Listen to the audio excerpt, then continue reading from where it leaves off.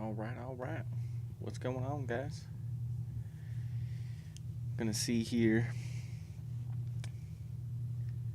what people's opinions are on defunding the police and why they think that's the easiest way, um, or if they have any opinion, or if they're just repeating um, a lot of these protests. It's I say this, you say that.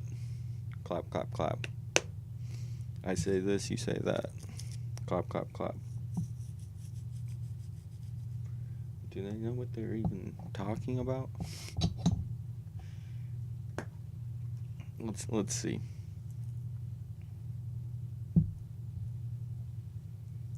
Clap, clap, clap. Crime rates are up. There is a exodus of police. Police are less likely to engage.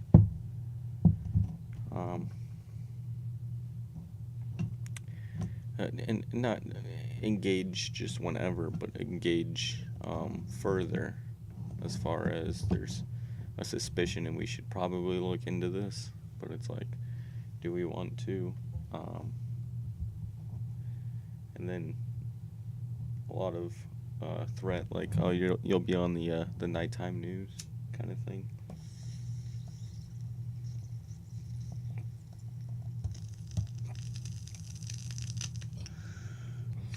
Let's see.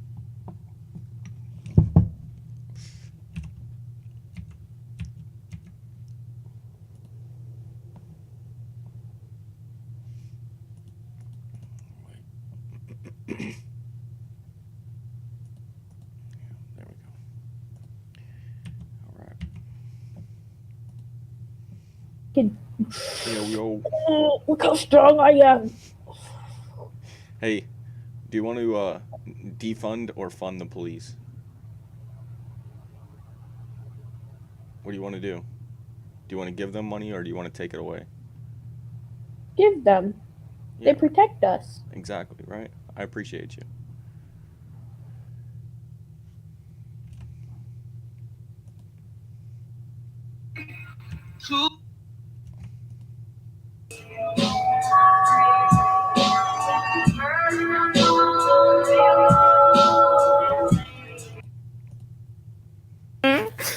Yo, dude.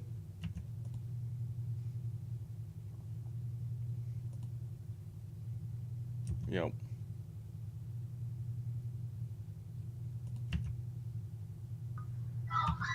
Yo.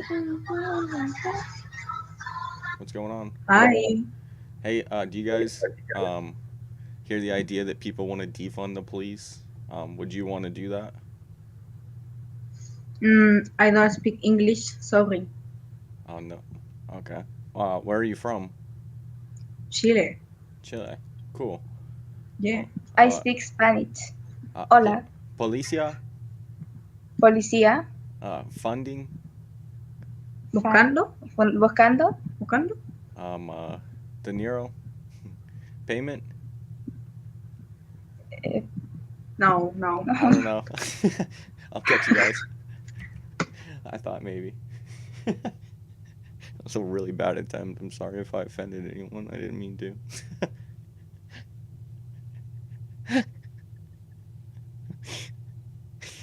They're like, nope. I was probably like telling them that I'm the police and I want money. Like, yo, 2K made dinero.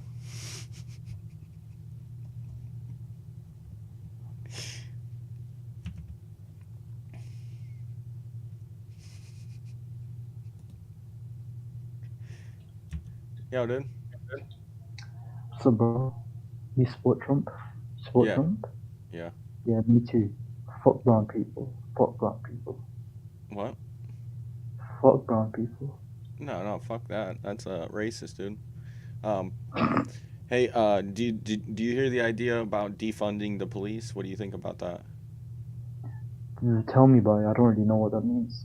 Like the police get a payment for their service to society and their duties and what they Don't provide. they already get payment for that? What's that? Don't they already get paid for that? Well, that's what I'm saying, and people want to take away their money or give them less. Nah, that's bad. That should not be. Well, I appreciate it. Yeah, that's what I feel as well. I mean, it's not a good idea, right? Yeah, but He still didn't support Trump, but I tell him the idea, and he's like, "What? That sounds stupid. What? No."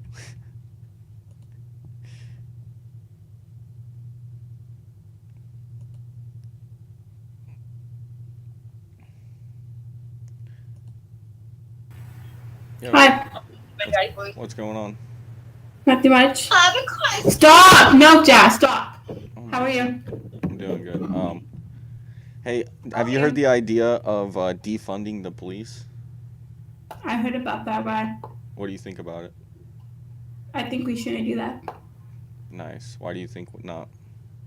because we need the police. Exactly. Well, what do you think Okay. about the Black Lives Matter movement? I hate it. You don't like it? No. Why is that? Well, I kind of do, but it's just stupid because they're like fucking like breaking into stores and everything. That's the only thing I hate about it. They're what?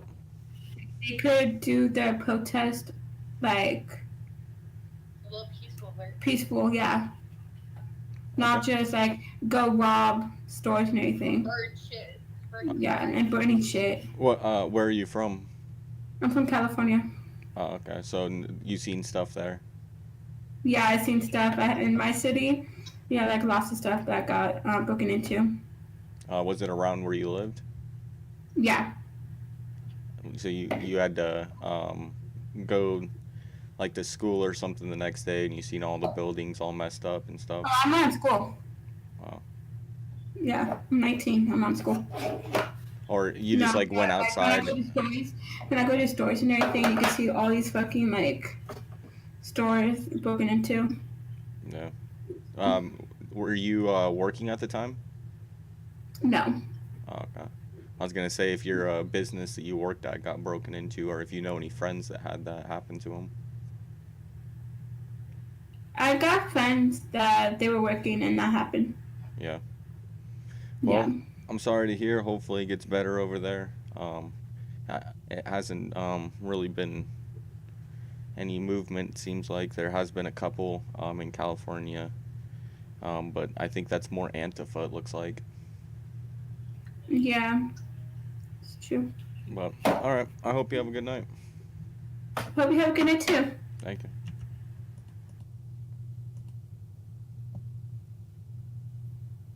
Yo, what's going on? Hi. Hey. Yo, dude. Yo. What's going on, dude? Trump 2020? What's that? Are you Trump 2020? Yeah. Fuck off. Oh. Yo, what's going on, guys? Get it. Hey, what do you guys think about the idea of defunding the police? Oh.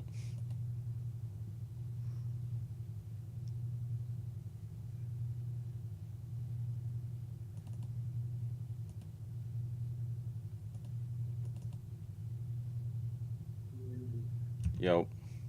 Yeah, make it no, Biden. Thank you. Hey, can I ask you a question? Yes. What do you think about the idea of defunding the police? I think that's a terrible idea because they help keep us safe, even though sometimes other people's perspectives might not think so, but they're really trying their best. I appreciate that. At least we can agree on that point, right? hmm What do you think about Black Lives Matter? I think that they do. I think all lives matter, and I think that every single life should be appreciated because they're humans. And what do you think about them saying that they want to defund the police? I The think organization, that's at kind least. of crazy, Yeah. but I know what you're saying is their lives as do far matter, as the but statement, but they the organization is kind of what I'm talking about. The they you know can't do that. Like, yeah. no. they've made $500 million and they haven't put anything into the community, and they might put it into legislation as far as candidates. So Yeah. that's the scary part, is they can pass it if they pass a law that does it. But who knows? That's the Yeah. the Biden administration came out recently, said that they did have a whole plan that was based off of media, big tech, and small groups. I'm assuming that involves Black Lives Matter. That were all working with Joe Biden to win the presidential race. So the Black Lives Matter movement is working with the president who just became president, and he might want to defund the police as well, now that he has these groups that helped him become, like, you know what I mean? It's like a payback kind of thing, like, okay, we Yeah. helped you, now do something for us.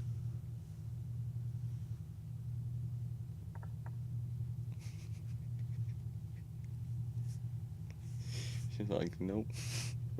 I don't want to hear that. I don't want to hear that. Yo, dude. How's it going?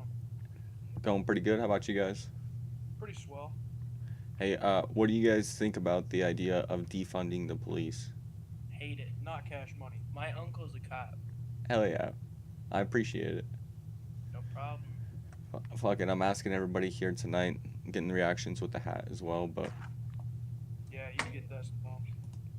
if you guys want to follow the YouTube, I'll post it in the chat How many right here. followers you got? Or subscribers? Almost 400. It's 380 something. Hey, nice. Yeah, dude. Let me see real Do quick. you record like Omegle videos and stuff? Yeah, I'm recording this right now. We're live. Oh, but. Yeah, dude. Give me a shout out. No, don't say that. That's Well, fake. you on YouTube too? No. I thought Hold on. about it. I thought about my making an account, but for like recording videos. Really? Yeah, proficient. Alright, Zach, I'm going home. Walk home, dude. What's up? He's being mean. Alright, we're gonna Sorry, there's go this girl home. yelling at me, so I have you guys really low. I can barely hear you. Hold on, let me see. I'll Why's she post yelling my at YouTube channel right here, though. Alright, bet. My bad. I had to type it out real quick. But it's the one with the Viking horn, so. Got you. Yeah, word up, guys. I appreciate your opinion. I'm just asking here people tonight and seeing what they say, and Yeah, I got you. so far so good. I haven't got anybody to disagree. So even people who come in and say they hate my hat, I ask them the question, and I think it's a terrible idea, and then I ask them about Black Lives Matter, and then they go that, yeah, I appreciate them, whatever, blah blah, and then I tell them that their idea is to defund the police, and that they basically funded part of the Biden campaign. People are fucking stupid. No, it's a Like, good way. honestly, dude, they just go with the crowd and not even know the facts. Yeah, but who knows? I don't know. It's a good realization if we can lead a path to say, okay, well, if you did agree with that, then cool. But yeah, I'll catch you guys though.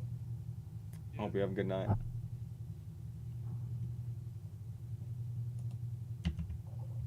This low key don't. Yo, what's going on? I'm sorry that you think it's dumb. I think it's cool. You not no bitch. What's up? You should make America work.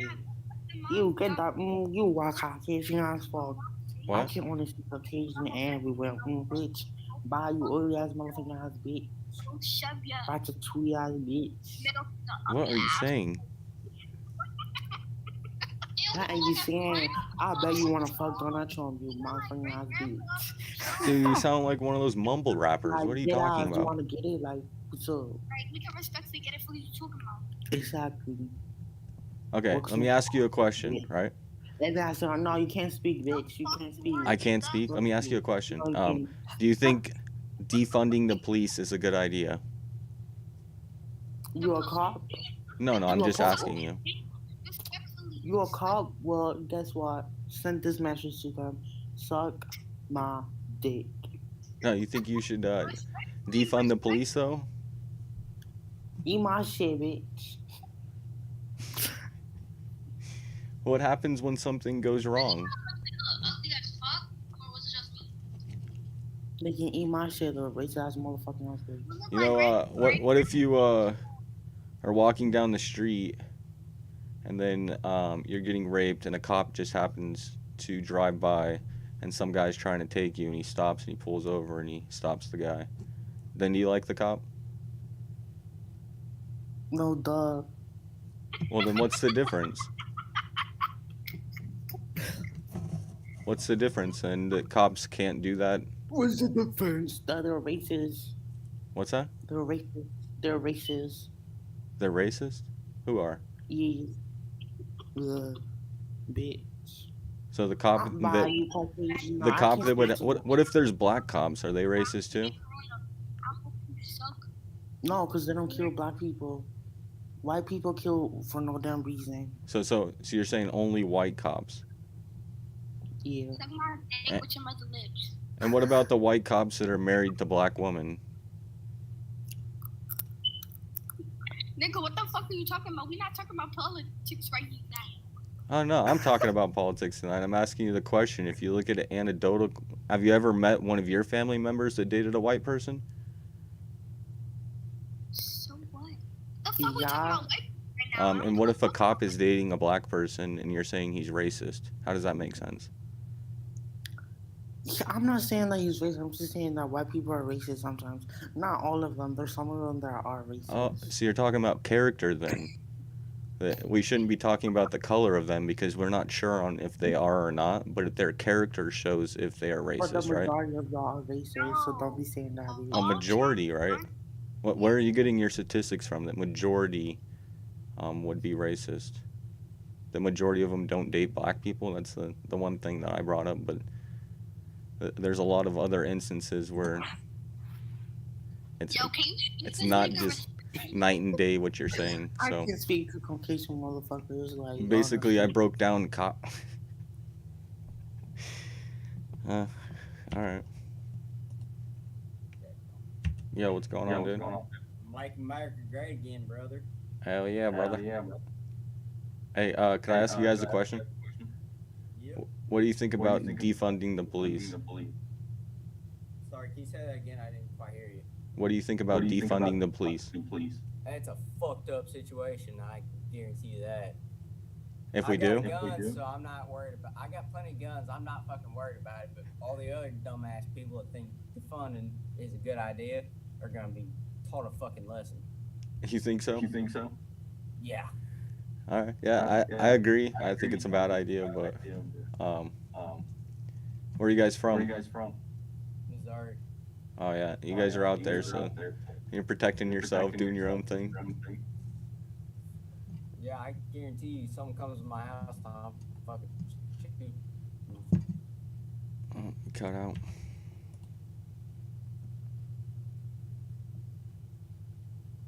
Oh, okay. I'm British. It's fine. It's fine. I don't really care what goes on. No, you're good. What's going on, man? Are you actually like a Trump supporter, or is this just like some edgy shit? No, yeah, I'm a Trump supporter. Oh, fucking get in, lad. Yeah, At least you're not a pussy about it. Oh no, You actually exactly. admit it. No, yeah, I'll say it straight up. I don't mind. I've never voted before, and the first person I did vote for was this president because he broke through the chains the first time, and they all hated him. And I'm like, okay, why do they all hate him? And for the last 20 years, you've known Donald Trump as like a pop star businessman. It's like, where do we change? I don't understand what happened day and night. Why did we just one night just say, oh yeah, fuck this dude, right, and throw him out the window? I thought it was gonna be like, oh my god, we love this guy. He's gonna be our knight in shining armor and do the same thing we all love. And then he comes in and they're like, oh no, we can't have this guy in here. Fuck that. So that's what made me like him at first, and then after, with policy, definitely, I can go into a bunch of different reasons, but I have reason. Yeah, that's the same. That's the same. Like here we have, I don't know if like Americans know about it, but we had something called a Brexit vote, Yeah. and basically we left the European Union, which Trump supported. Yep.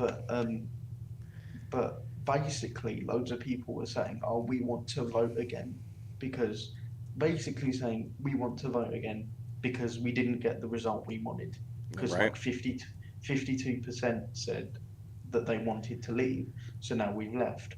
But loads of people are saying that's not the choice we wanted. Well, that's not democracy if you're gonna vote again. You know what it is, man? What I think. What do you think, man? Okay, so if I want to bring it to kind of like a conspiratorial level, I think it's really just dividing. You divide the Western culture and bring down um, Western capitalism, which is what the Great Reset wants. And everywhere you're seeing it, that 50-50, it gets more and more divided and more night and day. You hear one story on one side, and then you hear another story on another, and nobody has the same information anymore, and we're not talking, and that's why I'm on here talking. But Yeah, like I think what they're doing is they want this divide so that we can't come together and we can't stop the changes. Because, like, if you look at like the stuff that the World Economic Forum's doing with the Great Reset, um, literally no one wants that from the left and the right. Like, Right. no one wants it, and I think this divide is just further splitting people, so we can't come together and say this is wrong. Because people are so ignorant, people are going to stick to their side and not come together in time of a national crisis. So there's nothing we can do when we're decentralized to fight against it. yeah, I mean, there's a middle ground with it all. I mean, we could find some way to find a solution without radical push through. I mean, Joe Biden's already got what 43 executive orders in the first 3 weeks. I mean, that's not a authoritarian. I mean, Yeah, there's a running joke going around the UK about the American election. It said, they say if you need hundreds of if you need hundreds of US soldiers to guard your inauguration, you clearly weren't elected by the people. they see it the other way around. I mean, it's actually it's not elected by the people in the U.S. So I mean, we don't really have a democracy in sense. We have a constitutional republic. So we have the Electoral College, which takes regions, and basically you're gonna have majority of the population in New York and California. That's the two states that are the farthest left and doing the farthest left things. So the entire country, if it was based off of populace, would basically be left based off of those two states. So you divide it up into a region with the Electoral College, and you're able to give somebody a voice that doesn't have that many people in their area, but still has a say in the overall nation. You know what I mean? I don't know if this is similar. Obviously, we've got like a parliamentary system, but so we all of like there's the UK split into different areas, like, and each area has an MP, a member of parliament, and so you'd elect your local MP, and well, like our ruling party at the moment is the Conservatives, which is basically our Republican Party. And like, so depending on the amount of votes, say if you had a majority Conservative vote, so you'd have more areas that are Conservative, the Conservative Party would step in, and the Labour Party, which is our Democrat, would still go into Parliament, but they're called shadow ministers. So they provide opposition and they provide an opposition argument, but that doesn't really hold any power in a sense. Like, it does if they've been elected in, but if they're not, and if it's like a close call, like some elections are, you do something called a coalition government, which I don't know you have or not, and it's basically the Democrats and the Republicans would work together, merge, and form one cohesive government, which I think is a good idea. I mean, yeah. The only issue with me with that is, finding agreements on something would be good, but it's always been shown that one-party systems never succeed. I mean, it's kind of a scary idea to think of a one-party system. I think having two-part narrative creates innovation. But that's what they've done in America. That's what they've done in America, haven't they? Because if you're a Republican, like obviously not you because you're very open about it, but if you're a Republican, you get shouted down and you get called a racist and a bad person when they have no judge on whether you actually are racist. Yeah, there are some Republicans who are racist, but that doesn't represent all Republicans. But now they've labelled Republicans as racist. It's almost seen as a bad thing to be a Republican, which in turn has created a one-party state with the Democrats at the helm, because everyone should be Democrat according to today's society. Exactly. Basically, Democrat or death. Exactly. That's America. I'm trying to get into that tonight, basically, by asking people what their idea is on defunding the police.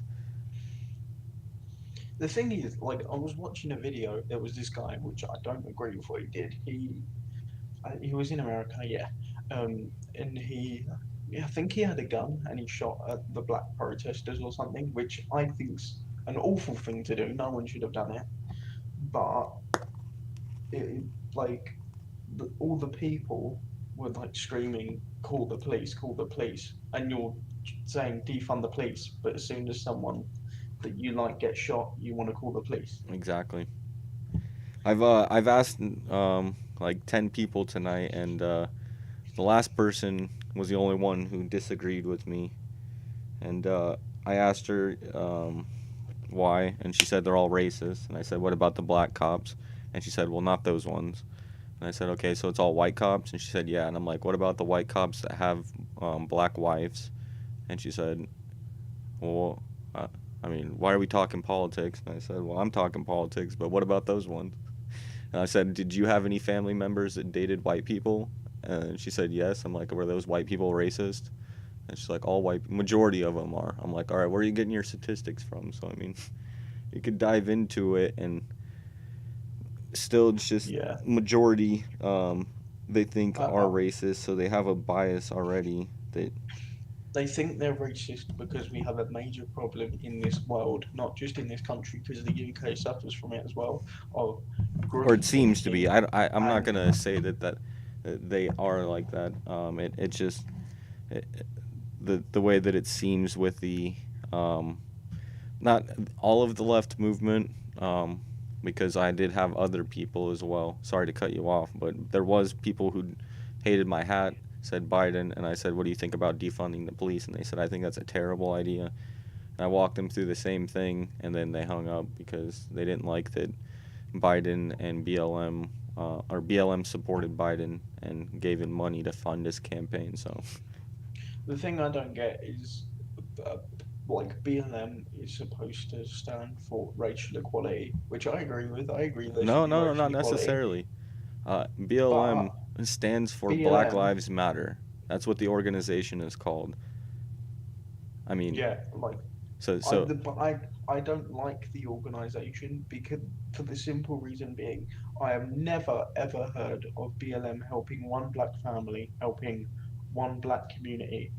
Nope. Have you ever heard of any BLM doing anything like that? Nope. Then where's the money going? Where's the millions of dollars going? $500 million.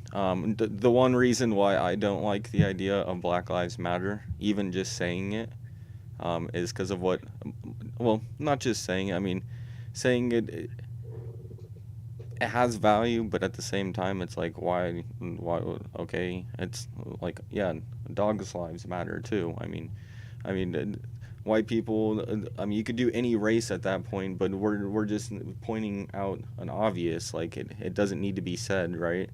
But what Dr. Martin Luther King spoke about is, you know, he wanted his child to live in a life where he's not judged by the color of his skin, but by the content of his character. So at that point, I mean, if you're saying Black Lives Matter, I mean, what if you have a serial rapist killer? Who's black? Yeah, I mean, I'm sorry to put it into the plain it's view, fine. but at the same time, like, you have to look at character, and I mean, yes, I mean, people's lives matter. Yes, I don't agree with the death penalty, so I wouldn't even say, you know, kill him, because I'm not saying that their life doesn't matter, and I think that they're able to go through rehabilitation in some sort, or if not, then The problem is with America, and no offense because I know you're American, but the problem is with America is they're so ethnocentric. Like America thinks America is the whole world, when America isn't the whole world. oh yeah. And Uh, yeah, it's just a huge, and it pisses me off because I once got called a homophobe because, and I didn't say anything homophobic. I got called a homophobe because a word, I don't know if you know this, but a word we have for cigarettes Yeah. in the UK is fag. Yeah. I didn't mean it in the context of that. And the fact that you took it as me making a homophobic slur is just you being xenophobic because you don't understand my culture. Yeah, exactly. Yeah, I love Donald Trump too. He went to the United Nations and he spoke about 60% of the world not allowing religious freedom and persecuting or executing their people for religious belief. 60% of the world. So there's only 40% of the world where you can believe whatever you want, and you know what I mean, worship There's whatever. Yeah, there's a comedian that we have here, and he says the problem is right-wing people love Christianity, the most left-wing religion on earth. Left-wing people love Islam, the most right-wing religion on earth. You know, I heard a good way to determine whether you're more left or right. The simplest way to say it is, do you think some people are better than other people? Do I think some people are better, like in terms of their attitude, in terms of who they are as people? Yeah, some people are better than other people. So you're more so directed on the left, because somebody on the right would instantly say yes, and somebody on the left would explain why. So you can give more detail on what would be determined, which. Oh, that's because I wouldn't really. I'd say I'm more centrist. That's mostly because I. I was gonna say you didn't dive too far into it. You gave a little bit, so I would say it's more so a little bit tilted, but it would be probably center because you went to the point. But you gave one example, so that's just. I'm not radical left. Yeah, no, exactly. Oh, Yeah, I can already tell that, but it's a weird question to ask. I heard that the reason is because someone who is conservative would know that there is someone who's higher up in the hierarchy. You know what I mean? So you're a Republican, yeah. So I can assume you're on the right. I mean, I'm more so center as well. When I take the test, like, for example, I don't agree with abortions because I don't. Neither do I. Because I don't agree with the death penalty. You know what I mean? I just don't want to kill people. So I'm not really for war. Yeah. I'm more so for conversation and democracy. So I mean, it's. Yeah, my thing with abortion is, I think this is probably the slight left in me coming out, but my thing with abortion is if someone's raped, they should be allowed to have an abortion because it wasn't their choice. But it takes two people to make a child, and if you both decide not to have any types of protection and you get pregnant, that's your fault. You need to have the child. Well, my opinion is, with even the rape, if I want to go even farther and deeper into it, I appreciate that you look at the fact that there is a difference, because when you look at the statistics, 97% aren't that reason or health issues that can arise. They're because people just are careless and they don't want to. So 97% are that, and there's about 1 million that happen in America, which, in my opinion, is the highest death rate compared to 720,000 for heart disease. But my opinion, even on rape, is why is it the child's fault? The penalty should be put onto the person who did it, not onto the child who is, harmless, right? At that, and the other one that I agree with, if it was like a health reason and it was, it's either saving the baby or saving you, one of you's got to die. I can understand the thought of having an abortion at that, and depending on the stage of your life that you're at, like if you're a student and you've gotten knocked up and you know you have to start a career, you have to get money, I could understand wanting to get an abortion. If it was later in your life and you had everything set up and you got pregnant and it came down to that, I would expect the mum to choose the baby over her, because it's not like she's not going to bring the baby into anything. She set up a house, she set up a life for that baby. Yeah. So then I'd expect the mum to. I mean, I would have an opinion too. At that point, though, I would leave the decision to the mom and dad. I wouldn't make it a one-way street. Yeah, I think as well, if a woman chooses to have an abortion, like says I want to have an abortion, Well, I think the father should be able to fight. I mean, I don't put it to all of it. I put it just to the problem with the health. If the mom is gonna die compared to the baby living, that's where it's or if the mom and then the baby dies after, it's like, well, what are we doing here? Are we just gonna die off? Like, so there is complications, and I can see issues arising that way, or people's babies die while they're in the womb, and they also have abortions that way to where they pull out already a dead baby. So those are the kind of the two instances where I would say, they're kind of needed. If the mom at that point, if the mom dies, the baby dies. So, like, if you guys are gonna try to fight through it, that's kind of what I would give the situation. Like, I mean, are you guys gonna try to fight through and try to live it through? And birth be very complicated, but the UK is a very, like, I would say it's a good in terms of social, the way like socially structured. It is, I'd say, a good 20-30 years behind the US in terms of, like, I have a friend, going back to race, I have a friend called Steve, right? And Steve's black. And he's what, in his 30s? He's a big guy. He's like a bouncer. He like outside of clubs and that. And we all call him Big Black Steve, and that's just his name. He doesn't care. Yeah. And everyone just gets on with it. Like, he's just Big Black Steve. Whereas in America, people would be screaming, calling you racist. I mean, whereas we're not trying to belittle him for his race. He's just Big Black Steve because he's big, he's black, and his name's Steve. It's not as common in all of America, but there is still that. I don't know if you watch YouTube, Steven Crowder, he calls his producer or his cameraman, not his cameraman, his sound guy, quarter black Garrett. Then he's got his Asian lawyer Bill.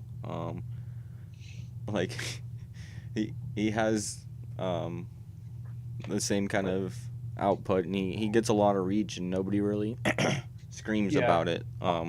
But talking from experience, right? Like, because I have it as well. I don't usually bring this up, but this situation I will. So I am actually, I use a wheelchair. Yeah, my legs don't work.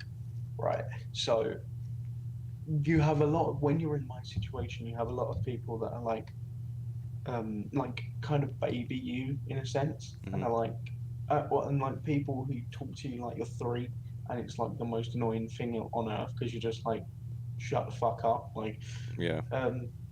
and we get it as well. Like people were saying, oh, you shouldn't say this word, you shouldn't say retard, you shouldn't say spastic. Why? Well, who made that up?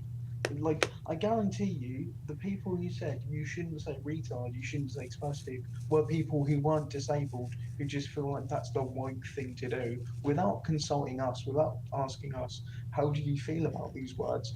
Because personally, the word spastic, I don't know if that's used as an insult in the US, because it is in the UK. Yeah, I've never heard that one. Well, I've heard it, but it's not used often. But it's funny you say. Spaz, or you say spaz, don't you? Like spazzing out. Yeah, yeah. Same. It's Yeah. the same thing. Yeah. And like I have a problem with that because my disability, I have spasticity in my arms and my legs. So I got a when kind of someone like an says- ADHD kind of thing, so people will say that to me too, and I'm like, when people say, oh, you shouldn't say spastic, and I'm just there like, why? I am one. They're not wrong. Like I am a spastic. They're not. That what about what they said is wrong? yeah. Are you saying it's offensive to be that? Like, are you putting me down in that manner? Like, Yeah, like, and I joke with my friends. They do like disabled jokes. They do like Helen Keller jokes, Stephen Hawking jokes. They do all that. I find it fucking hilarious. And I got in trouble with one of my teachers because I'm young. I don't know if you noticed that, but I got in trouble with one of my teachers because one of my friends said, "Oh my God, this computer's so slow," a bit like you. And I started laughing, and like, I mean, if you think teacher about was it, like you're in a wheelchair, you can't go that fast, right? Like unless yeah, you got a the motor teacher on was it, like, right? "Oh, you shouldn't say that. Saying that is like making fun of someone because they're black." And I'm like, "No, it's not. It's two completely different things. Like, someone can be black and in a wheelchair. Like, what? Yeah, what? It is like, the world's gone fucking insane, man. Honestly, it's Uh, gone I insane."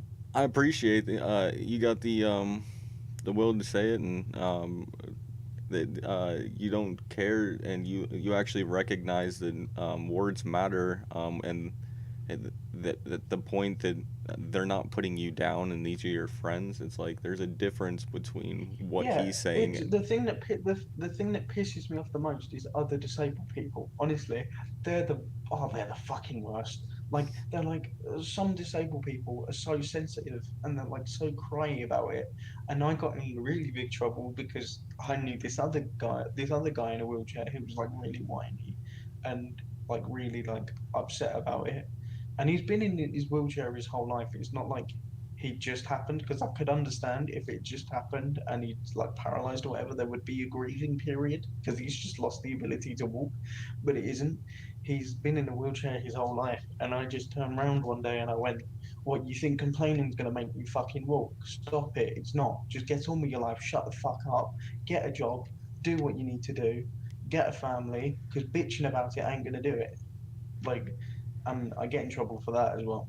I mean, I I don't know the situation, but I would input that everybody goes through their own thing. So not only could he be in a wheelchair, but he lives a bad home life, and that could be a wreck as well. And when he goes to school, he doesn't have friends to hang out with. So I mean, it could No, be. that's the thing, because I would hang out with him, and I did hang out with him, but it's it wasn't the fact that he was sad necessarily. It was the fact that he had control. So basically, he would make jokes about other people, and when someone made a joke about him, he'd get all whiny, and I was just like, that can't happen. You can't. You picked on that dude because he's really really tall. He's picked on you because you're in a wheelchair. But it's not indifferent. You picked on a physical characteristic of him and made fun of it. He's done exactly the same, and you're saying that he's a bad person. Yeah. It's not how it works. Yeah, agreed. I can't be really a hypocrite. I mean, especially when you're just joking around. It's not like he's actually like trying to put you down, right? I mean, but it's the same with black people. They say the black people say the N word, and but we can't. And I just think everyone should be able to say it, or no one should be able to say it. Well, just kind of generalizing. I don't think all appreciate the term or use it. And at the same time, too, in Mexico, negra is negra is black in Spanish. So, I mean, They kind of get a free pass. and you got Nigeria. I mean, at the same time, it is verbiage, but if it's inappropriate, then it's inappropriate. And it's the same thing, what you were saying with, fag and retarded. Like, Candace Owens did a video on both of those, and she was talking how fag was a bundle of sticks and it actually had a meaning, and then someone started using it for the opposite meaning, and then it turned into the opposite meaning, and we don't use it for that anymore, and it's used as an offensive term, so we've changed language. With retarded, it's like, that just means you're overall, like, just stupid, whatever.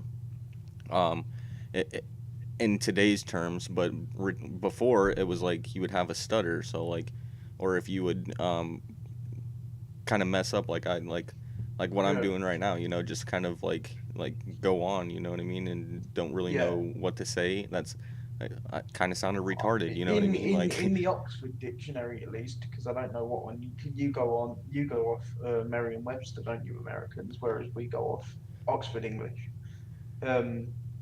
In Oxford English, its retardation is characterized by any delay. So, like, if you have a mental delay, but it can also be physical. So, like, mentally, I'm all there, but I am technically physically retarded, because all retarded meant was a delay in something, whether it be a learning delay or a physical delay, which is why when Americans and French people, which is why I know about it, because we learn French in school, you guys learn Spanish, don't you? Like, when you're late, it's called getting a tardy, isn't it? Yeah. Because you're delayed. Exactly. And it comes from the word retard. Exactly. Yeah, it's crazy how we've changed it, and I'm thinking about your situation. Is it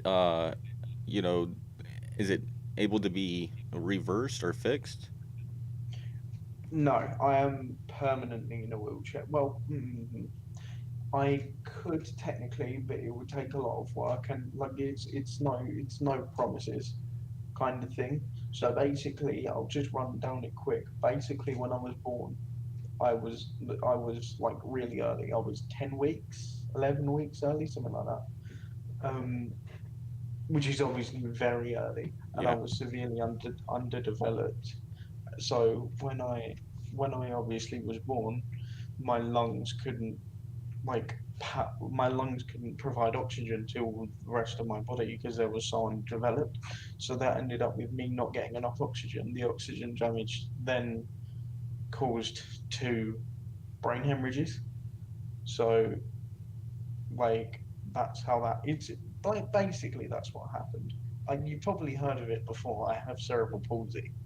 Yeah. You've probably heard of that before. Mm-hmm. But that's basically what happened. Is 2 brain hemorrhages when I was born because I didn't have enough oxygen going around the rest of my body. Wow. Which is why mentally I'm okay. Yeah. That's awesome that there is funding and there is research going into the idea of working on it, because it could have been worse, right? Correct? Yeah, I could have died. Yeah. Like, when I was born, and like I'm a medical anomaly in terms of my case. That's amazing. That's what I agree with. It blows my mind every time. It's amazing. Like, but even in terms of me having cerebral palsy, a lot of people who have cerebral palsy, most people who have cerebral palsy aren't as cognitive as I am. Can't hold a conversation like I can hold with you. That's why I'm an anomaly. Like a lot of them are in like special chairs. They have pretty severe epilepsy. You know, they're like basically putting it into easier terms. They're retards. They're what we would consider to be retards. That's kind of what I was moving towards. Like I was gonna say, like you're like very knowledgeable and can hold conversation very well, and like I would say, like it could have been a lot worse, and like basically, like you Yeah, I'm a complete medical anomaly. that's amazing, man. Yeah. Have you yeah, been like have they done research or anything as far as what you They've tested me. Yeah. They've been like, so like I went through a bunch of tests because they were like, because they obviously they can't really tell until the only way you can spot cerebral palsy is when I don't hit like milestones like walking, talking, all of that. I was a mute until I was 6. I didn't talk. Wow. So like it seems really weird, like, but you know, like you guys burp and babies burp from birth. I didn't burp until I was 8. Wow. So, so Would there is, you like, in terms of physically, there is a delay. do you mean burp like throw up? No, as in like burp. You know, like when you say you drink soda. Yeah, and yeah. you Okay. burp. Okay, I was gonna didn't say, were you burp able to until I throw was up 8. still? What's that? Sorry. Were you able to like throw up still? Yes, but it's a problem I still have now. So I have quite bad acid reflux. Yeah. Because of like the muscles. Because obviously all of your throat, all of everything like that is controlled by muscles. It's all muscles, and cerebral palsy is a muscle condition. So I have a lot of that, and obviously the more that happens, because it's acidic, it will damage my throat and like all of that. So that needs to be kept an eye on a lot. Man, you need to like So, you need to like write a book or do like a TED talk or something. That's amazing. I mean, I don't usually have the confidence to speak like I'm speaking to you. Like, I'm usually on text chat here Yeah. because of the way people are. Because people are fucking ignorant, man. And I can't hold a conversation with someone. As soon as I tell them, look, I'm in a wheelchair, they bounce, they're off. Yeah. And that is the difficult part about it, because people generalize so much, people don't understand. Hey, I'm just a normal person. My legs just don't work. That's it. I think if you went and I do YouTube. If you want to follow my YouTube, if you went and did YouTube videos. Oh hell yeah, man. If you like posted YouTube videos, explaining basically your I've situation. always wanted to. I've always wanted to, but I don't. I'm not really a confident guy, and I need to. I would do it. I need to. You know. Increase my confidence. I'm really not the most confident person either, and I do this because it's just me, and it's kind of a screen. You know what I mean? Just looking at a screen, but you know, with your phone too, you're just looking into the screen and it's yourself, and it's like you could just post a video and looking in the screen and just talking. You know, I mean, I'm not the most confident person, but I think other people might like to hear my thoughts as well and kind of get maybe some information that I can provide. So I think you have a very good mindset, but at the same time, you have a lot of knowledge on also your condition, and if you're able to explain it to people, and then at the same time, people who have cerebral palsy, and you might be able to give them confidence as well, you know, to go out and do something themselves. So. Oh, honestly, I'd love it, but it's just the fact of I struggle because I think people will think he's using his disability for monetary advantage if it ever got to that point, or he's using his disability you know, to get views when that isn't the case. I'm just talking about something that I know. Yeah. Because I know me. Yeah, exactly. I mean, that's the point. I mean, if you did want to do other stuff, you don't even have to mention it, and you can have, you know, just sitting in like a chair, right, and a screen like how I have right here. I mean, if I was in a wheelchair, you couldn't tell that I was in a wheelchair, right? So I mean, Yeah. the difference would be you don't even have to say it, and you can still do other stuff if you wanted to, and talk about other things that you think are cool, and do other things, even play video games, whatever you're interested in, you know. And at the same time, you can have the videos explaining your condition and advancements that are being made, and how you're on top of it, you know what I mean, because you know, you, like you said. Yeah, do you know what? I might actually give that a go. Like because I have a YouTube channel that hasn't got anything on it. It's just a blank, Yeah. you know, a blank YouTube channel. What's the channel, man? If you do post something, I wanna follow up possibly. Let me check it. 2 seconds. What's it called? If I can just post, there we go. There it is.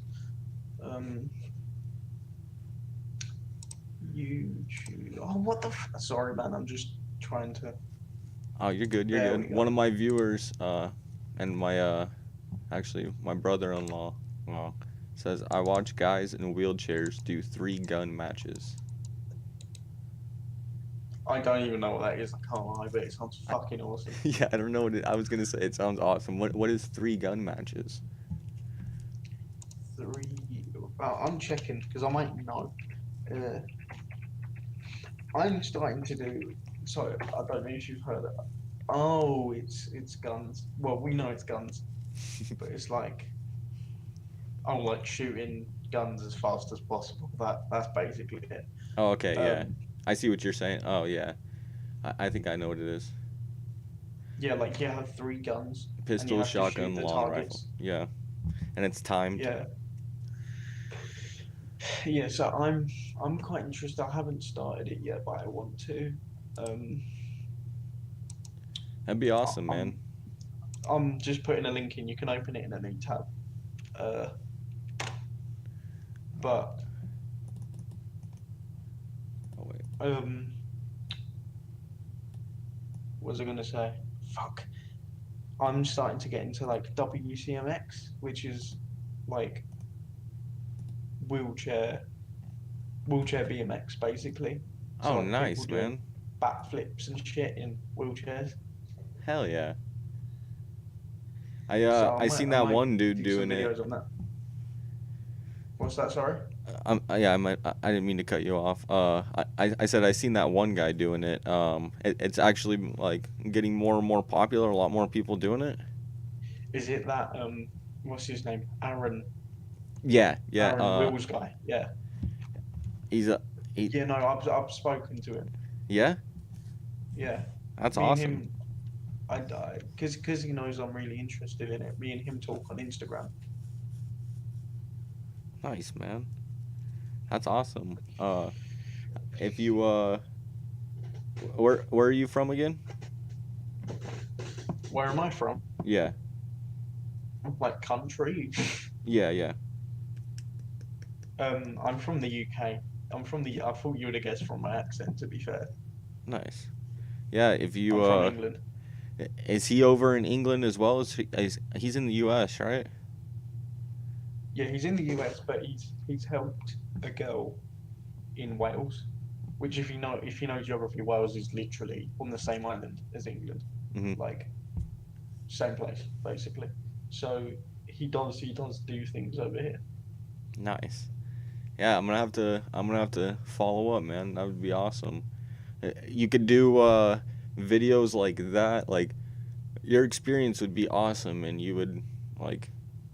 I don't care what like the trolls are gonna say if they say, oh, you're just trying to get your views off of that. Like, no, dude, you're encouraging people. If you do something that's greater than the average, you know what I mean?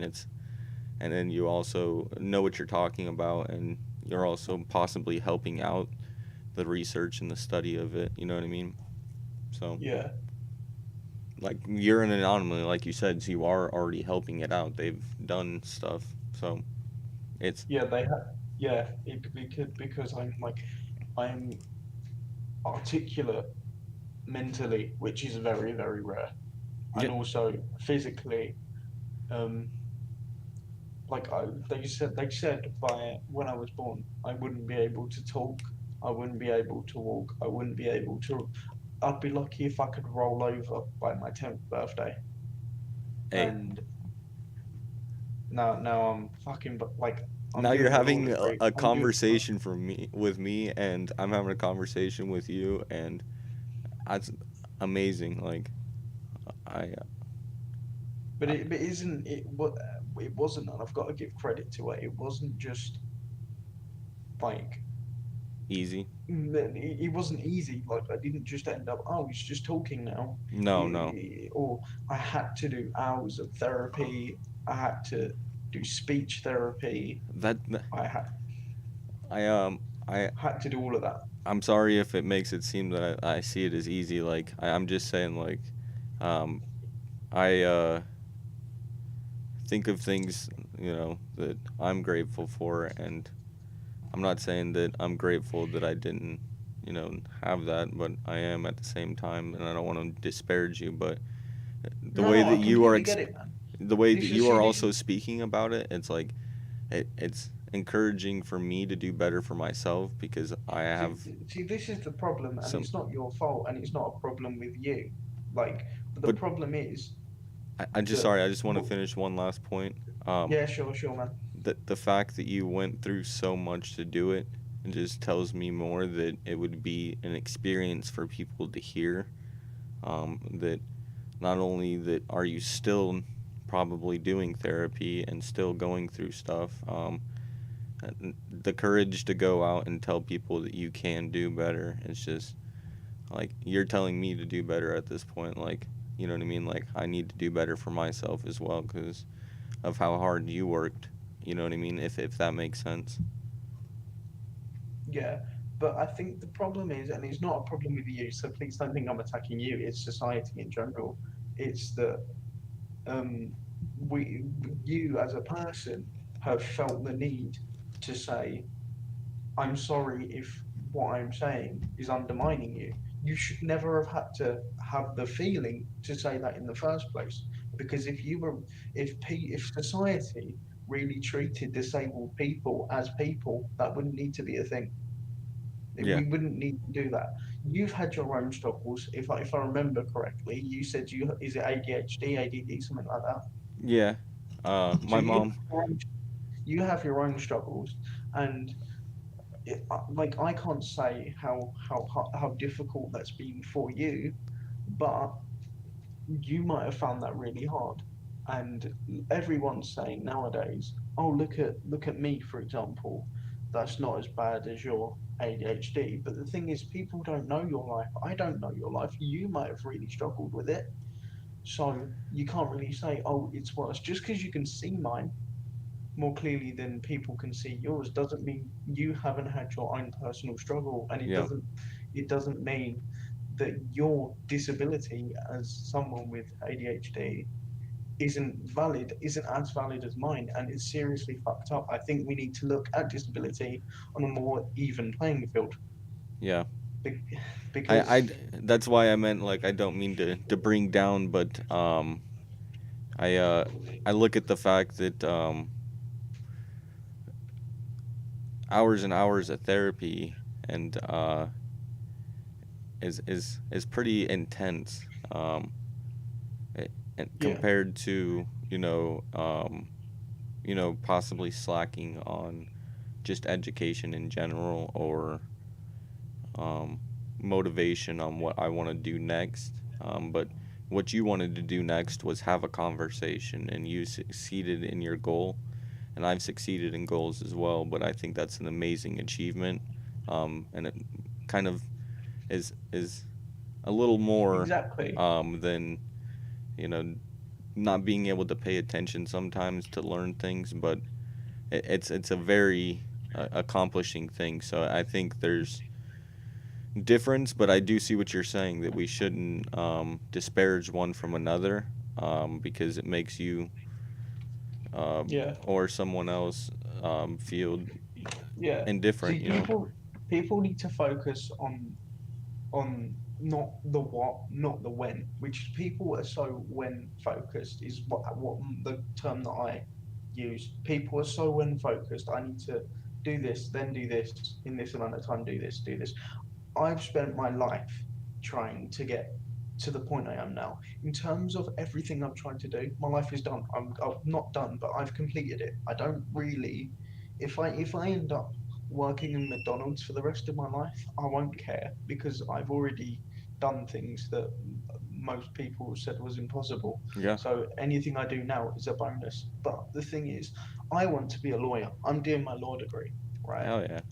So That's amazing, man. Like, so like I'm just telling that- you, like, if you wrote a book, you would make impact. And if I wrote a book, I would make impact as well. But like you said, you're an anomaly. So Yeah. at that point, But- it is pretty amazing in my opinion. Like, I don't mean to obviously, cut I you haven't off. started it yet. I haven't started my degree, but I'm on track to start my degree. But it's taken me a long time, and I don't know what you want to. I don't know how old you are first, man. But like, I don't know what you want to do with your life, whether you're there, whether you're not there. But the problem is people think they have less time than they do. Right? It might take me 5 years to get my law degree. It might take me 10 years to do my law degree. The point is, it doesn't matter how long it takes me. As long as I get there, I'm going to get there. Yeah. You know, if I get a law degree, it's not going to be, if I take 10 years to do a law degree, it's not going to like be any worse law degree than someone who did it in 3.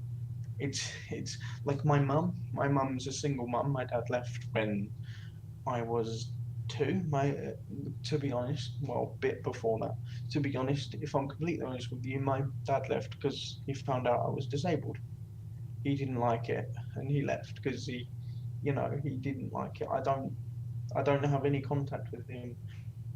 My mum has raised me, my 2 brothers. I'm the youngest, so raised me, my 2 brothers, all on her own. She's got a disability herself. She tripped over carrying me when I was a baby, and she crushed 2 discs in her spine. So Wow. she has severe back problems. She's raised me and my brothers. She got her degree at 40. She sat down at home for 5 years and got her degree in her 40s, and she's now training to be a teacher. She's doing her training to be a teacher now. Man, what I'm gonna say basically is I think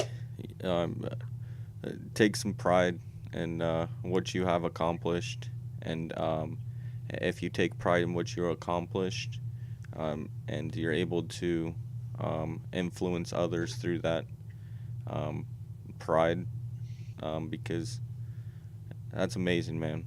That's just amazing.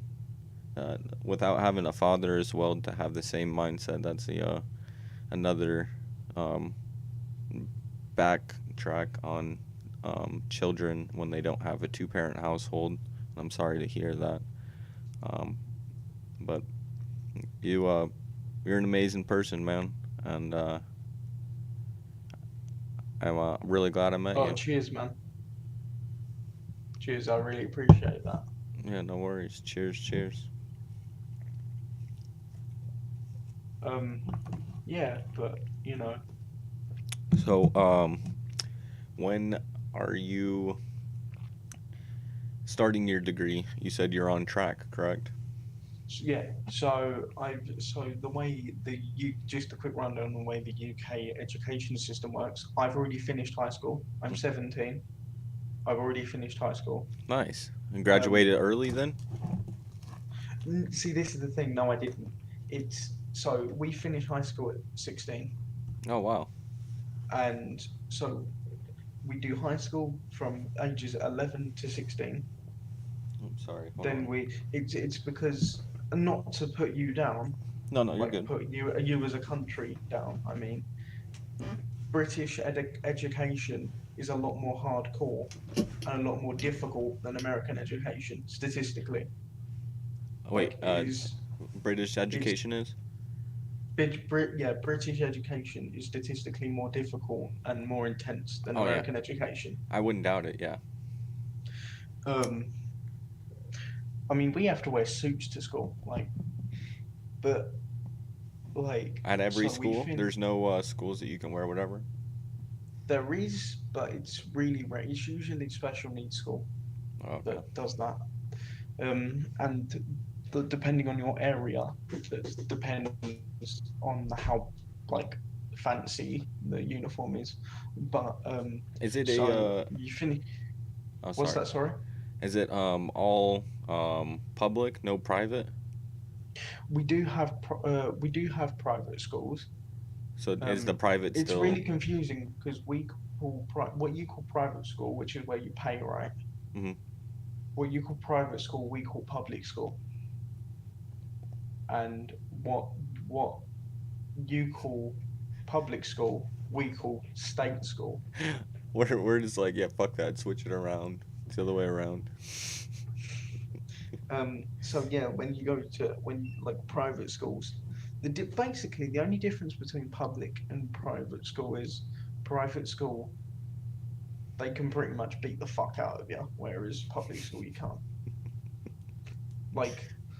America is so lax on punishments with children.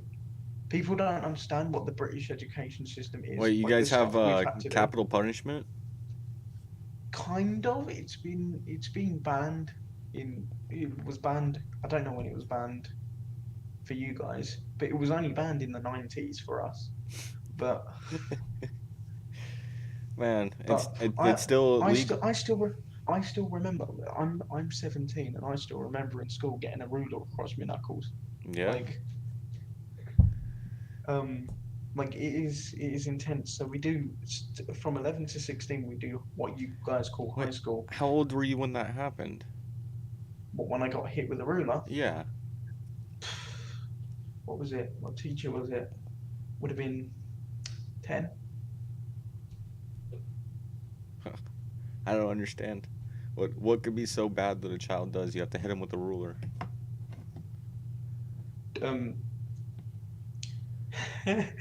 It's funny you should say that. Basically, I threw a rubber. A rubber isn't a condom. A rubber is an eraser. What you call an eraser, we call a rubber. Mm. So I threw a rubber, and it was meant to hit the whiteboard. And it was meant to hit the board at the front, and it didn't. And it bounced off the teacher's head.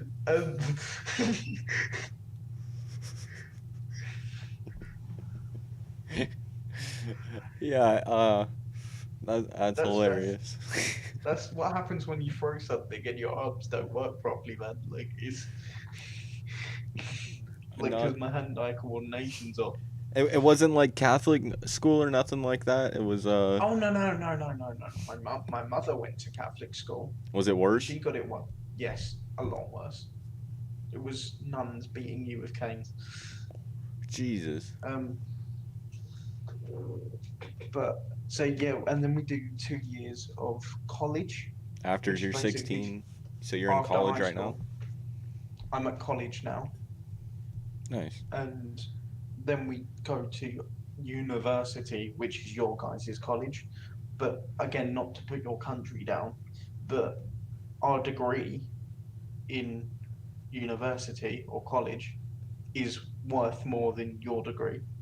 So if you was to come and work in the UK, and say you're a college graduate, you come to work in the UK, you'd have to do more exams, more qualifications, more finals to be able to, for your degree to actually be worth anything. Yeah. Except for the medicine in our country. Yeah. That's the only thing we got everybody on is medicine. See, that's and I don't mean to sound like a racist because I'm not. That's the thing. British doctors, British born doctors, because the medical degrees are worth so much. Yeah. We don't have any, because they all moved to like France and America and Canada, and they move to Yeah. places like that. And we've got a lot of our doctors are Indian and like Pakistani, which obviously I haven't got a problem with. If they can fix me, they can fix me. Like Yeah, I don't no. care what color their skin is. And Russia too. Russia's got a lot of good medicine too. Yeah, so a lot of medicine, a lot of doctors in the UK are literally exported. It's the same with a lot like lawyers and things like that. Like Yeah. we have to do exams. Say if I wanted to practice in the US, it isn't because my degree is worth any less, but because you have a different law system, and you have state laws, which is different to federal law.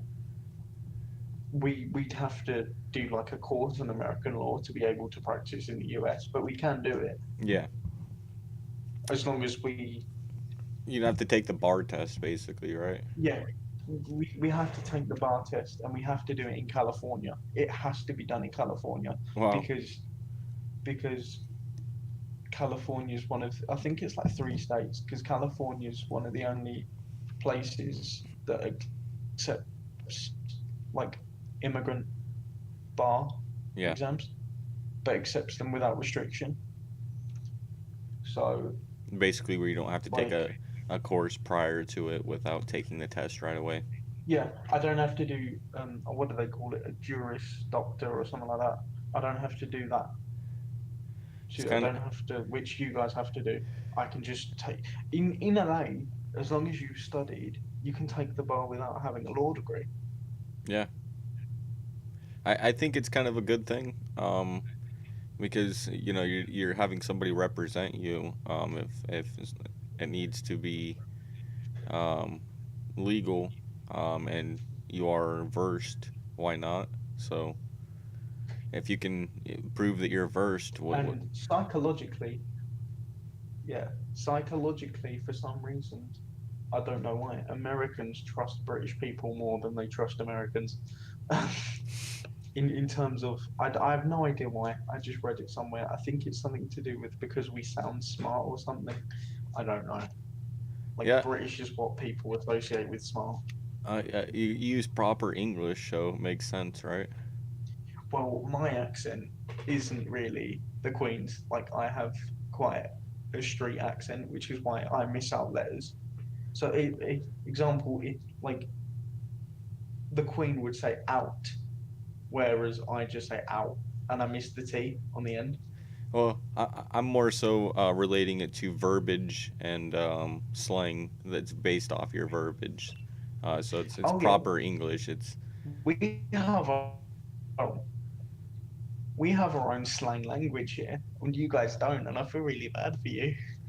well, we have Like, we slang. have a It's just our language, own kind of like, slang. especially where It's just, I you mean, have all that. You have like fam and things like that, don't you? Or it's lit. and yeah, things like exactly. that. So there's different slang, as far as American versus the proper English. And when you do proper English, you're basing it off of a proper English term, and that's why it's slang, because the proper English term is usually too long to actually say. So I mean, you shorten it up, and that's where the slang comes from. But even that sounds more proper than the slang we have, because ours is improper English. You know what I mean? Well, not improper, but just kind of a different form of English. But the original Yeah, proper and English you say is it's lit. Like that doesn't make sense. Like what's lit? What have you lit? it's basically what I think that means. It's either an acronym that I don't know, but when I think of lit, it's lit like it's on fire. You know what I mean? Like Yeah. things are heating up. Whereas It's getting our crazy in slang's here. like, so instead of saying like hello, how are you, we say we say all right, or we just say the word all right, or we say what's the other one? Oh yeah, we say wow, What about us? We say yo. which is, it actually comes from Jamaica. Yeah, we say wagwan, and basically, wagwan means, you know, what's going on, as in like hi, like what's going on here. Wagwan?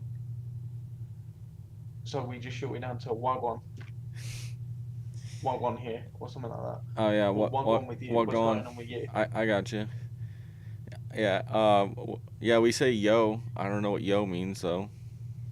Like yo yo. You know what I mean?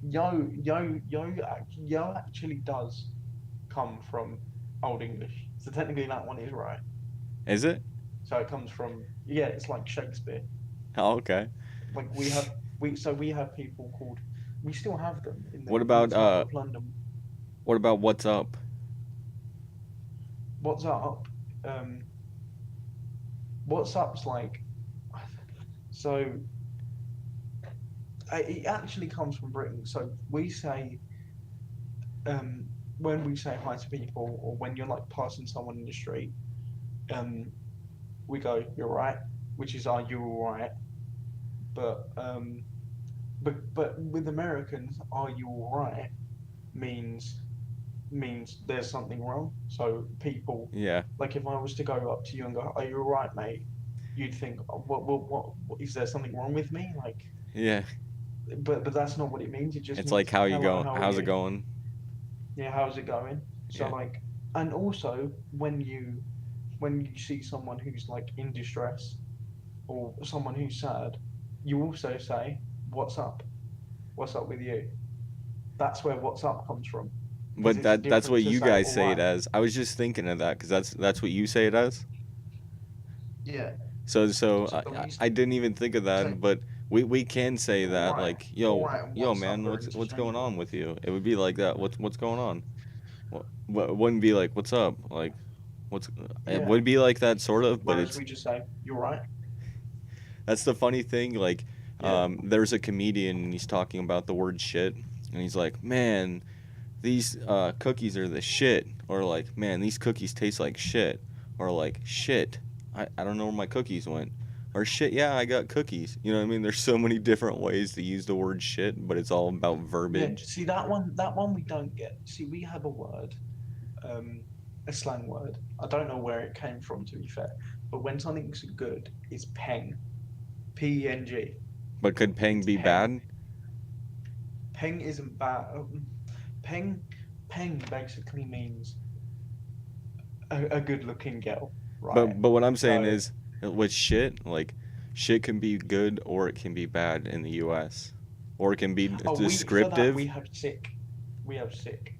You have it as well, I think. Yeah, You yeah. go, "Oh, that's sick, mate." But you guys use like shit is just a weird like only shit. You guys use shit as like, man, there's shit over there. Like it's not like a, man, this is the shit. Like I don't understand it.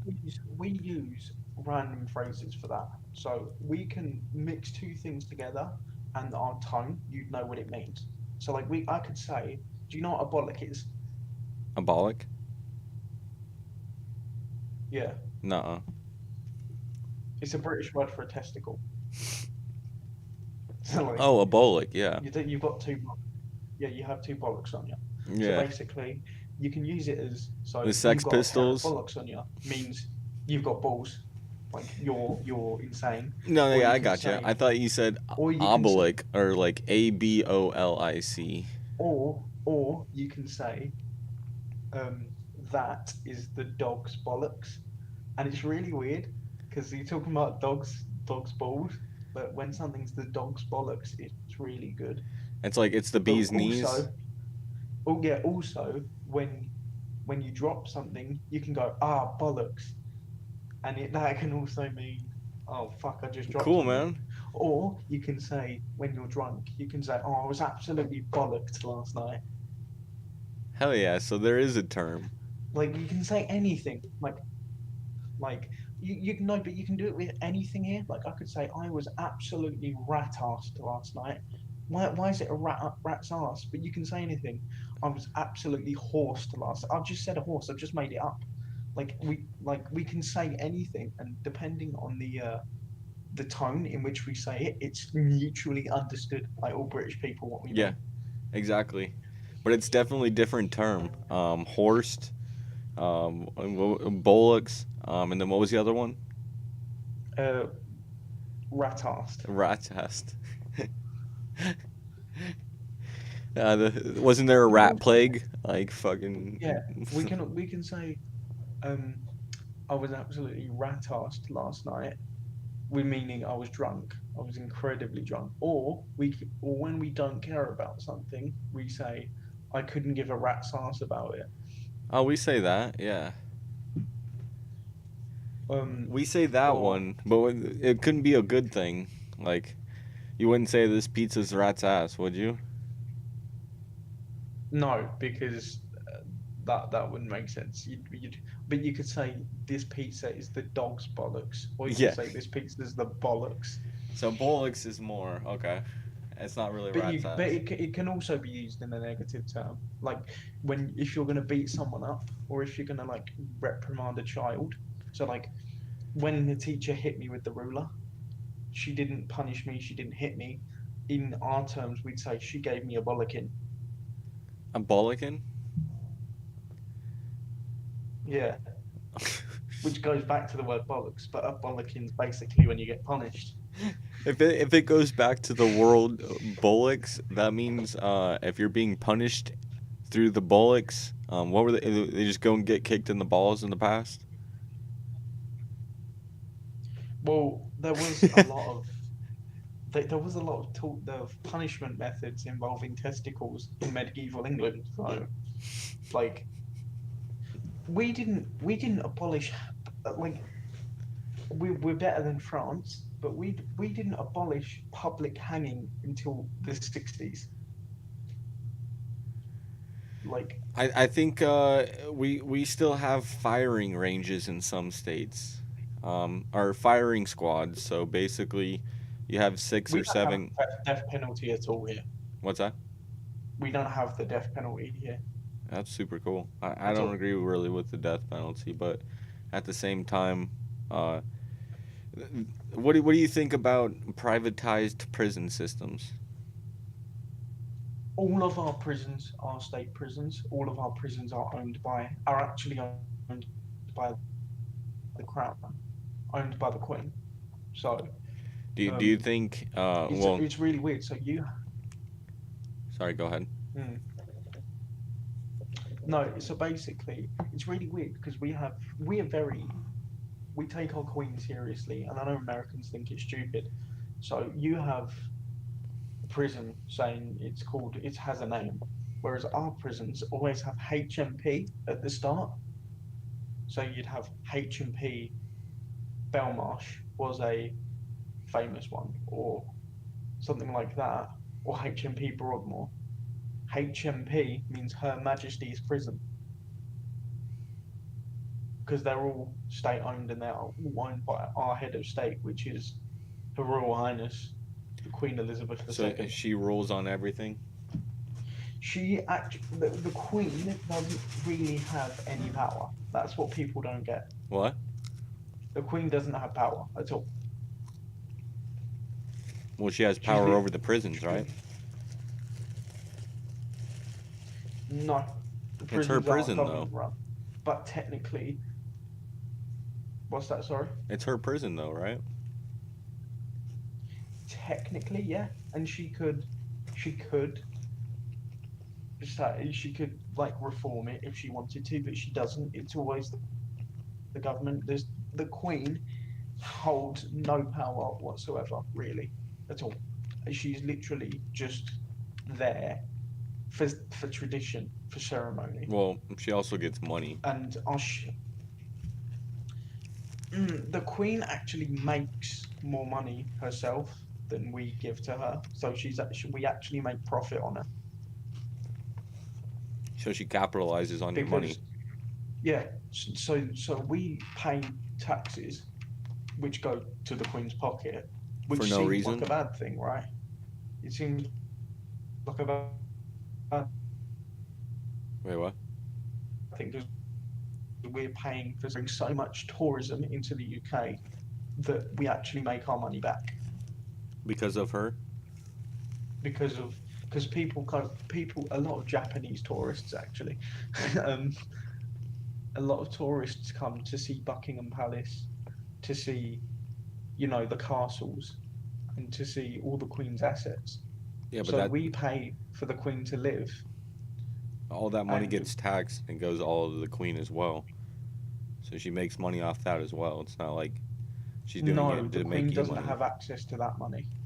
The government has So the Queen is literally ceremony. She doesn't hold power. So you know how the system works. We have a Queen and we have a Prime Minister, right? So the Queen is the head of state, whereas the Prime Minister is the head of government.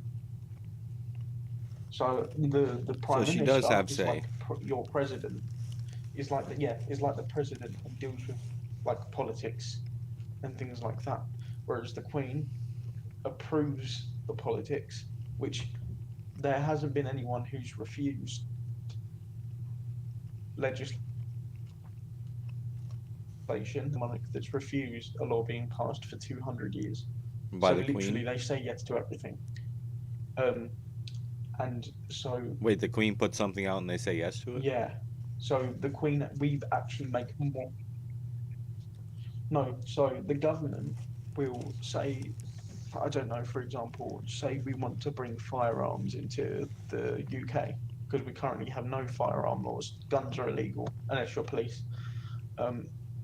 So say if we wanted basic firearms rights, the government would draft up the bill, and the bill would be sent to the Queen. The Queen signs it, and when the Queen signs it, that's when it becomes law. So she can refuse the to sign it Queen- though? She can, but she won't, because she has to stay politically impartial. So why is she there? I don't understand it. Tourism. People like seeing the Queen. People like seeing the gold, the palaces, and That's ridiculous, that. man. You guys No, pay but her a that- shit ton of money to just be there? yeah, she gets a shit ton of money to be there, but the amount of money that comes in from tourism from seeing her makes all of that back. Not if all the businesses are shut down. That is true, but also the Queen is seen as a thing. I'm not a massive royalist. You could probably tell. Like I'm not crazy about her, but What do you think about right now paying her with all the businesses shut down? wait, what do you mean? Are you still paying her right now? What's that? Sorry, I didn't hear. Are you still paying her right now? Yeah, we'll pay her. Are you guys going through a lockdown? Yeah, we've been in lockdown for the last month. And you're still paying her? Yeah. But How long has your borders been closed? How long has everything been? Since before Christmas. Just before Christmas. Have you been paying her the whole time? Yes. Where's the We all tourism? pay. It's part of our taxes. Where's the So part of tourism? What's that? Sorry. There's no tourism. I know, but when everything opens up again, it just makes it work. I don't know, but also the. Well, I'm Prince saying of your main Wales- point. The Prince of Wales, basically the Queen's son, the Queen's firstborn son's the Prince of Wales. He has something called the Duchy of Cornwall, and that is a bunch of businesses. So he owns land in Cornwall, which is given to him by his birthright, which a lot of people think is unfair.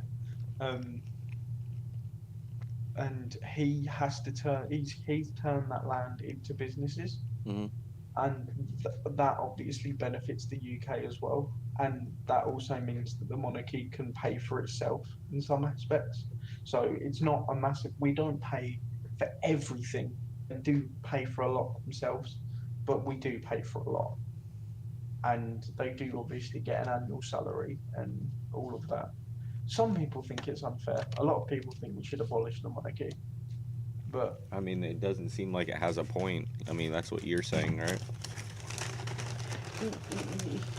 I mean, other than tourists, but once somebody sees tourism. it one time, I mean, She does a speech every Christmas for 15 minutes. I mean, why not just give her a cap on the speech? Like, how much are you gonna make for this speech? Is it like the Super Bowl? We gotta pay for commercials. You know what I mean? Oh no, so our main source of media, which I don't like, the BBC, there's no ads on it. No ads?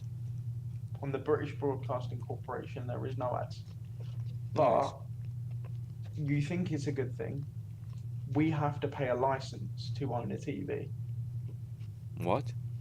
We have to have a license to own a TV. How much is the license? I think it's what was it like? Because I think it's gone down a bit.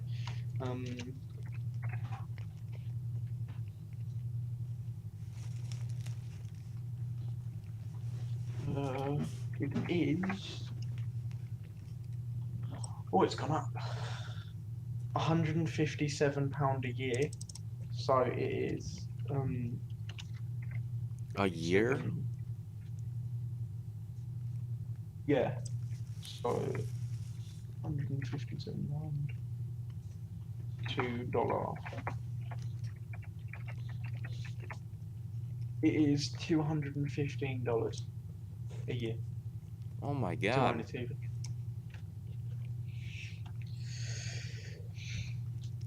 Kyle Pearson, are you talking about car tags? What's that? Sorry. I was saying to the guy in chat. That's insane. So you, in order to actually, do people break the law? Like breaking the law, or do like, you know what I mean?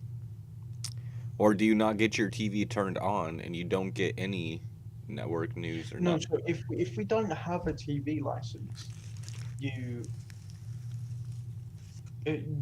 know nothing. Like the police don't bust down your door, but there are vans that go around with radars at the top, and the radar can like intercept a TV signal and say, you know, this place is broadcasting TV. And if they run the address and they find out that the occupants haven't got a TV license, you know, they can issue you with a fine, I'm pretty sure. Oh my god, dude. And the problem is with a lot of pensioners, like old people, they can't afford it. Old people here can't afford heating. Like people don't understand the situation the UK is in. In America, you guys say that house prices are astronomical and all of that. It's nowhere near what it is here. No offense, absolutely nowhere near what it is here because we're such a tiny island. We're half the size of Texas with 66 million people. Oh my living god. in it. So, like a two bedroom flat or apartment, as you'd call it, that to buy it, like mortgage it, would be like what 150 grand, maybe it's more like 200 grand in dollars. For an apartment? Yeah. What you For guys? like this, because I've seen a Mr. Beast video where he gives away 3 houses worth $300,000, or he gives away 1 house, but he had 3 houses and they were worth $300,000. And I looked at the inside of them and was really jealous because they're really spacious, and $300,000 here, or about 250 grand here, would get you a 2-bedroom small house in the middle of the street, a conjoined house. Like, are you? Well, yeah. Obviously, you guys are all compiled into one. The difference is, in America right now, I can go out, and if I went to California and I went to Compton, I probably couldn't find a house under $200,000, in Compton, just because it's in California. But if I went to like the Midwest, in the middle of the country, I can get kind of a mansion, pretty much a mansion, like legit mansion that has a beautiful view of mountains and a big property, for like That's why I want. That's why I 350 want to grand. move, because we're so compact. There is Yeah, jam packed, man. there isn't anything like that. We have places with a lot of farmland, like Wales and Scotland have a lot of farmland, and Ireland as well. Ireland's just just off the side. Their population hasn't recovered since the Great Potato Famine. Like since the potato famine, which sent all the Irish over to the USA, their population still hasn't recovered from that. So there is a lot less people living in Ireland than there is in the UK, and house prices are really cheap in Ireland as well. It's a huge problem, and I don't mean to sound racist or anything like that, but we've just pledged to let 2 million people from Hong Kong in, because Hong Kong used to be part of the British Empire, and we made a promise to them when we released. We only released Hong Kong and ended the empire in, I think it was 1992, Yeah. something like that. It was in or it was like late 80s, early 90s. We made a promise to them that if they ever needed anything, we'd help them. So we're going to let 2 million people from Hong Kong into the country, which normally I wouldn't have a problem with. But we're so compact as it is, we just can't do it. Where's the They're US, just man? gonna let it. Why isn't the US doing it? What's that? Sorry, what did you say? Why isn't the US doing it? I don't know. Yeah, I don't know either. don't know. It makes me mad. You guys are like, yeah, come on, we can barely fit, but come on. Yeah, we can barely fit who we have in this country, as it is, which is why house prices are so astronomically high. Right? It's like good luck getting up in the world when the prices of things keep going up because there's more and more demand. Obviously, there are some things about the UK which is better than the US. Like, our university system is a lot better. Like, you have student loans, and a lot of people can't go to university or college, as you call it, because of their student loans, right? Yeah. So we do pay for university. We pay a fixed rate every year, which I don't know if you guys do. So no matter what university you go to, it's all the same price. Whether it's private or public or whatever, we don't have private universities actually, but Well, do you have different types of degrees and how much years it takes to get the degree? It just depends on how much it is a year that's the same. oh yeah, so we still have a year, like it's £9,000 a year, $10,000 a year, $11,000 a year, something like that. Regardless of what you study. Regardless of what you study. Well, do you think that's kind of unfair to the teacher? No, because because the way our institutions work, the teacher isn't paid by the university; they're paid by the state. They're working for the government. They're not working for the university. So the fees that the university get paid don't matter. Do they make more money as higher up professors, or is it all paid the same? You get paid, say, for a senior professor, you get paid more than obviously a junior professor or a professor that's not in a senior role. So the pay grade does go up. Okay. But the way our student debt is managed is literally the best thing about this country, and until you earn up to £10,000, I think it is £11,000, you don't pay anything back until you earn up to that pay grade, and then you pay back a minuscule amount. It'd be like £30 a month, something like that, which would be like $40 a month to your university. And if you don't pay your university, which is okay, like it's worth it, a degree's well worth it if you pay that much. If in I think it's 30 years time you haven't paid it back, it doesn't matter, it just gets wiped. You don't have any student debt after 30 years of you completing your degree. That's dangerous, man. well, it's good for me if I want to get a degree. How much? Well, I would have to look into the system. I'm just saying, when things are paid for and there's no return, if you have a mass influx of people not succeeding.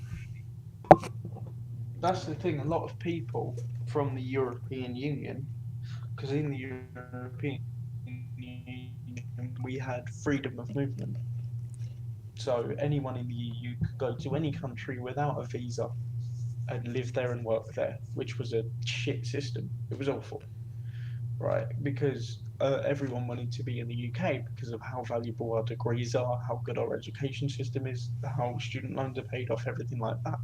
So that happened, and there was obviously this influx of immigration. But now we've left. There is a lot of unrest with EU students from places like Denmark, the Netherlands, France, places like that, because we've turned around and we've said, we're not paying for you to study here anymore. We'll pay for what you've done, but if you want to do anything extra, we're not doing it. Because obviously that's not our responsibility. If you want a degree, you pay and you get the degree. Because people were cheating the system and going over to the UK and taking advantage of it and leaving. We basically said we're not paying, which I think is a fair thing to do. Well, I mean, regardless, the teachers are still being paid for. I mean, teachers get an awful wage, awful wage here. My mum's a teacher. She won't mind me telling you. My mum's a teacher. She's technically training to be a teacher. She gets I think she gets 19 grand a year at the moment.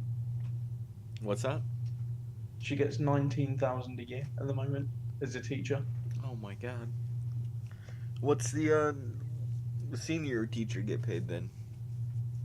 Like 26. Oh my god. So regardless, you can't pay for your degree after 1 year even.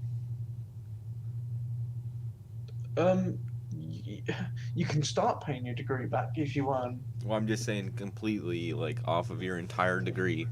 If you became a teacher, you can never pay your entire degree off in 1 year. And if you're a senior teacher, then it's going to take even longer because you had to study a lot longer. So exactly, yeah. Yeah, that's insane, man. What's the motivation, right? What the motivation to become a teacher? Well, to teach people. No, I'm not saying that. What's the motivation? Not necessarily, because I guess teaching, that's not really the right term.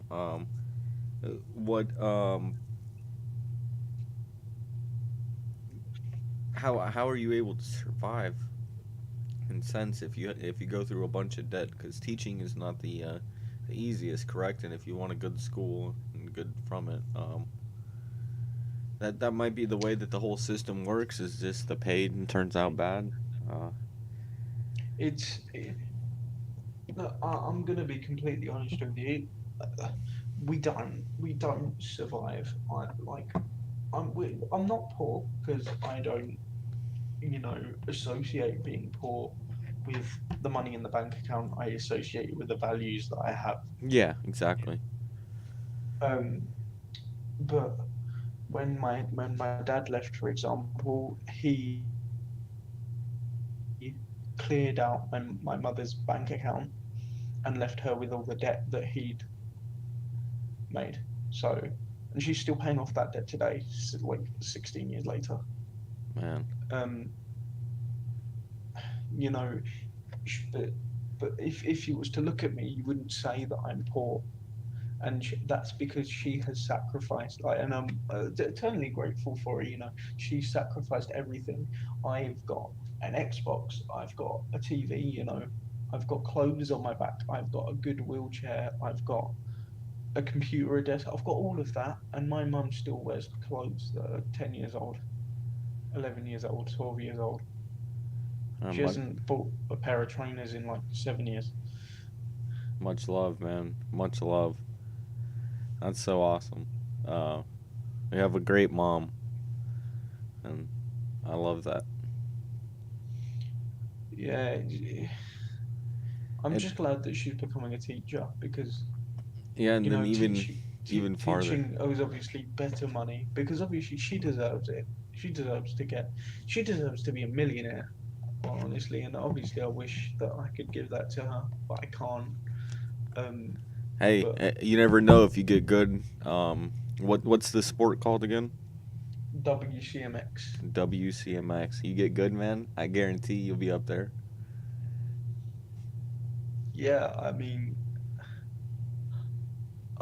you know, I have I have a lot of dreams. Like when you're, I think you take a lot of things for granted when you're not in a wheelchair. Like I want a job. I want to work so bad.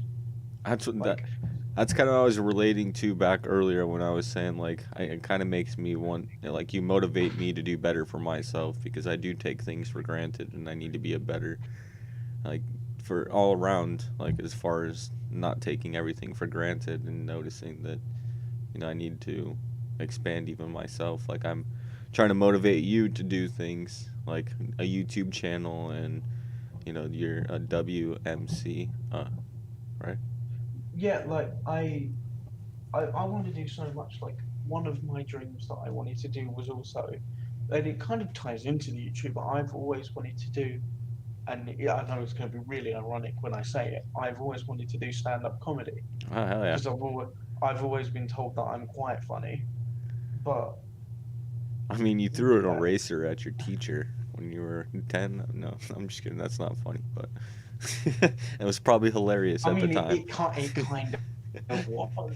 Like, if you was there. It's like, who threw that? And then everybody points their finger at you and is like, nah, he didn't. Like, it's the disabled one. It's the one with. It's like, wait, what? No, yeah, that'd be awesome, man. If you did do that, and then at the same time, you could practice too with just posting your stuff and with the COVID and everything locked down, that might be the next thing that people are just gonna be talking through screens and stuff, which is horrible. But at the same time, really you can. Weird question. Because I've just had I've got a really bad case of crippled brain where something will click in my head like 20 minutes after you said it. Are you like live streaming or something right now? Yeah. Are you actually? Oh, cool. Yeah. I guess because part of you'll see it like when I talk to you, like sometimes I stutter quite a lot, and it's because I have like processing disorder, so things that come out of my mouth I have to think about, whereas you just talk, I have to think about talking and the physical strain that has on my body. And please don't think you're hurting me by making me talk, because you're not. I just have to think about it a bit more, so I stutter. And I know, I was gonna say, like, you haven't stuttered at all, and I think, isn't there a comedian that has cerebral palsy? There's a few. There is a few. I think he's really good, and he stutters sometimes, and I was gonna say that's what I kind of remember, because I actually watch a lot of comedy and I like comedy as well. So, but I believe I was watching one and he did have a bit of a stutter, and I wasn't gonna say your speech is like flawless, man. You like. That's what 11 years of speech therapy does. It's amazing, man. It blows my mind. I don't want to get back to it, but it's yeah, when I was younger, because like all of my doctor's appointments, all of my therapies were in London, because I'm based under a London hospital. I don't live in London. I live just outside London, like 45 minutes to an hour outside of London.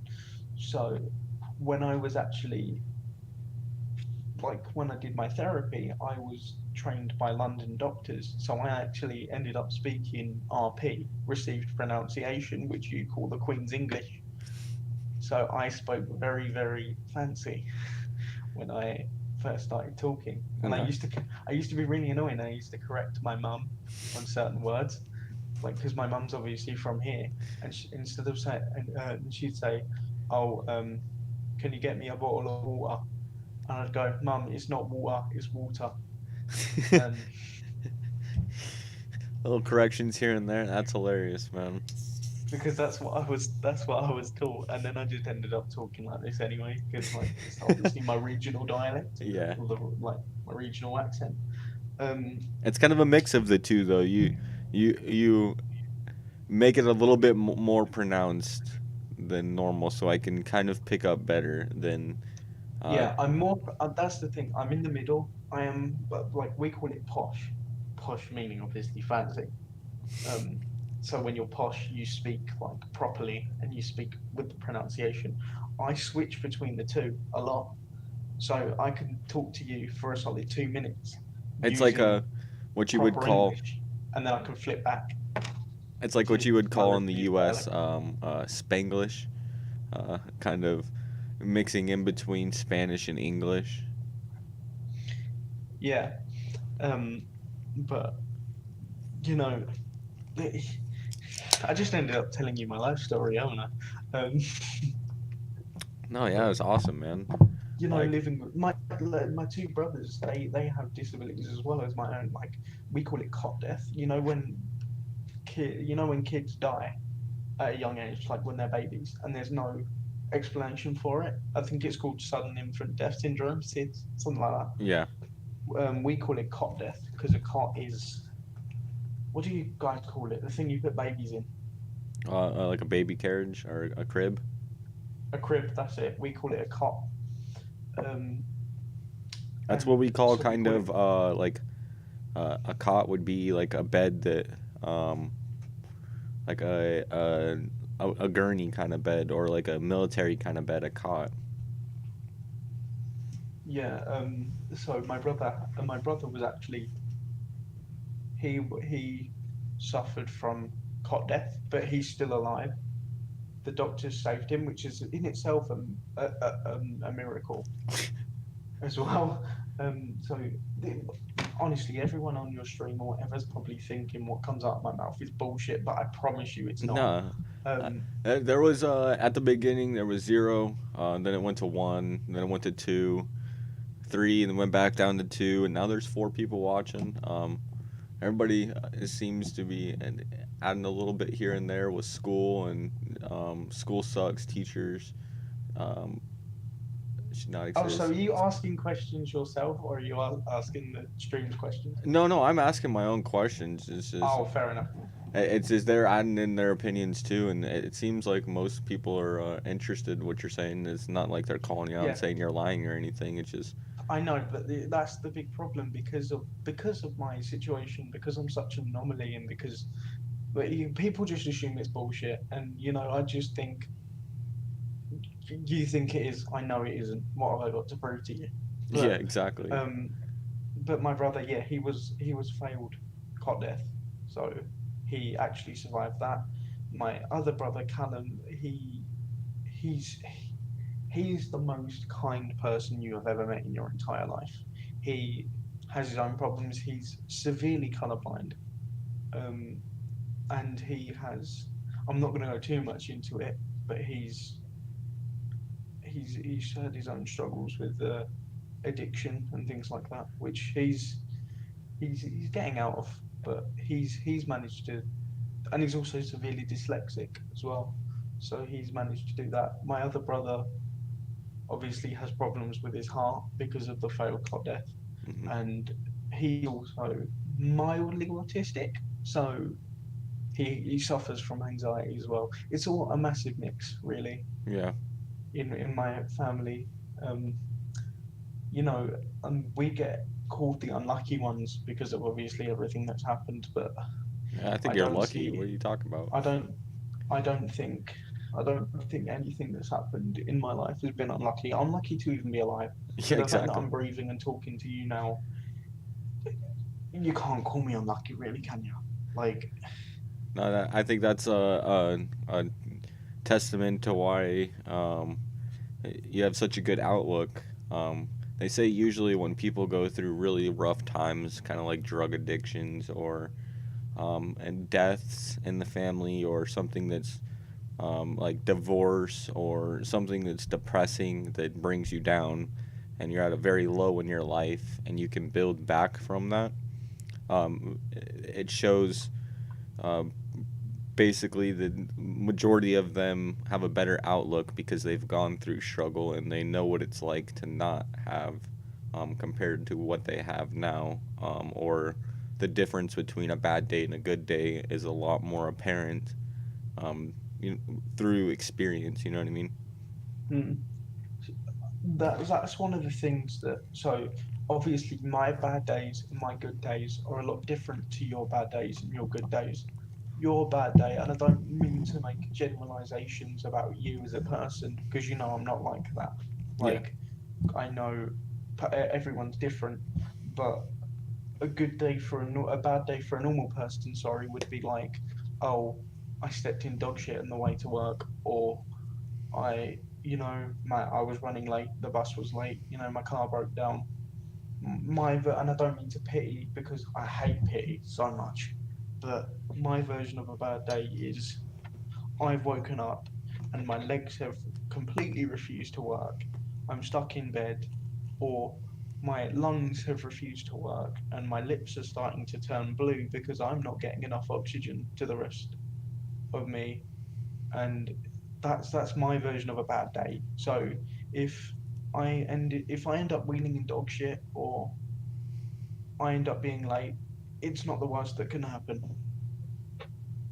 So I agree, but at the same point that someone could get in a car accident and be in the same situation or die. So it's it's intense that we could all die every day. Your situation is more apparent on the daily, which again why your again, struggles. I view death differently to most people, Yeah, because exactly. I've had I've had phases in my life where I've been near death. Like, I've never been so close that they've needed to revive me, apart from when I was born. But even I've had 20 operations now, Wow. like 20 surgeries.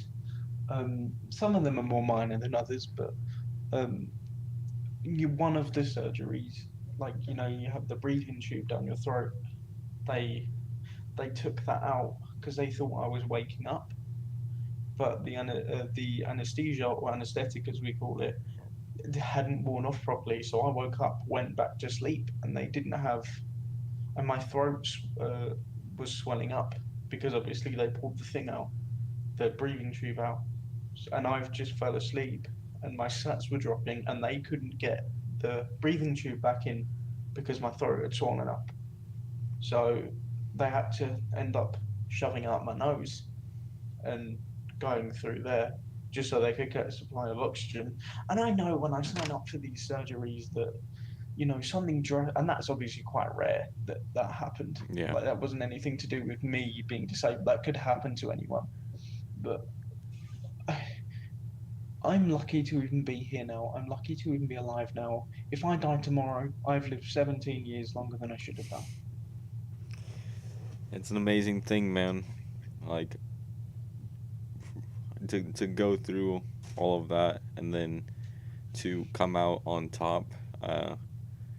I think it's I don't want to compare it, but it is somewhat in comparison. My cousin had went to jail for drug abuse as well, and had a son and a wife that left him because of it, and went to jail for 3 years. And it's like, going through all of this, now you have time to think about it, and in the meantime, like, you can let other people know the struggle that you are going through at this time, and let them know that what he did and how he went through it, and then how he dealt with it, and how he overcame that struggle. And hopefully someone else can pick up on cues or things that he did in order to overcome that, because he did do it, and he'll have his son back and be back with his wife possibly, but it's you know what I mean. Yeah, my my brother, the one that's like got the addiction, his addiction isn't what you'd call what most people would call an addiction. Like, he isn't cocaine or weed. He's and I don't mean to like put down other addictions, but he's genuinely addicted. He's addicted to food. He's addicted to eating, and he's not a hugely massive guy. He's not like you know, you'd have to shove a like knock a wall down to get him out of the house. He's not that, you know. He's a big guy, but he's not big. And obviously that's quite hard on us because we see him eat, and we see the health problems that has caused him. Like, it now hurts him to walk. It hurts him to do all that, and it's not because he's so big. It's because of things like blood flow and his job. He's an IT technician. Like, he works with computers all day, so it's not like he's getting up. And You know, in the regard that you went through so much, has he done things to like rebuke his addiction? Because you seem like you have a lot of perseverance, and it seems like you had a lot more of a struggle and might have motivated you, and maybe his upbringing might have been not easy per se, but easier. And so, in a sense that it wasn't a struggle coming up, but now that it is a struggle, the motivation isn't there. And the motivation is what's needed, and the motivation won't come until a health issue happens, and then the motivation will come possibly. But if he's already older, then that's where the issue comes in, because he doesn't have motivation for it. My family has a history of eating disorders, so my mum, like, it's really strange because I don't know what you call it, so my grandma's mother, great grandma, my grandfather's mother actually had an eating disorder, and she was rail thin. She, you know, she'd overfeed others, but she'd underfeed herself. And obviously her husband was a World War II veteran and all of that. So was she a smart woman? Was she a smart woman, did you say? Yeah. Her? Yes.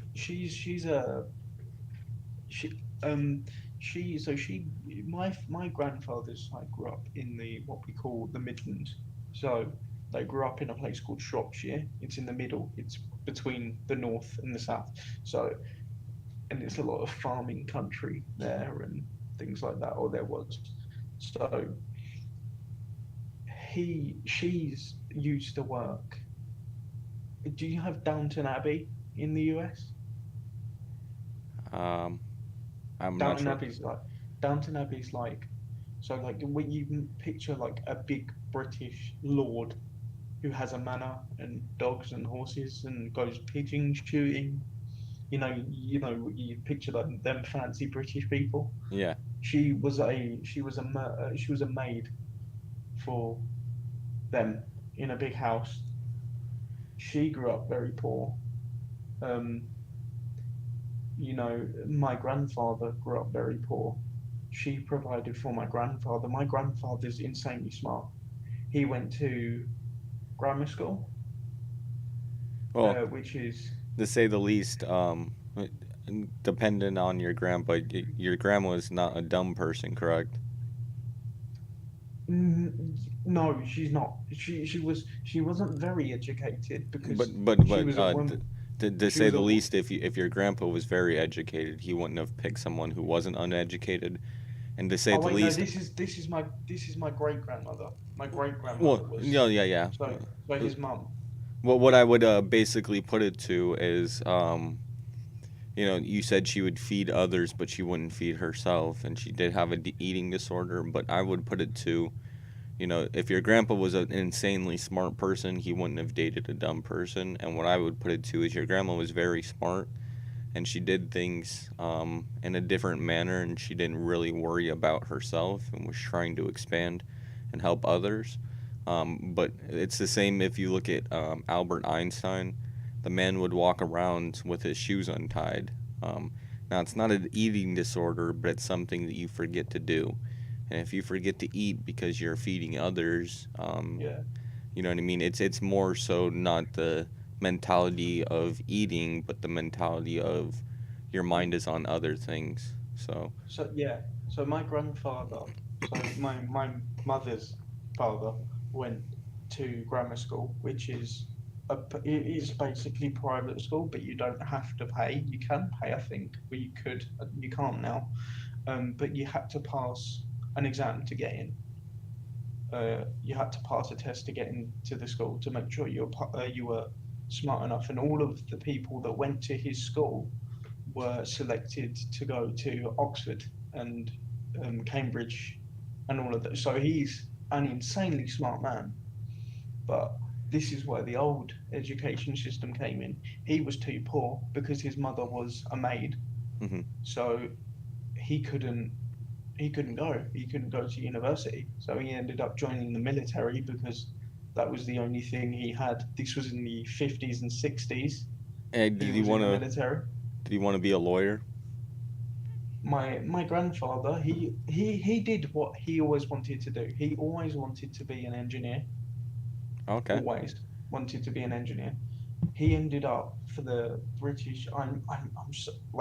He ended up working for the Royal Navy, obviously, Mm-hmm. the Royal British Navy. He was a chief petty officer, so he was quite high up. He was non-commissioned officer. He didn't go to officer school or anything like that. Yeah. He was non. He was poor. I mean, he wasn't non-commissioned. able to go to But to officer school. he was quite important. He was an engineer working on nuclear submarines. Wow. So, and he showed me he's allowed to because he signed the is it OSA? We have is basically an NDA for you. Yeah. But we have something called the Official Secrets Act, which is basically stuff you can't tell people because it's too confidential. He had to sign that when he joined and he's allowed to say a lot of it now. And I went around his house last year when I could, and he went up because he knows I'm very interested. He went up and he dusted off a big red file with the words confidential on the front.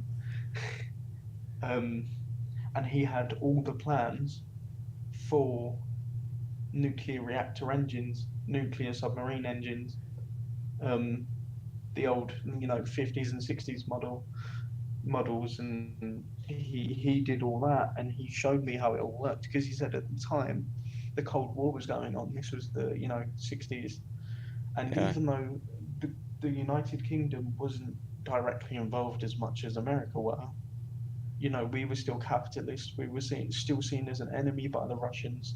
So if you can't hit the main person, if you can't hit America, who do you hit? You hit their allies. So we were also a threat to the Russians. Like, we were also under threat.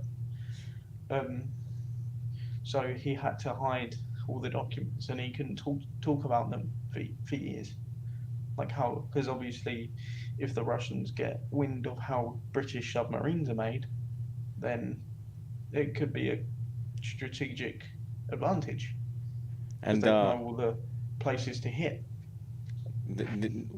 Was he not paid well? No, not at the time. So, he wasn't paid well because my grandmother was a nurse, so his wife was a nurse. Nice. Did they meet in the military? They actually met at a party. While in the military, though? Yeah, he'd docked at Bristol, which is a well-known port town in the UK. He docked at Bristol, and they invited all the, as he described it, young pretty nurses. They'd invited all the young pretty nurses on the ship for a big party, and he met my grandmother. Nice. But That's so awesome, yeah, man. you know, don't, And that's your father's parents? no, that's my mother's parents. Oh, okay, My okay. father's parents. My father's parents, and if you really want to know, this is gonna. Well, I know you don't know your father, but did you know their parents? Yeah, I do. My my father's mother, really not exciting. You know, housewife, did all that. She worked for a bit until she injured herself. My father's father was what we call a villain. Wow. A gangster. Or he wasn't really. He was a bit. He was just a bit dodgy. There's articles about him in the news. Wow. About he used to smuggle cigarettes through borders. Because we have something called VAT. Oh no, obviously, yeah. which is value-added Germany? tax. You guys getting them over to Germany and other places? Yeah, and then we bring them in not to pay and smuggle them in and not pay value-added tax on them. Yeah, And I know all about his that. His friend owned a furniture company. He stuffed cigarettes in the furniture. Hey, some of the police were in on it too. Yeah, but his father, funnily enough, I don't know if you hear about them in the USA. They're two massive London gangsters, and they were called the Cray Twins, and they ran London. They Wow. ran the entire thing, and he used to, like, you know, you hear about the old East End markets, like the market stalls where you sell fruit and all of that in London. He used to run that. He used to run everything there because there was a bunch of sideline stuff going on. That you know, there was a whole black market in the market, and he used to run that. That's insane. You know what I kind of get a connection of? That I look at comedians and I think that they are geniuses in sense of the way that they think, and the way that your grandfathers were. It's a mixture of the two. You had a genius, but then you had the gangster, and that's what kind of comedian is like. It's kind of not a villain, but somebody who's in the middle, to where it's like some things they say would offend some people, but other things would be like not seen as offensive, but as funny. So it's like a mixture, but you have to have a good mindset, and I think the way that you were brought is with these two minds of kind of a villainous mind, but a genius mind, and you could have been super villain, but then you can be very good as well, in the fact that like you say, comedy. I have my grandfather's father. I have his, you know, the gangster. I have his hair trigger temper. Exactly, like throwing the eraser, in my opinion, like that, you know. But my grandfather on my mother's side is very prim and proper. He's a British gentleman, as you describe it. That's who he is. Even though he's not poor, he speaks proper. Whereas, like when we had prom, I got banned from my prom, but that's a different story.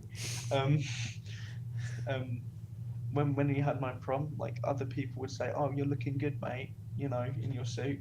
You know, when they post photos on social media.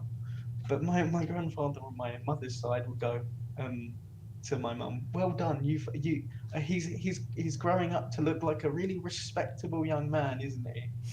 And he'd be like, "Oh, I'm so proud of him. He looks like such a respectable young man." And that's who he is. He's quite posh. He's quite fancy, even though he grew up with nothing. Like absolutely nothing. He ended up growing up. That's to awesome, be man. Like that level of fancy. Yeah, it's an amazing thing. And at the same time, he was successful in what he did. You feel successful in what you did. And coming from what you did to what you are, I think now that you have gained the knowledge, that, you know, basically, you know, your life can end tomorrow and you would be happy with everything. That's an amazing thing to have, but at the same time, you're not saying that you just want to die tomorrow, but you're happy with your life where you're at right now. And it's a hard thing to pass to people. It could end. Yeah. And it's a hard thing to pass to people, to let them know, you know, to live in really the moment, right? Make the best of every moment. You know what I mean? Yeah, I'm not gonna lie, I struggle. I have times where I panic. Like when I'm up today, like you're not keeping me up. It's nearly 7 a.m. Like, Oh man, I'm sorry. it's fine. But like tonight, I'm not tired because I've spent a lot of my time panicking because when you're in a wheelchair, you spend a lot of time alone because people aren't friends with you. Like people don't do that. And do I blame them? No, I don't. If I was to sit, if I was to sit there blaming people all my life, I wouldn't get anything done. But you know, I had no friends. When you have no friends, you spend a lot of time alone. When you spend a lot of time alone, you tend to overthink things. So You know, I'm really scared that I'll end up not getting a job and I'll end up being a failure. no, But when this is the thing, man. when I What I'm looking at right now, in Arizona, and the school I went to, and the people that I hung around, when I was in high school, a lot of them are on drugs now.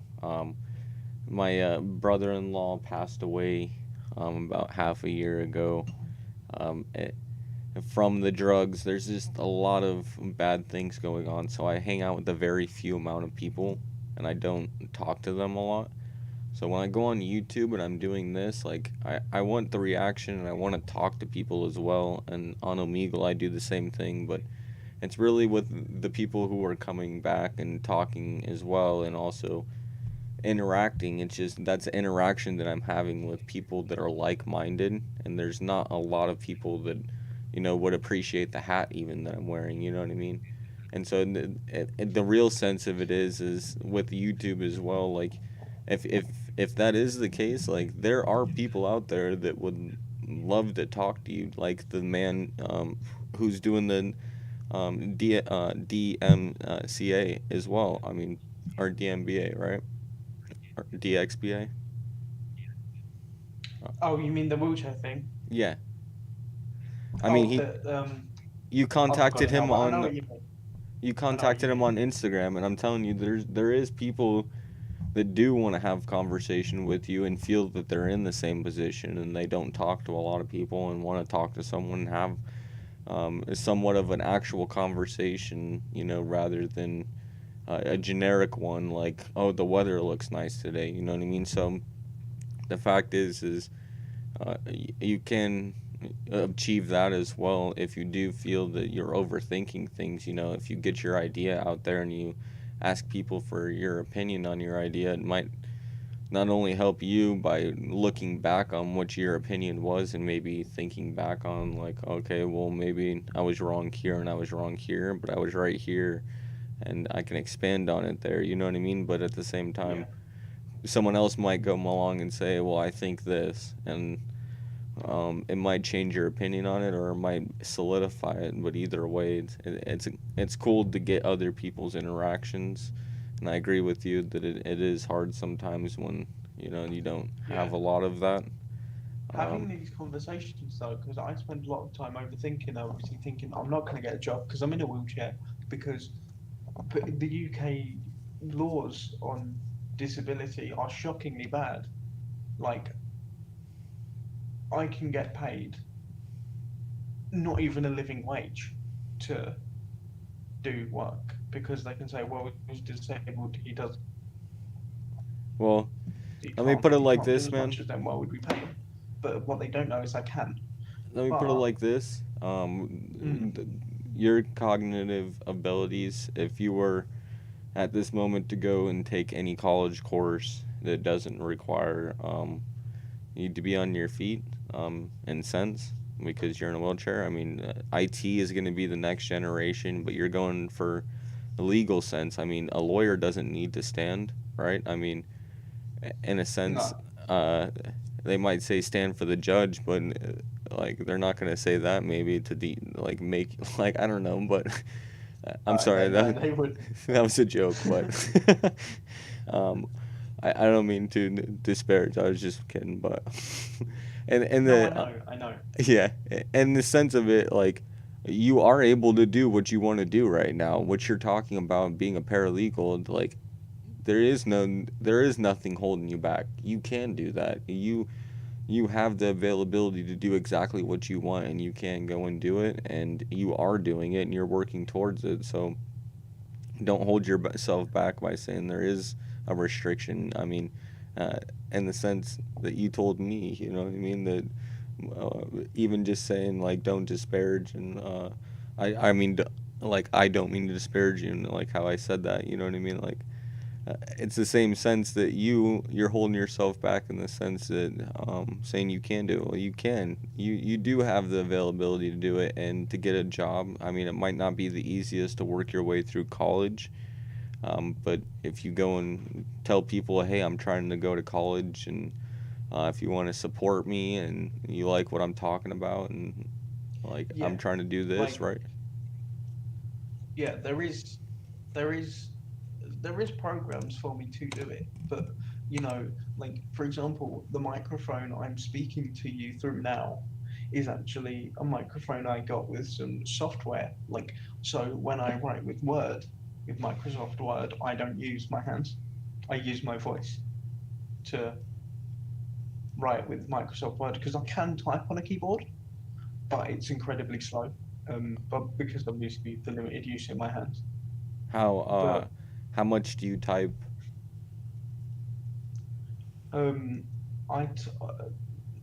As in how much do I type with my hands? Yeah, how much have you practiced? Because the speech is like what is the anomaly, and the main thing is that's crazy. But people can usually get good with their hands regardless, correct? I mean, that's the main thing they go with, so that because they can't use speech, and that's possible. So I mean, if you were to work towards it, are you able to do it? Yeah. I mean, and at the same time, that's IT. I mean, if you're using your voice as a lawyer, you don't need to really type, right? And if you do, yeah, you can use the program like you talk. Yeah, like I can learn to type, and like I could do it, but the problem is how fast can I get it? Because it's not just my hands. You've got to think of my brain and how fast that's going to work when I do it. So there's a lot of things you need to consider for it, and I am grateful that I have the ability to use my voice, which is I mean, that's a lawyer, right? Translated. I can translate my voice onto Word documents.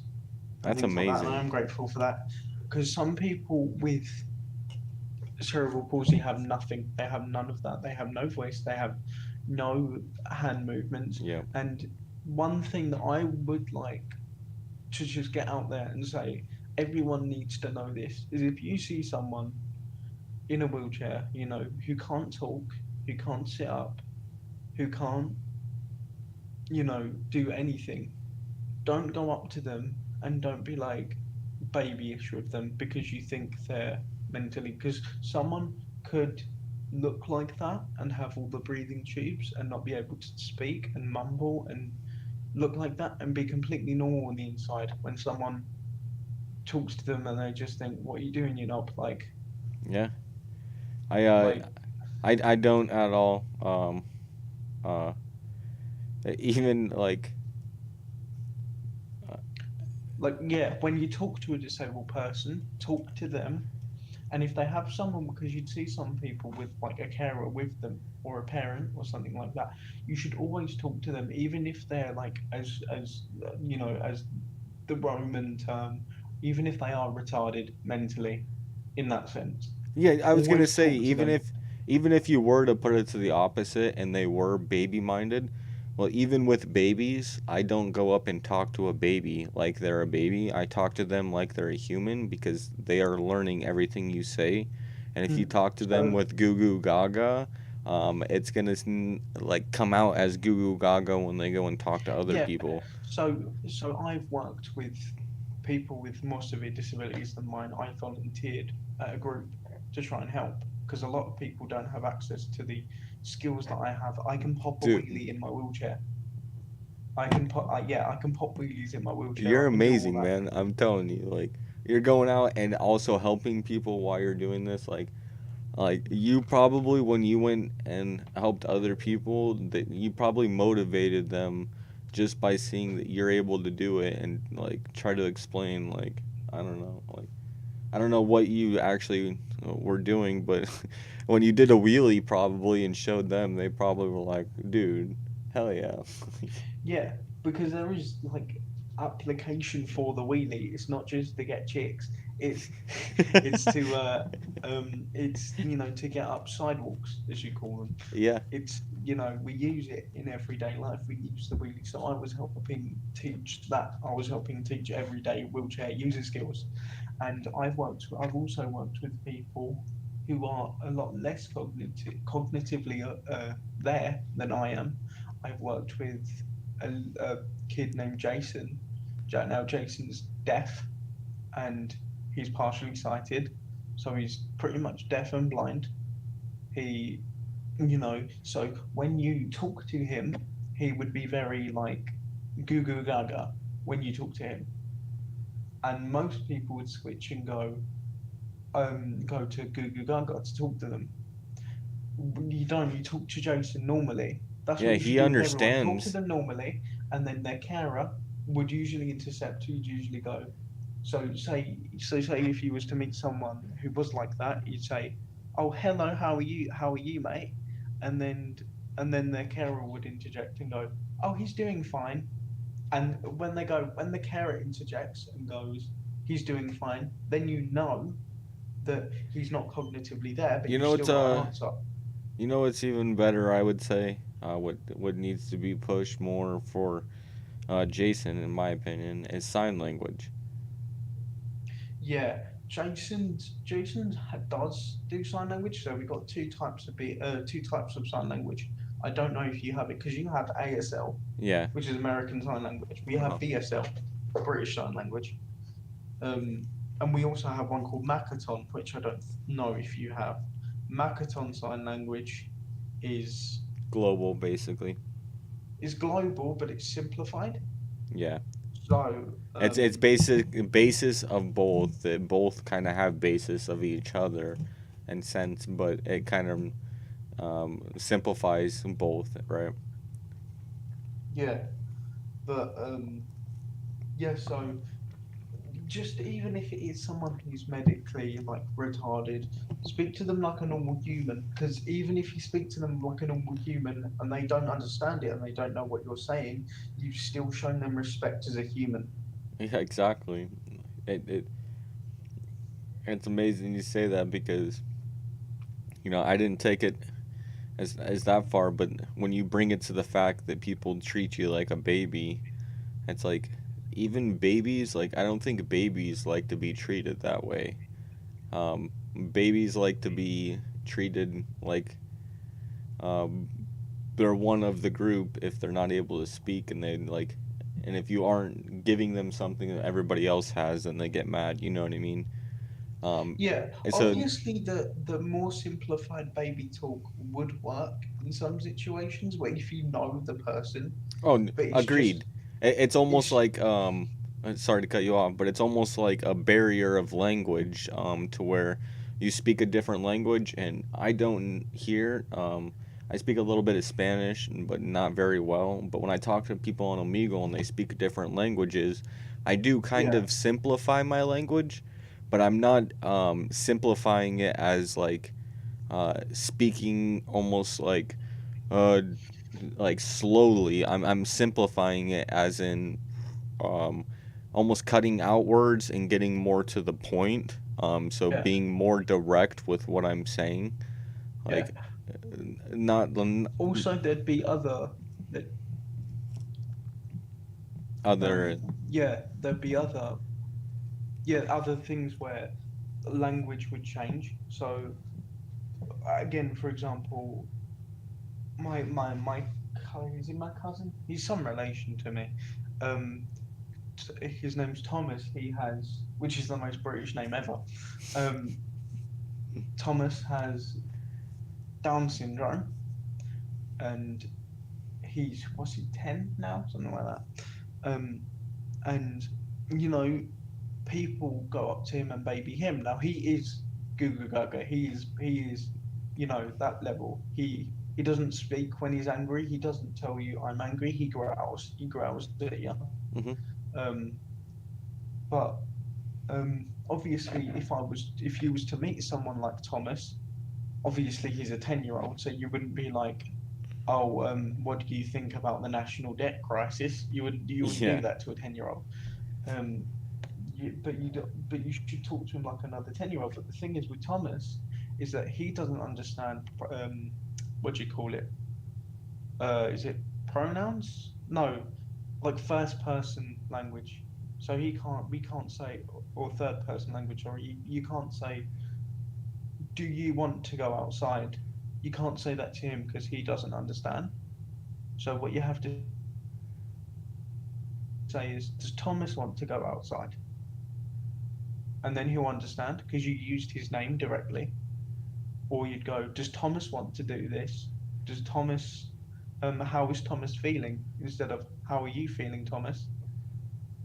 You'd have to go, how is Thomas feeling? And that way he associates his name with himself. So language changes with disability, honestly, and I think people need to know. You know, it's a weird one though, because if you asked, how does Thomas think I'm feeling? Oh, so you'd go, as in, yeah, so say if Thomas has upset you, because Thomas can be a little shit. Say if Thomas has upset you, you'd go, how do you think Thomas has made my name Tyler? How do you think Thomas has made Tyler feel? You have to use names. Like you have to go, like even his own mum. She has to go, okay, mummy's going to put your shoes on now, Thomas. Or mum, no, she'd go, mummy's going to put Thomas's shoes on now. Because obviously, he knows her as mummy. He doesn't know her as Kaylee. He knows her as mummy. So, you know, he has to use those names. Otherwise, he doesn't understand. That's a weird one. That seems he would be able to move past it. He's only 10 now. I feel like in the future he might, correct? I mean, oh yeah. What's you said Down syndrome, correct? Yeah. That's a weird one. I haven't looked much into it. Is there research on, because I'm thinking like, you know, with Neuralink and a cellular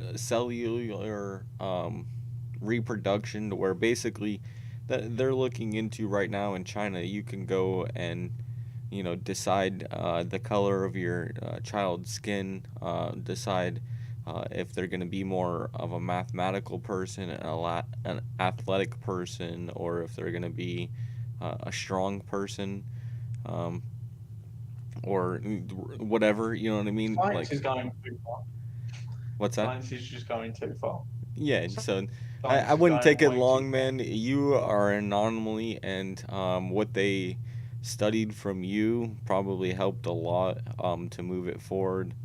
And your life just amazes me, and it makes me want to do better. And I wouldn't take anything what people say as far as like, oh, you're just doing this for this. Like, if you want to do it, man, you have so many outlooks right now on your life, and I need more outlooks on mine. And I wouldn't say that as far as I'm not comfortable with my life, I'm not happy with my life as well, because I'm happy with my life and where I'm at.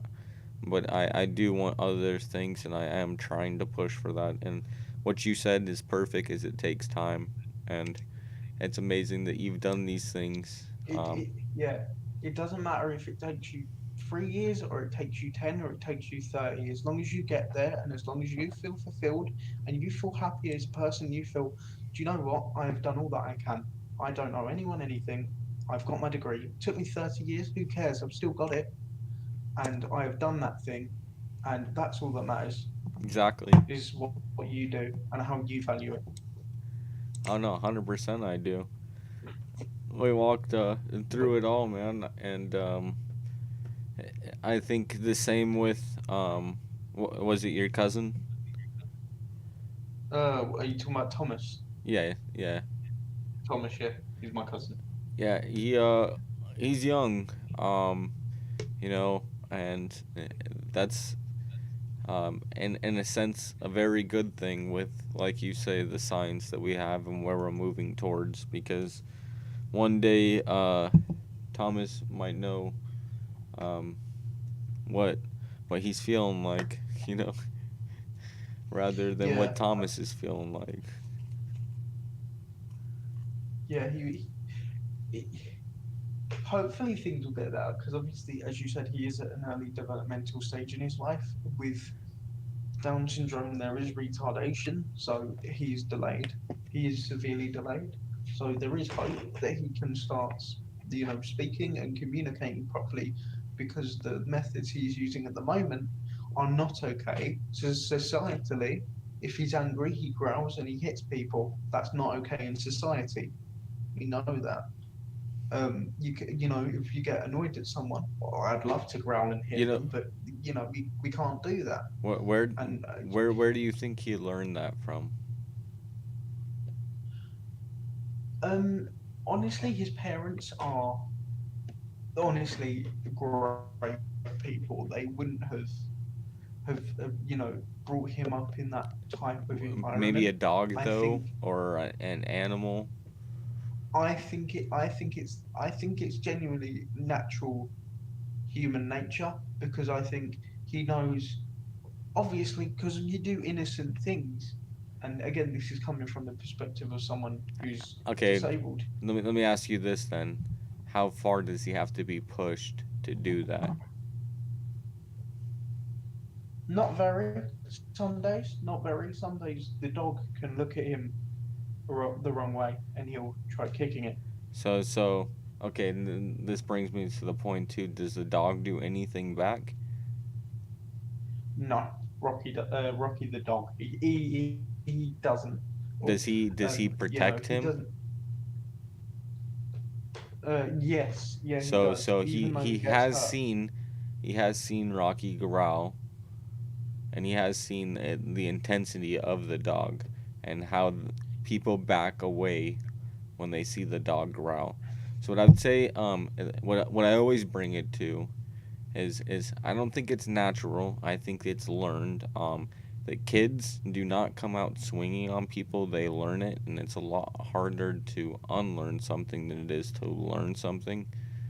Because I've never seen it. I've never seen his parents. No, I'm just saying the dog. They haven't had that attitude with him at all. No, I'm just saying the dog. If the growling, that's a dog, right? So if you I mean, if he sees that and he sees people back away when the dog growls, because that's a scary thing for people to see, then if he gets mad, then he learned a way to make people go away when he's mad. And in that sense, I wouldn't say that it's part of what he is. It's something that was learned, and it's from the dog. But in sense, I don't think he has a bad bone in his body. He doesn't, but this is another issue with disability. People let it go too often. Like my mum, before she became a teacher, she worked as an LSA, which is a learning support assistant, basically like teaching assistant in a class. Yeah. And she used to work with autistic children. Um, she used to come home with black eyes, cuts, things like that, where the autistic child has lashed out and, you know, harmed my mum, even if it's for an innocent reason. You know, he doesn't mean to, but the way she describes it, because my mum is also a very smart person, the way she describes it is, yes, they have autism, yes, they have these additional needs which make them different, but in society, hitting someone is hitting someone, and whether you have autism or you have Down syndrome or you're normal, hitting someone is not okay, and they need to learn that. You can't excuse Yeah. someone from hitting no matter what they have. You And might the have to real approach it differently, but you can't excuse them because other people don't deserve to be hit just because they have autism.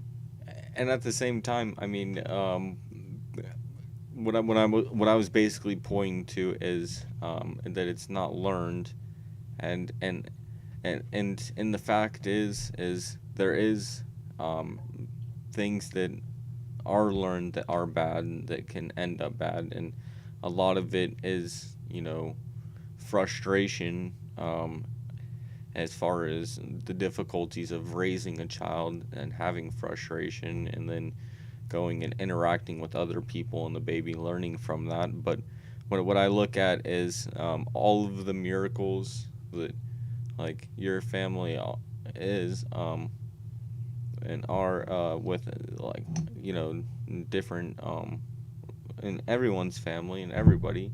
It's just when you look at the abortion and somebody wants to go and abort someone who might have something that's wrong, it really saddens me, because the stories you tell me is you're a good man. It seems like your cousin's a good person. He's only 10, but what you say is uh, yes, there is this, but overall it's not that, right? You know. Yeah. I just I just want people to know that, and I know I'm not like I'm not MLK of disability. I'm not like I'm not claiming to be some genius. Well, But you are an anomaly, though. yes, medically, but I can still be thick. No, exactly, and Uh, that's what I love about you is I could say that without you like stopping and saying, well, like, and getting like, you know, and the fact getting a is stick up my ass. yeah, exactly. Yeah. Yeah. So I mean, the fact is you are an anomaly. So you do have to have some pride in yourself. Like the fact is you are amazing. And at the same time, you're normal at the same time. So like, but the fact is if you can tell other people who have these disabilities and connect with them and let them know that they're normal as well, and let people know that these people are normal as well. I think that's a great message, and that's basically what you've been trying to tell me the whole time. And if you were to tell the world that, like, why would people get mad at you and be like, dude, he's just doing this because he's in a wheelchair? It's like, what are you talking about? Because like, because other disabled people do not like me for the sole reason of I call out hypocrisy. I'm very blunt. I'm a very blunt person. I but a lot of people, you know, they cry and go, "Oh, I'm disabled," or "Life's so unfair," and then in another situation they'll go, or they'll go like, "I want, you know, this. I want this like given to me. I want this given to me for free because I'm in a wheelchair. I want this as payback because I'm in a wheelchair," and then well, they'll turn around. let me say, fairness. Yeah, if I it's want fair to to teach walk, and then you don't have the ability to walk, and it's unfair that you can't walk. So I mean, it just Yeah. depends on what you're trying to actually do. Or you do want to run No, marathons? Well, you can't but- do that if you're in a wheelchair. Do you want to be a Yeah. lawyer? Well, it's not unfair that you're in a wheelchair. There's no difference if you're in a wheelchair if you're not. Now, if you have cerebral palsy, there is a difference, and you're an anomaly. Then you can possibly work towards and actually research and maybe help out that. But there is a little bit of a difference in the fact that you are a little bit of an anomaly, but the main difference is what's unfair, what do you want to do, and how can we achieve that? And that's what you are looking at. As I'm not looking at what's holding me back, I'm looking at what's bringing me forward and how I can keep progressing. And that's a hypocrisy. That's the hypocrisy of it, is they'll say, oh, I want this given to me because I'm in a wheelchair. I want these reparations because so I'm I in a can do wheelchair." better, right? And then they'll say, that's unfair. Why aren't you treating me like everybody else? Well, what do you want? Do you want people to give you stuff and give you an easy life because you're in a wheelchair, or do you want to be treated equally? You can't have both. Yeah. I mean, And if you're given that's stuff, what's equal about you getting stuff? If that's equal, I mean, I feel you on that. I know what I want. I know what I want in life. I know I don't have to be rich. I don't have to change the world. I don't have to. But there's a median, correct? I just thought of it to because I always like to look at the devil's advocate, and I don't mean to put it like I'm gonna look at it the opposite way, and I want to debunk you, but I just put it to the point. What if there's a staircase that goes into a building rather than a ramp that you can go up? I mean, there is a small ground to say that there needs to be something. If the staircase is there, in the least sense, unless you have help from others to get up the stairs. But I think there is with that argument. I can see it. Like, if there was a staircase, of course it's unfair because the other person can't gain access to something because because of the physical thing that they can't control. But one, that's getting better, and two, yeah, the science is getting better, definitely. There is a lot of limitations on people who aren't disabled to go places. For example, my mum's friend wanted to join the Air Force. He couldn't. He was too tall. Like that's a normal thing, right? Yeah, yeah. So disabled people need to understand that just because their thing is more visible and just because their thing is, there more and more apparent, does not mean they are entitled to anything apart. The way I see it is, if you can't work. Well, I'm not saying anything, but basic needs like a restroom, or a supermarket. Yeah, that's just discrimination. If they don't provide that and they know they should, that is literally just discrimination. I mean, exactly. So there is a line, and I just want to kind of play the opposite. That yes, there is a sort, and that's where we really find the difference in the society where you say that people feel that things are unfair. Is that they feel that there's more roadblocks than there actually are because it has become more generalized of discrimination is discrimination, I mean, so. I think so, yeah. I think there is a lot less roadblocks than people. There are roadblocks. Yeah. There's a lot less, like I said, yeah. And for people like me, the roadblocks may be a bit higher or maybe a bit thicker to go through than a lot of people's. But again, the thing is with disability is there is a lot of enabling where people, because they feel sorry for themselves, they make barriers for themselves. Yep. Rather than there being societal barriers there. And that's not just with people with disability. That's people in general. They create barriers for themselves, and it's in the sense that they don't, they're not, they don't have enough courage to progress, because when you progress, it's new boundaries, and people like to feel safe. They like to stay in their nest, and people, I think a lot with people, not just disabled people, but with ordinary people, it's control as well. I knew someone in the cerebral palsy group that I was a part of who was complaining one day that they didn't really feel like they had anyone to talk to. Now I felt bad. I messaged this individual and said, "Hey, like, how are you feeling? What's going on?" And we got to talking, and it turns out they were very controlling in the sense of um, you couldn't make jokes, you couldn't do anything like that. You couldn't even mention their disability because you don't know how hard it is for me. Well, I might not know how hard it is for you, but I have some idea considering we have the same diagnosis. I might not know your individual case, but I can relate to you. And that's what I'm saying. If you are that hostile to people about your disability, something you're going to have with the rest of your life, and let's be honest, you're going to have to put your big boy pants on and you're going to have to deal with, otherwise, you're not going to get anywhere. If Hey, you're that hostile, people aren't going to like you because you're being a bit of a mug. the the the uh the one thing I'll say is you saying it is a lot easier than me saying it, and that's what you're saying is wrong. But and my idea is it's a lot easier for you to say it than me. So What makes you feel like you can't say it though? because I haven't gone through it. So you yourself have done a lot of things, and you have come out on the top. But the regardless thing is we have both gone through stuff like you said, so I should. But in the main sense is saying it um, is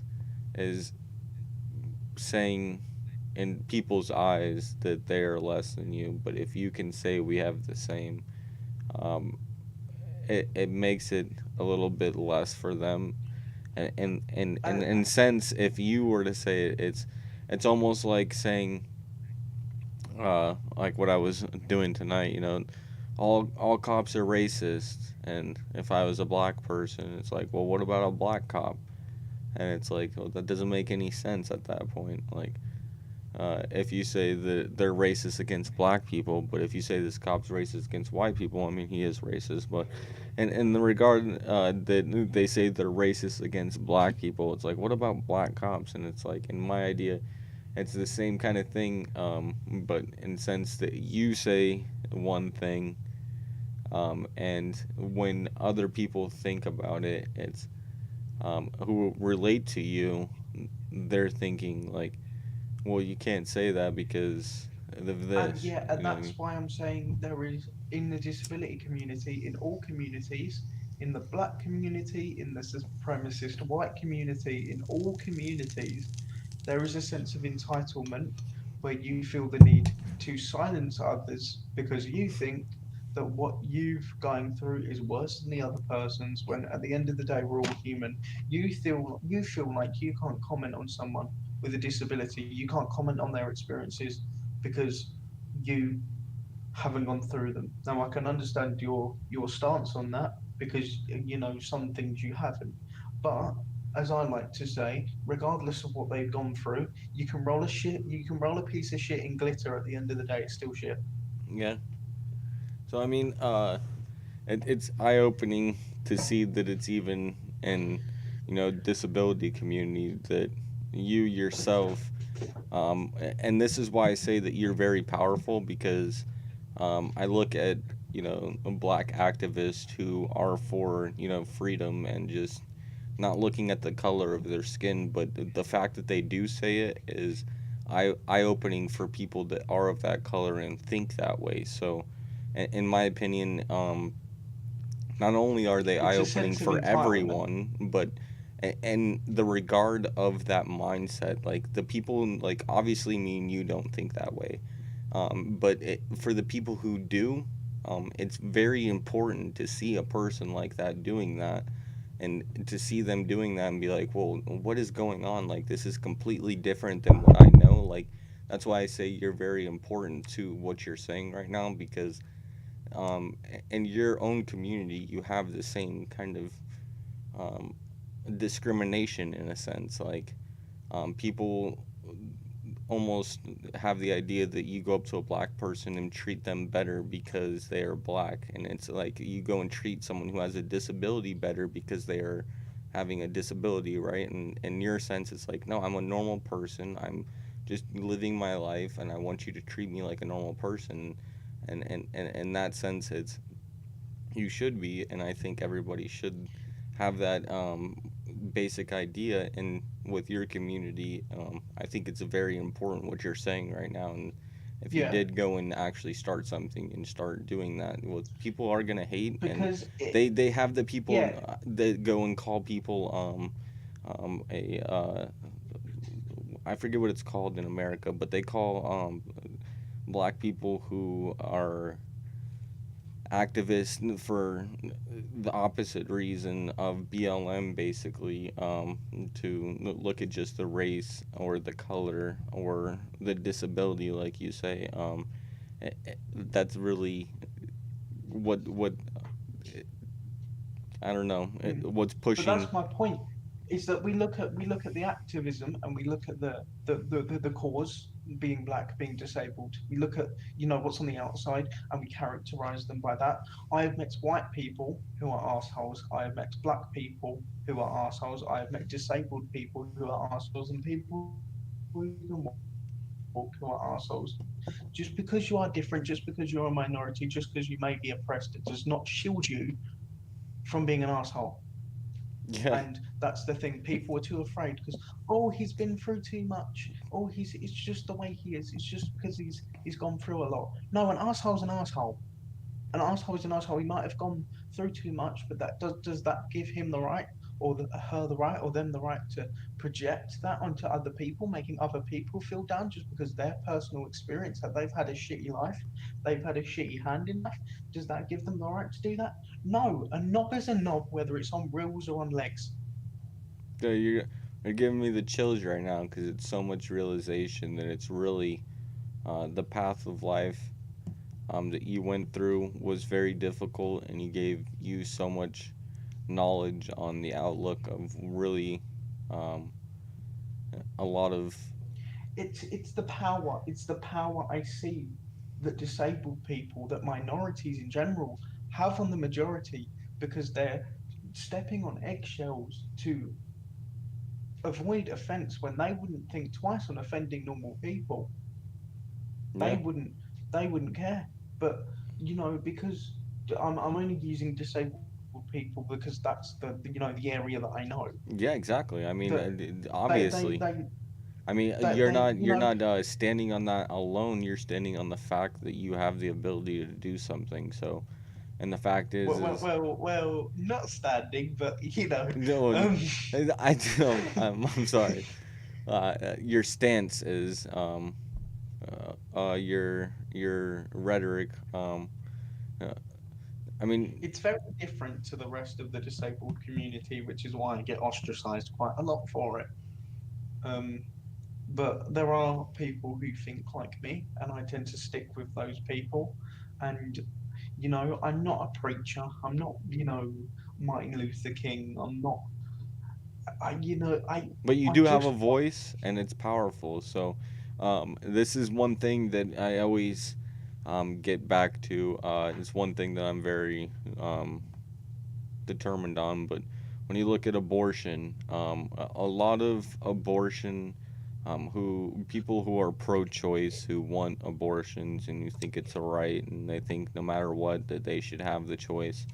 A lot of them, if you ask them, they would not do it themselves. They would want to have a baby, they want to have a good life, and they want to raise their child and have them and have a cute little baby. Like most of them would not do it themselves. So, in my opinion, when you stand on that, it's like you're standing for something that um, you don't believe in, but you do believe in. So like you're kind of contradicting yourself in that sense, you know?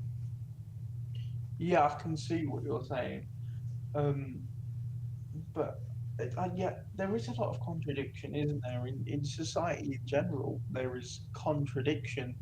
Um, when people like when people I don't even know. There is so many examples nowadays of people who are just contradictory, even with the Black Lives Matter stuff. Like Principle has gone out the door, basically, man. with the cultural appropriation, for example.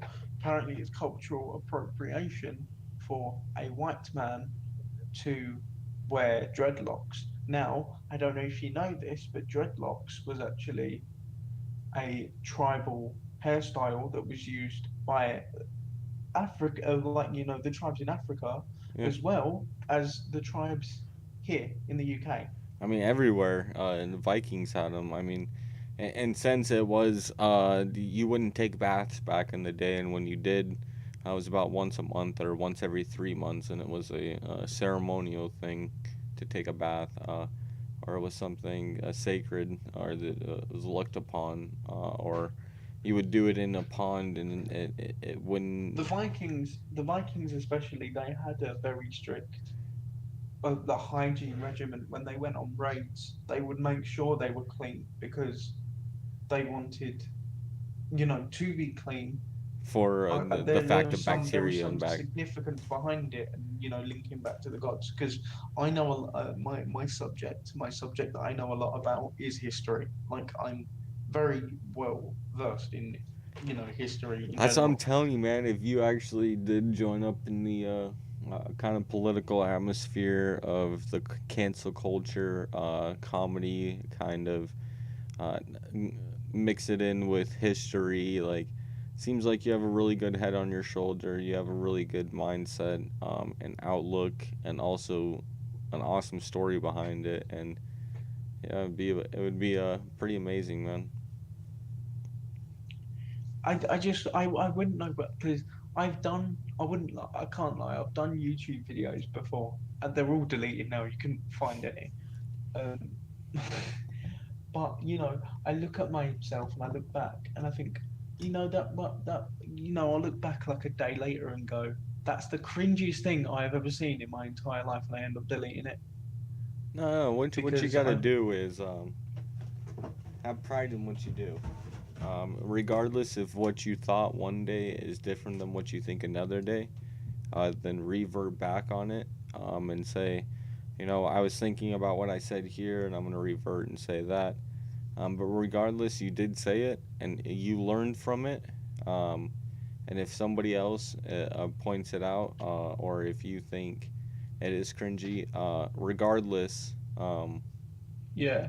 It's one person might say that it's cool. One person, and if they say it's cool, then your voice got out there, and someone else heard it. And in regards to, like I say again, to like the pro-choice thing, like it's like you saying pro-choice when you really don't believe that, and you would have a baby yourself. It's like, well, you should really be saying pro-life, and you should actually be talking about how you want other people to have babies because you think babies are cool and having a family is cool. So it's like the same thing. It's like you should be talking about it, and you should let your voice be known if you think... well, it is that. What's but that? It's also physically as well.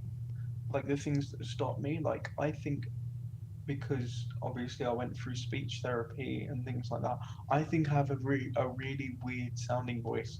I think. Oh, I do too, awful. man.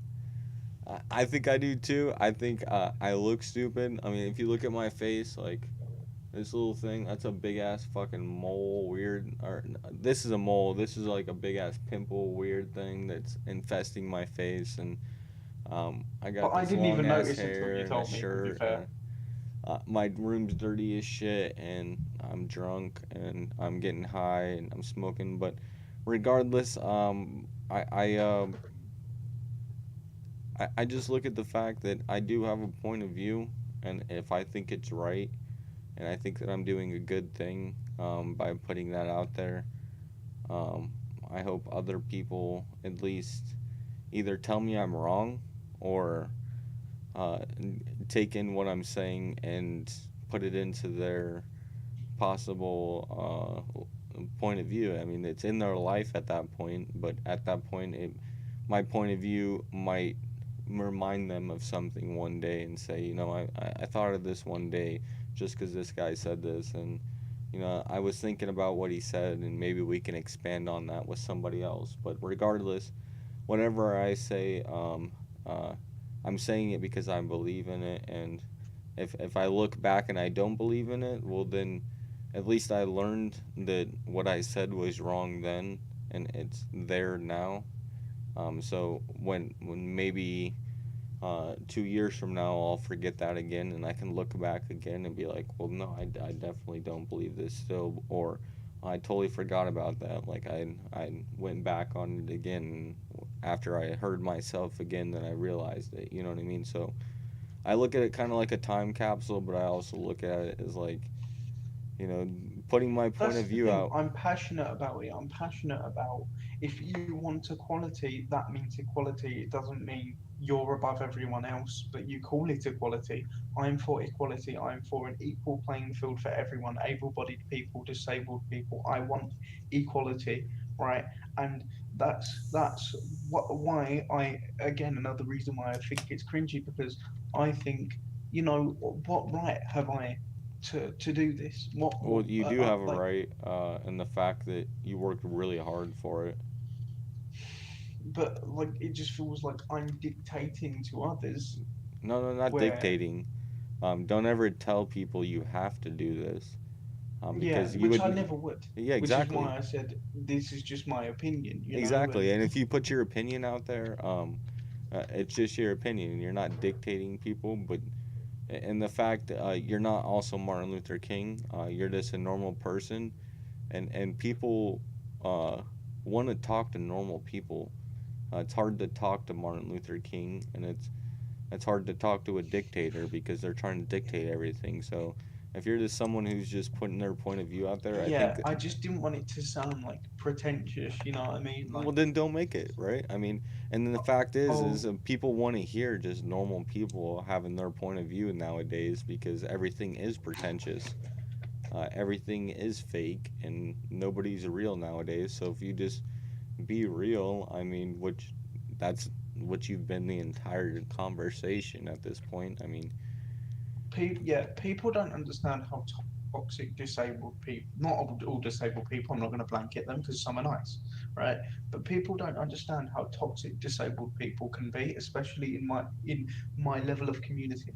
I basically said on a forum, which is you know, a forum for opinions, not a forum for dictating to other people. yeah.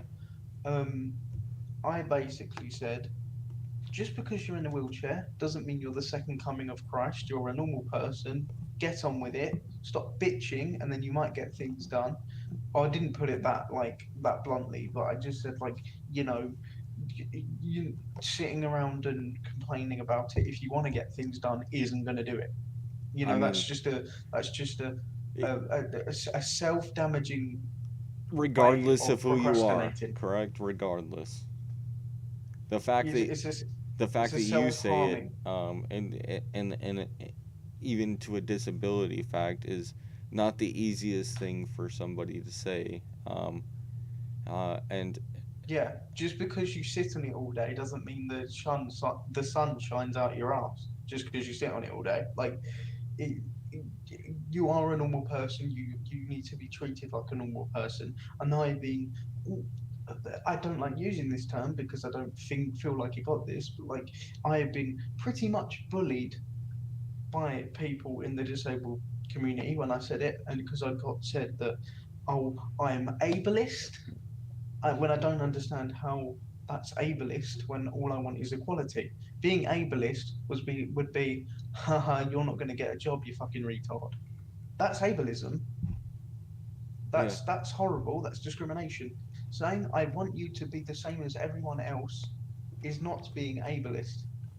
And let I me got called ableist. let me again I got play called a piece of shit. I got called everything. let me again play the devil's advocate. Do you think some people can't get a job? There are some people that can't, but So at that most point, like I th- would your statement be a little unfair?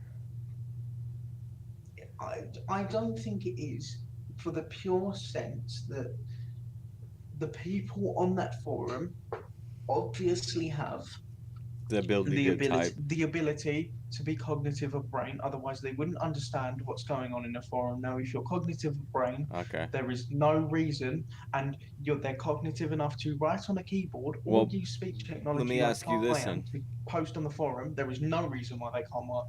Let me ask you this: was the forum only dedicated to people who did have disabilities? It was the forum was Like basically, let it me. was it was on Was it was on it Reddit. was it in was support and talking about different ideas and how to move it forward, but not everybody in there did have a disability? no, everyone was disabled. It was r/cerebral palsy. Or it might have been r/disability. I'm part of both. I can't remember. It was one of them. Well, yeah, that's Reddit. I mean, what I would say is, like, what the people who did attack, I wouldn't even put it to the point where they're not understanding your point of view. I would put it to the point where they're taking the people who aren't able to type. So it wasn't just people in there who weren't able to type, because they wouldn't obviously be in there regardless. But the fact is it's also other people who don't even have the disability, and they're talking about the people possibly, like, you guys are basically reading a different page of the same book. So I would take into their point of view what they're saying, because if you break down what they're saying, they're reading a different page, that these people can't type and they can't talk and they can't do anything. So there is a despairing point in what you said based on their page that they're reading. You know what I mean? Fucking hell. Oh, sorry, but no, what was I saying? But do you know what I mean? What I'm saying, like, basically, like, if they're reading a different page and you're saying just wake up and do it and quit bitching about it. So I mean, they're looking at the people who can't do anything, and you're saying just quit bitching. Like, so at that point, if you take into their point of view that they're reading a different page, it is despairing, but you're on a different playing field. So it's not. I can see what you're saying. Yeah. Like, fully, that there is some people that can't do that. But that post that I made was directed at the people who had the ability to type and were complaining. You know. I agree. Your point of view was not towards the people who responded in the negative way, and the people who responded in the negative way weren't responding to the way that you were putting it. So you guys were basically, what I'm saying is, you're reading the same book, but you're on a different page. So you're reading one page and they're reading another, and it's just a disconnection. Whereas mine were directed to the people who could definitely get a job, who were complaining. Yeah, exactly. But that's where I was aiming at. I wasn't aiming at the people that can't, because why would I attack people who can't work? That's not fair. You did generalize it, so I would say maybe be more specific. And but you were just talking to a certain group. But even then, did you specify that? And it doesn't seem. And at that point, people would see that maybe you're just talking about everybody, and the fact that you have a little bit more ability might seem more egotistical to them rather than humble, and the fact that you just think that people should try to do better and not live in despair. But it's even there. It's even then it can be scaled back. I'm not saying someone who can't work. I'm not saying they should get a job and be a lawyer now.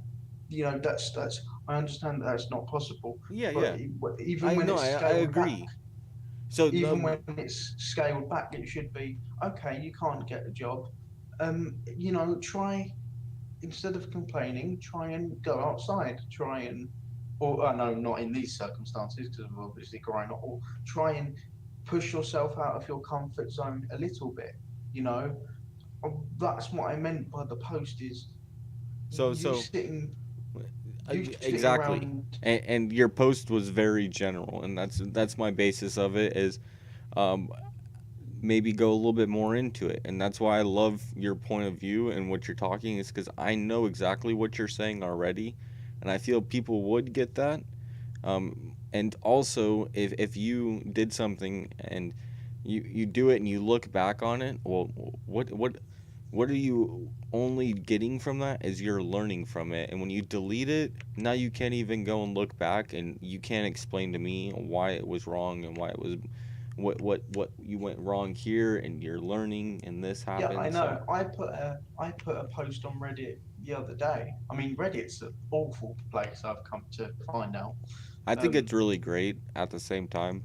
It could be good and it could be bad. It's like Facebook. Facebook, you can go and market something to all of your friends or thousands of people on Marketplace, and at the same time, you can also go and fall into a hole of thinking your life's not good enough compared to everybody else. So Yeah, but like I put a post on about the Great Reset because I was talking about that because I've been learning about the Great Reset in my free dangerous. time, and yeah, and I asked, I think it was what did I ask Democrat? I think I put a post on, and it was what what do you think of it? Because I wanted to know if if Democrats are against it, Yeah. you know, against the Great Reset, and Republicans are against it, maybe there is some way to unite us to Yeah. go against the Great Reset. Uh-huh. That's the thing, and I got called an unhinged conspiracy theorist. Yeah. No. Yeah. When I didn't say I believed the Great Reset would happen. I didn't say I thought it would happen. All I said was, if it does, what do you think? You're on the cusp of like, I'm telling you, doing something really great. I feel because where you're at right now, it's amazing that you are also like waking up to this and realizing it. And if you refined and kind of learned, Like the World Economic Forum, right? This is what I mean. The World Economic Forum, headed by what's his name? Davos, Schwab, whatever his name is. Charles the bald Schwab. the bald one that looks. Yeah, the head of the Davos agenda. Yeah. Yeah, the one who looks like a big testicle. A big bollock. His Royal Highness the Prince of Wales. Yeah, a big bollock. His Royal Highness the Prince of Wales, Prince Charles, the heir to the throne, is part of the World Economic Forum. That's what worries me. Why is Prince Charles the person? Like, because they Oh, was and you know why? Because you guys, he's never because he's you never guys worked a day in his are life. living in poverty and giving all your money to the queen, and you love her for some reason. I don't understand it, man. When you break down what you're saying right now, it makes absolutely no sense why you love the queen. It's just what we get taught. Like I know. guys do You're you indoctrinated. guys, It's a brainwashing.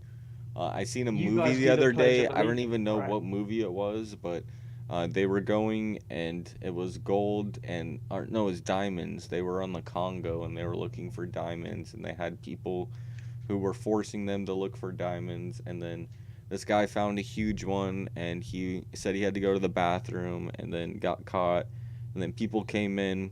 He got captured and brought to a village, and the village, his son was there, and his son had already been captured and indoctrinated, and he goes and gets away and gets his son, and then it comes to the point where they're about to run away, and his son goes and pulls the gun on his father and on the other guy, and basically is brainwashed to believe that he needs to kill the people who are against the king.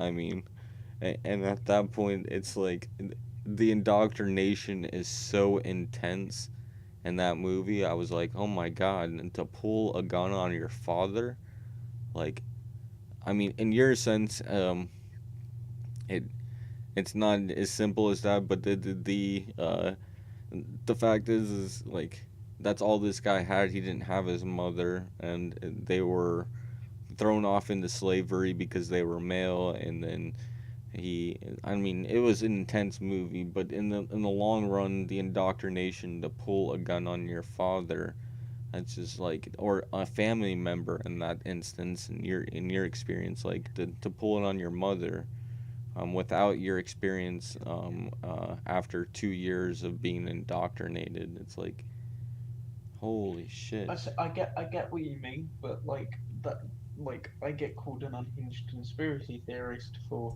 like just wondering what the Davos agenda's up to. Oh no, No, no, this I'm is not. what I'm not this is talking. what I I'm not don't. talking that you're a This is what. conspiracy theory like that. Um, I, I wasn't saying conspiracy theory at all. I'm just saying Oh, I know what you mean. the Oh yeah, indoctrination with the of the queen. indoctrination. That's what I was talking about. The indoctrination of the queen. But What Davos. I 100% agree that the World Health Forum and what they did with Davos and what they were talking about in the Great Reset, it's very dangerous, and they want depopulation, and the queen is part of that 100%. And what you're talking about, correlates to what you were talking about earlier in the queen, and how you respect the queen, you want to give the queen money, and how you think it's right that the queen gets money. And when you go and look at Davos and what the people involved in it, and you're saying Prince Charles, like, Prince it's Charles part of comes the from the World Health queen, Forum. so I mean, Yeah. But the thing that I didn't get about the whole Davos agenda was they were saying how they wanted globalization, they want to speed up globalization for the fourth industrial revolution. Now, on their panel, I think it was this year's one, yeah, it was Davos 20. do you know why they want to speed it up Davos though? 20. Uh, I honestly don't know, because this is my point. They had Vladimir Putin and Xi Jinping on the panel of the Davos agenda. Do you know why? Two of the least liberal, least global. They are opposed to globalism. Do you know If why you want though? globalism, Do you want to why? hear my theory on why? Why? The the theory I have is Israel. I, I'm pretty sure that they're the third top space um, uh, exploration nation, behind Russia and the U.S. They found aliens, and they no. Yeah, the Galactic Federation told us that we couldn't join unless we had globalization. So, if we try to go towards globalization and merge towards one global senative, and not everybody agrees to the same thing, but we're trying to combine it, at that point, capitalism wouldn't work because you couldn't control it.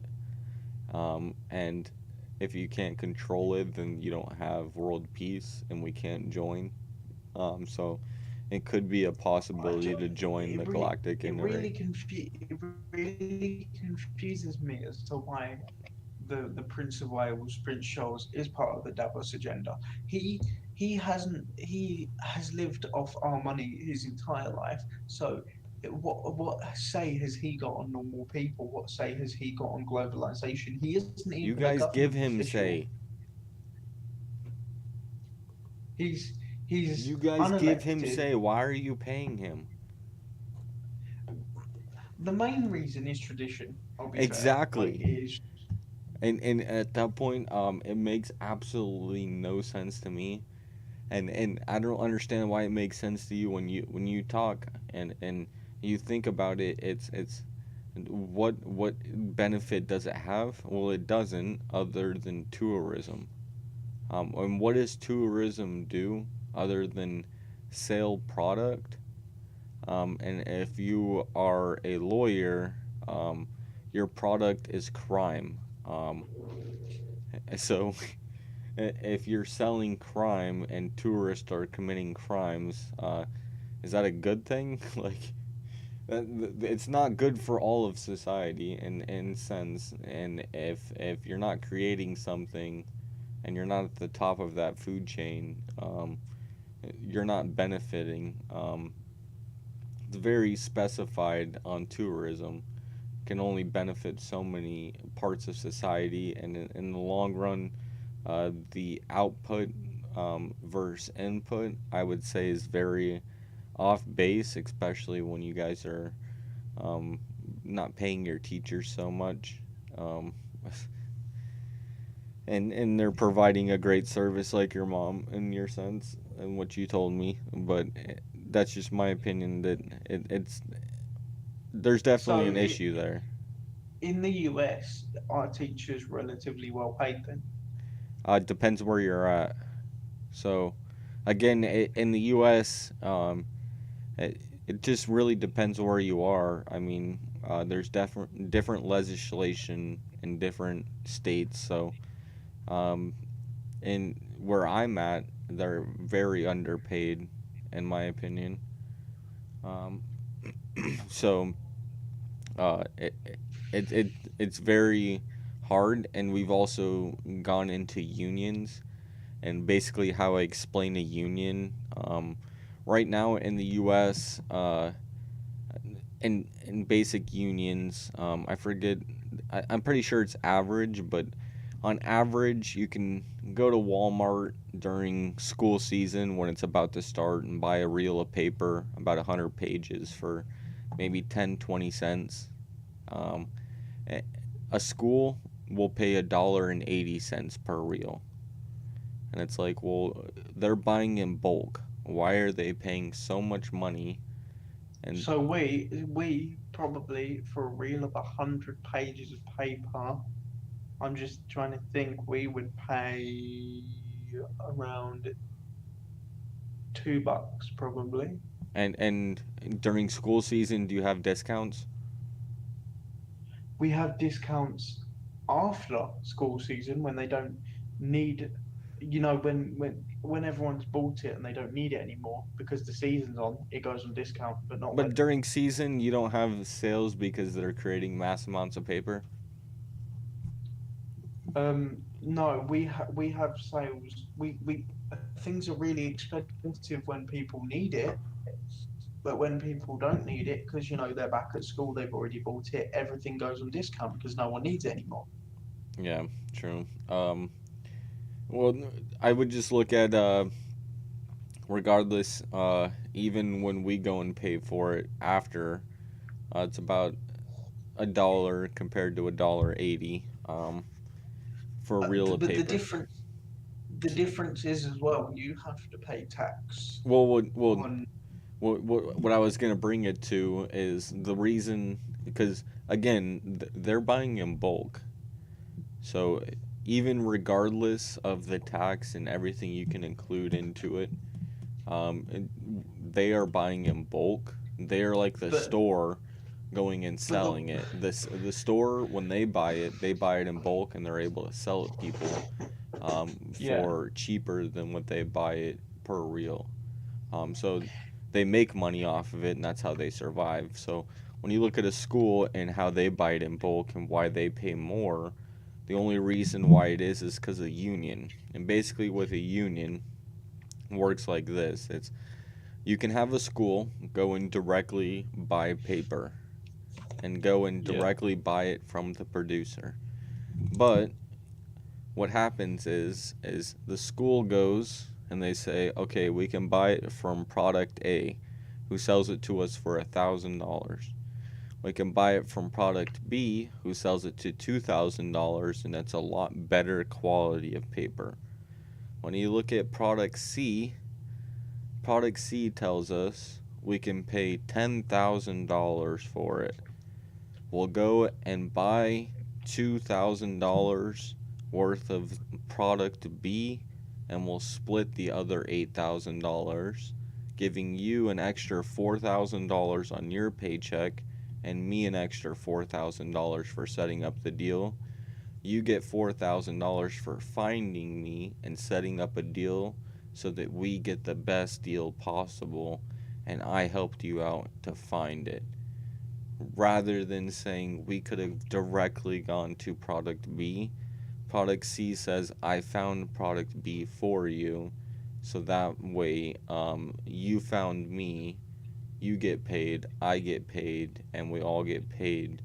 And that's really the issue with the American system of education is with the unions, it really degrades the amount of money that goes into the actual child rather than the cost that is required to actually teach the child with the books that are printed.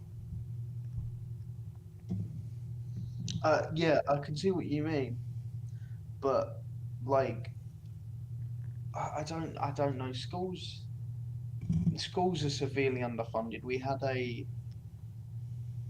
um, Are you guys unionized? yeah, we have teachers unions. And you guys pay the people who run those unions. So your Yeah, funding, what is the difference between the teachers and the school directly going and asking for what they want rather than going to a union and getting things that they need? Um, the union was based prior to us actually having our rights. I mean, you guys just went through the Brexit, correct? yeah, I mean, you guys are more freer than ever, and the fact is, um, the unions take away your freedoms because you now have a and this is kind of the idea of a conservative is just smaller government. Like, why do you have a company regulating certain things that happen in the organization? Is there that much of a need that says that we don't have rights and we need people to make sure that we get paid enough money? I mean, you guys get paid a certain amount regardless. What exactly does your union do? Is someone being discriminated on so hard that you need someone to stand up for them and support them in court so that they have representation and they don't have to pay for it? I mean, it's a crazy thing when you think of these unions. It's the union is people getting together and giving all of their money to a certain organization to make sure that they get certain things. And what are you not getting that you need so badly that you have to give up a good portion of your budget and what you're being paid that you're not getting? You know what I mean? yeah. No, honestly, it's horrible, and I don't want to overthink things because maybe um this Davos agenda thing, maybe it's all just it isn't what we think it is, and maybe it can just all be normal, can't it? Like Well, it's it not might normal. not. Um, Well, what what what what I, what I say is not normal about it is, first of all, they release it. People say it's conspiracy. So much gathering comes from it that they have to say, okay, it actually came out, but it's speculation on what it actually means. But they state what they actually mean. They just revert back to there's a lot of people who are conspiring and saying what this can outcome in. And so what the result is based off of what the statement is. And when you look at what the statement is plain and simple, and result comes from it actually being put out there as it's plain and simple. This is what they want to do. So, regardless of anything that is said on the media, that it could be anything. I mean, they actually put it out there that that's what they want to do. So, I mean, there could be speculation on it's not the worst thing because it might be needed. But I can understand what you're saying because also you got to think if it wasn't meant if it was meant to be like harmless and it wasn't there was nothing behind it, why did they feel the need to delete it off of the World exactly. Economic Forum's channel? Exactly. So I mean, it was deleted all, and it was deemed as conspiracy until it was actually put out, and this was thought of prior to it being put out, and when it was actually put out, people didn't like it. Well, it's not that people didn't like it. They said, "Well, we told you so," and at that point, it's well, we might need this, right? So it's pushed more towards what are they actually saying, and that's where the speculation is, and I think it's a horrible thing to even speculate because it's depopulation, and when you look at reproduction rates and how they've gone down, that could be the next need, and it could have already been a pre-agenda which people were talking about. I mean, it wasn't the fact that it came out, it was the fact that people had already been talking about it, and then that it did come out. It's kind of awakening to some people that why were people talking about this, and then it came out. So it's more so the hindsight became true, and then they were told it's still conspiracy, and then after it gained so much after the fact, it's like, well, we really can. So I mean, it's almost caving in on itself, but at the same time, they're still trying to stack rocks on the cave and build a mountain. You know what I mean? So at that point, it's concerning. It is concerning. And it does bring thoughts of, well, they've decentralized us so much as people by using BLM, by using Republican and abortion, and this is why I love you so much, and I'm sorry I gotta say it like that, but I really do love you so much because you are a life, and you are so valuable to me, because if it were today, and your mom were to have the decision, it would be a little bit more acceptable for her to take your life away, because she had the idea that you might have complications, and the fact that you are talking to me right now is a miracle in itself. She wouldn't anyway. She went to Catholic school. No, I know, but I'm saying you understand what I'm saying is that in America where I'm at, regardless of your religion, it's even in Christian. I mean, and Joe Biden says he's Catholic and he wants to push abortion. I mean, you look at the Pope today with Catholicism. I mean, this guy's the first black pope, and he's obviously acting like it. I mean, it's a dangerous narrative, and then when I look at you, and the miracle that you went through, and this is what I tell people every day, when I talk about abortion, and I did a video earlier. It wasn't the best video because I kind of got a little bit too wasted, but I'm gonna do more and more like that, and talking about abortion. But you are the epitome of what I was actually saying, and the fact that even though you can have the experience that yes, this kid's gonna have complications, complications doesn't mean you should kill somebody, and the fact that I'm talking to you just like I said before, it gave me chills when you were giving me motivation and experience and courage and everything that you expect from somebody that you want to talk to and gain something from. So it really blew my mind, and I just want to really stick on that point that I'm really happy that you're here, and that's the kind of the abortion thing and the depopulation and taking people away, and it's just kind of bring it back to the Davos thing. I mean, but regardless, it's you were here, and I fucking love it, man. I appreciate that, but I think with struggles as well, people have struggles. People are going to have struggles. We can't end it with the struggles. Like for example, what's his name? Dwayne the Rock Johnson. Like he's an example I use. It's very random, I know, but Dwayne the Rock Johnson, obviously uh he grew up in Hawaii.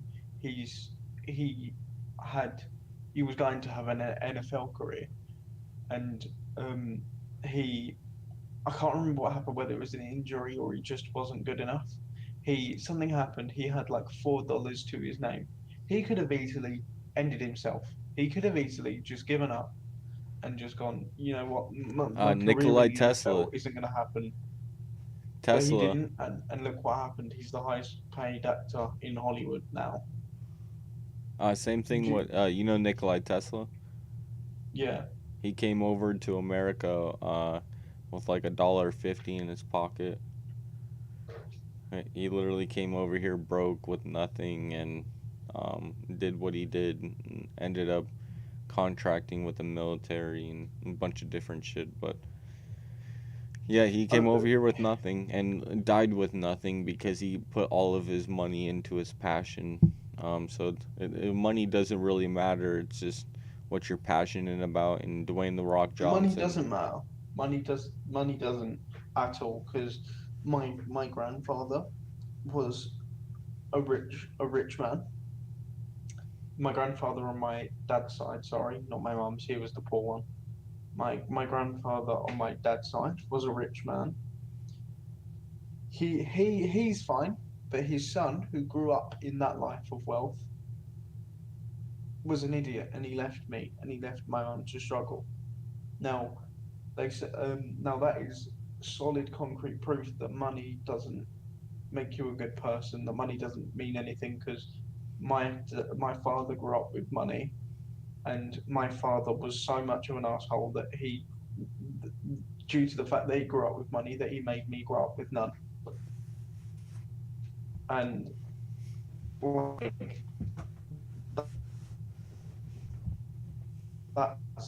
that's at the end of it.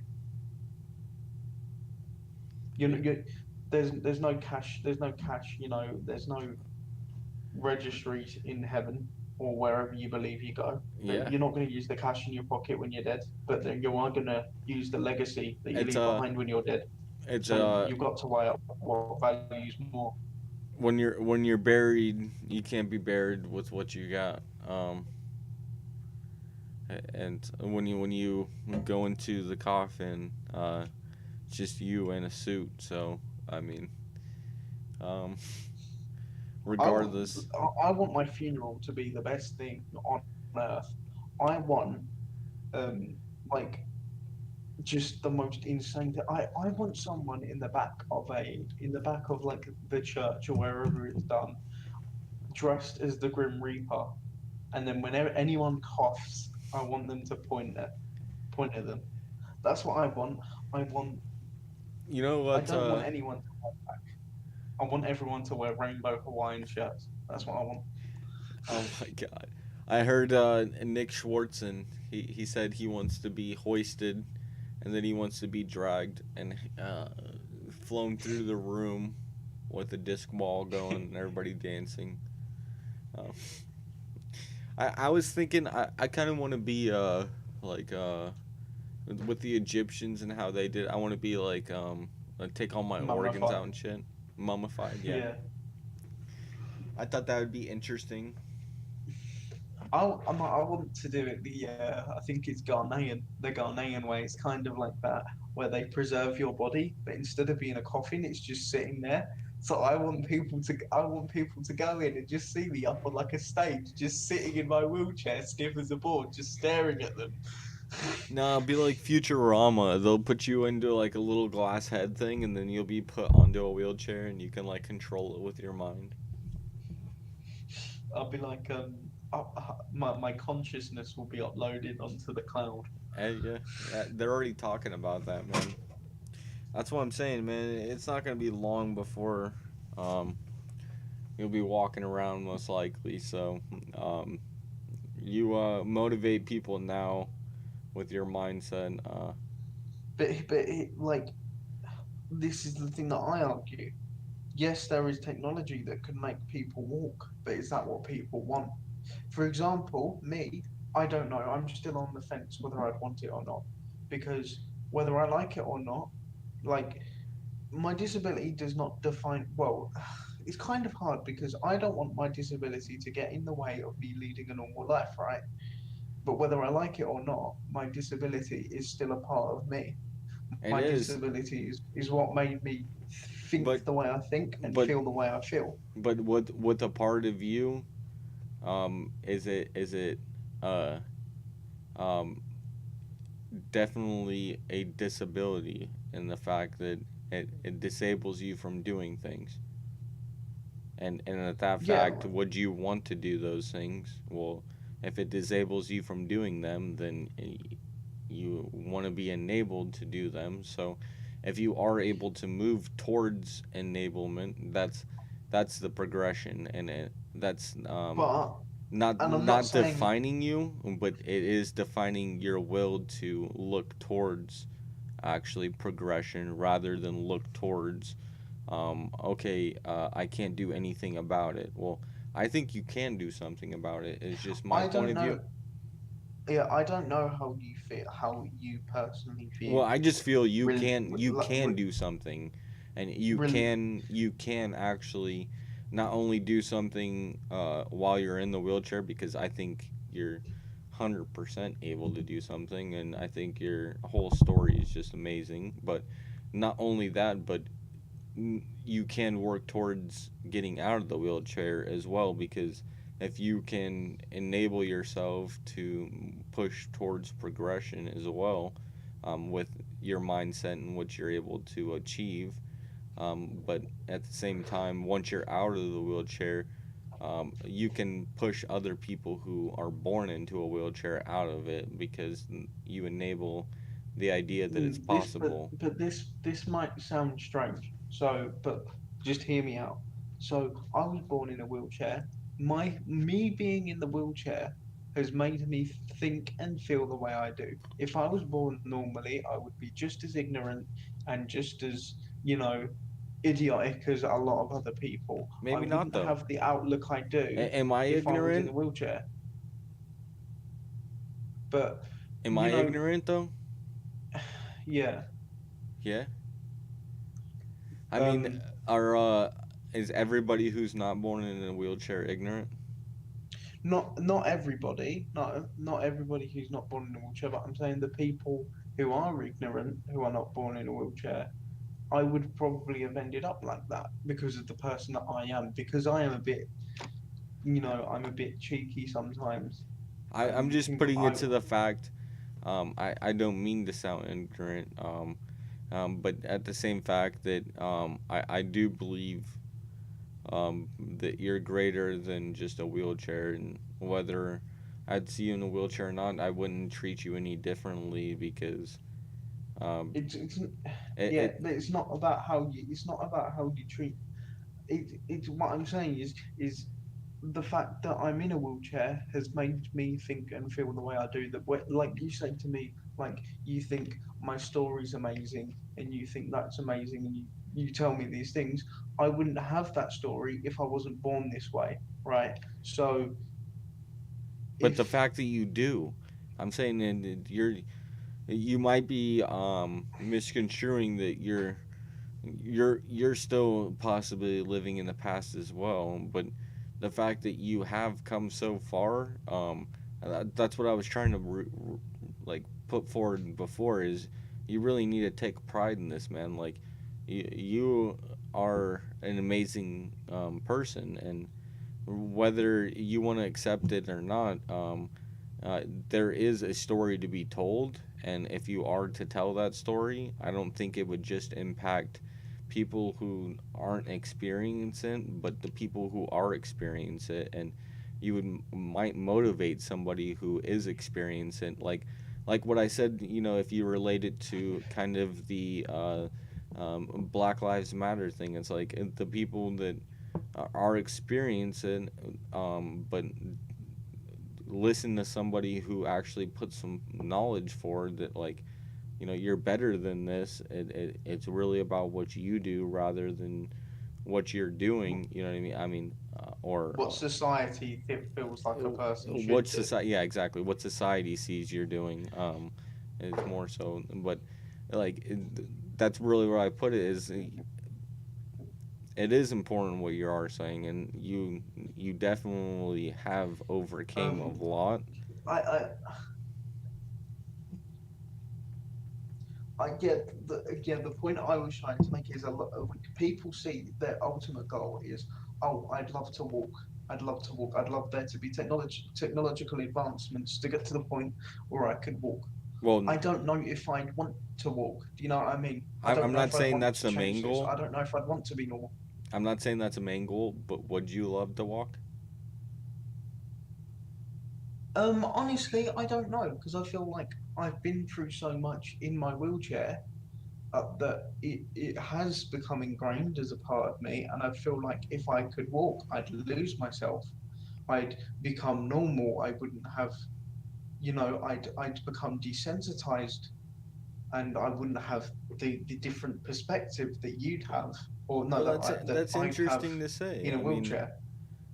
But my the only but perspective difference, because at this point, I mean, I haven't seen you walk or sit down. I mean, it's been a black screen the whole time, but in perspective, it's and regard to just being able to do stuff on your own, um, uh, because that's what you're doing right now is just doing something on your own. I haven't seen anything that holds you back, so I don't really yeah, see that much would hold you back other than what would hold you back in actual necessity of being able to walk. So even people seeing you in a wheelchair, like you're saying, you're kind of putting in the sense that you're putting yourself as, like you say, a baby. And when you put it that way, it just seems like you're putting yourself in that own sense that you're putting yourself as a baby, that there's things that you can't do, but you don't care about like that. But uh, in my regard, you could do everything I can do, and I don't see a difference. But there are things you can't do because you can't walk. So what I would see is that you should love the idea that there is a chance that you can walk, and that's just what I put forward. But if you do yeah. have that I chance, can then like you know, I can fully understand what you're saying, but the way I think about it is think if when a non-famous person becomes famous, you often see them lose themselves, lose their sense of grounding and their sense of perspective on life because they're so engrossed, so enamored on this newfound fame that they lose themselves in the fame and they become arrogant, they become entitled, and they become a douchebag right. celebrity. That's what So fame does to you. Now, if I was to have an operation and I was to end up walking, isn't it the same thing, just scaled back a bit? I end up walking, I lose my sense of perspective, what it feels like to have the struggles, what it feels like to wake up every day.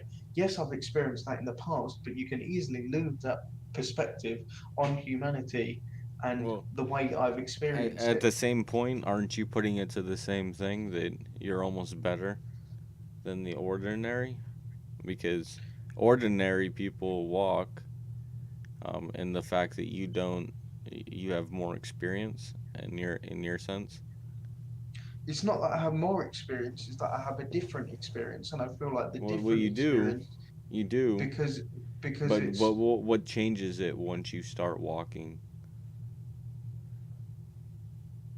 well, uh, again, what changes a famous person when they become famous? If someone's grounded before they're famous, which most people are, and they get surrounded by this all-encompassing light of When they fame, become famous, it's the fact that people notice them. Um, when you change your own.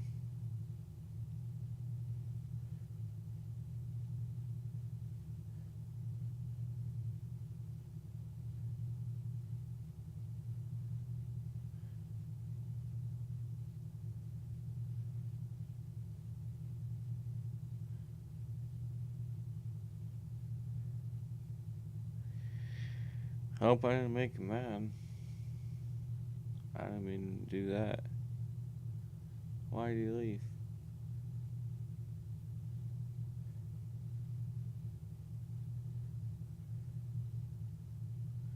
When you become famous, people notice you. People walk up to you.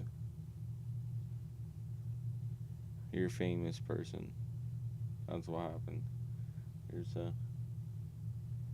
someone that everybody's like, oh dude, you're famous, you're famous. When you start walking,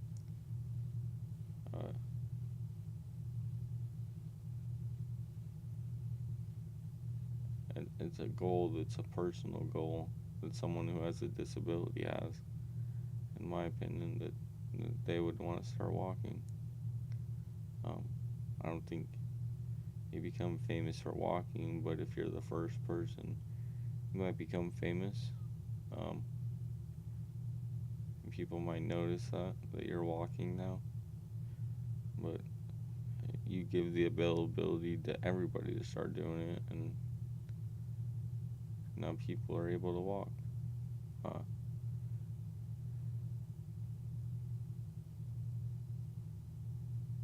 It shouldn't be glorified, where it should be seen as a benefit.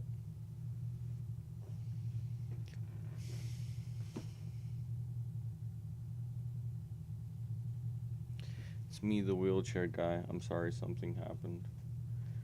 Round face. Alright. No worries, man. I thought I messed up. I thought I fucked up. I appreciate you. Appreciate the long conversation. Kyle Pearson. Alright, I'm going to put a tag in here and we'll talk about the actual subject at hand. That was a super awesome conversation. But let me go to settings. It's going to be, the one tag I'll have is 1239. 1239. It was a random one that another person put up, and we'll stick to it. 1239. You put in 1239 Kyle Pearson. I'll click it in exactly 1 minute. I just want to say a round face. It was one of the best conversations I've had in a while. Taught me a lot, and I'm sorry if I sounded ignorant.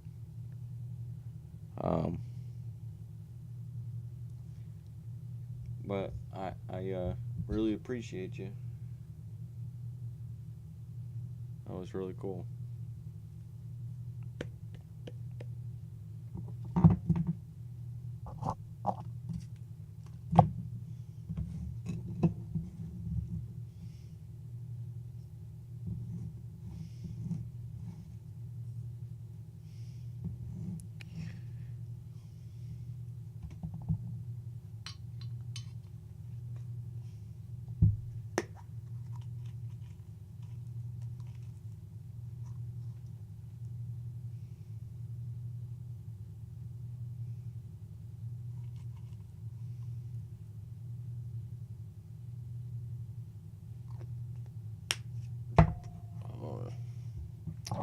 Alright.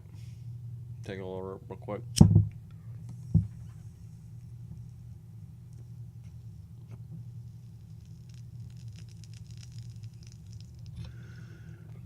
Sounds like the pup's outside. Let me let her in.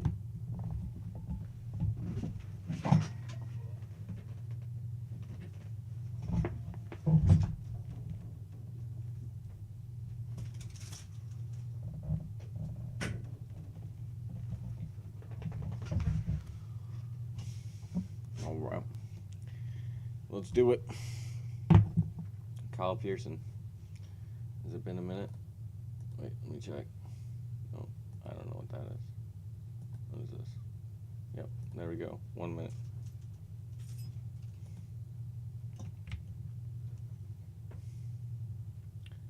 1239.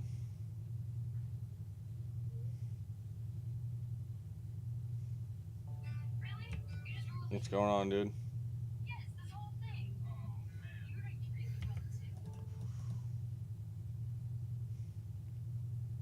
Yo. Hey. Why aren't you showing yourself? I'm a KKK member. Okay. Well, that's fucked. But you don't think or you believe in defunding the police? Yeah. Why? Because they are actually against police brutality, and we need police brutality to get rid of black people. Why? Because they steal and they kill people, and they're niggers. Okay, Kyle Pearson.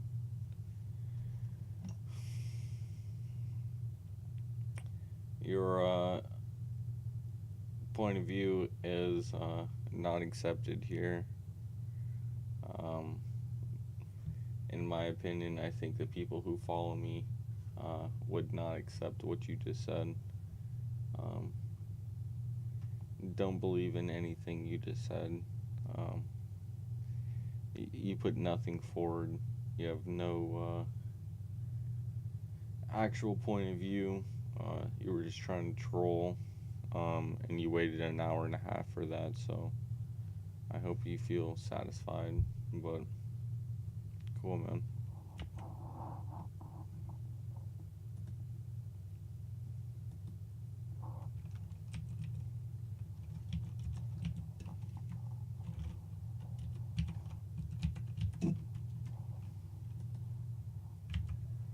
Yeah, dude.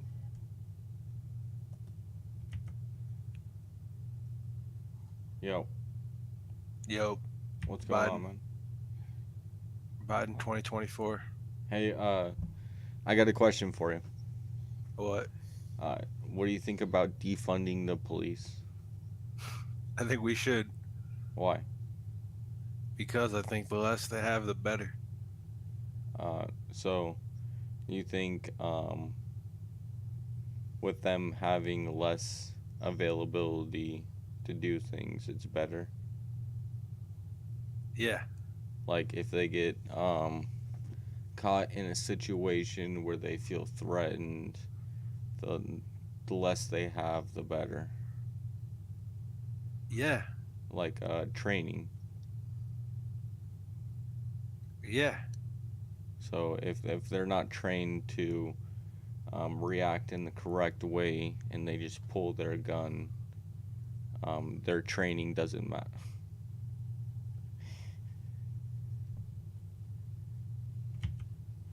Wow, very mature, Kyle. Alright. Yo, dude. Oh, yes. Chuck 2020, Kid Rock. Hey, I got a question for you. What? What do you think about defunding the police? I think it's fucking stupid, and all these people that is trying to defund him, the first thing... Okay, don't even get me started. What about you? Go ahead. I think it's stupid.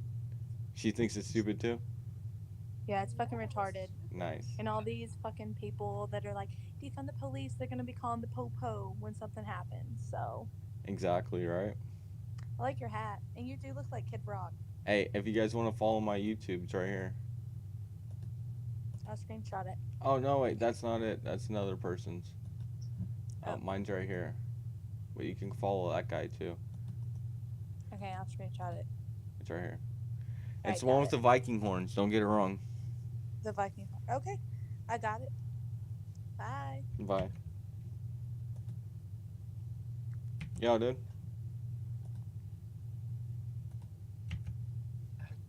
Yo. Chop that corn. What's up?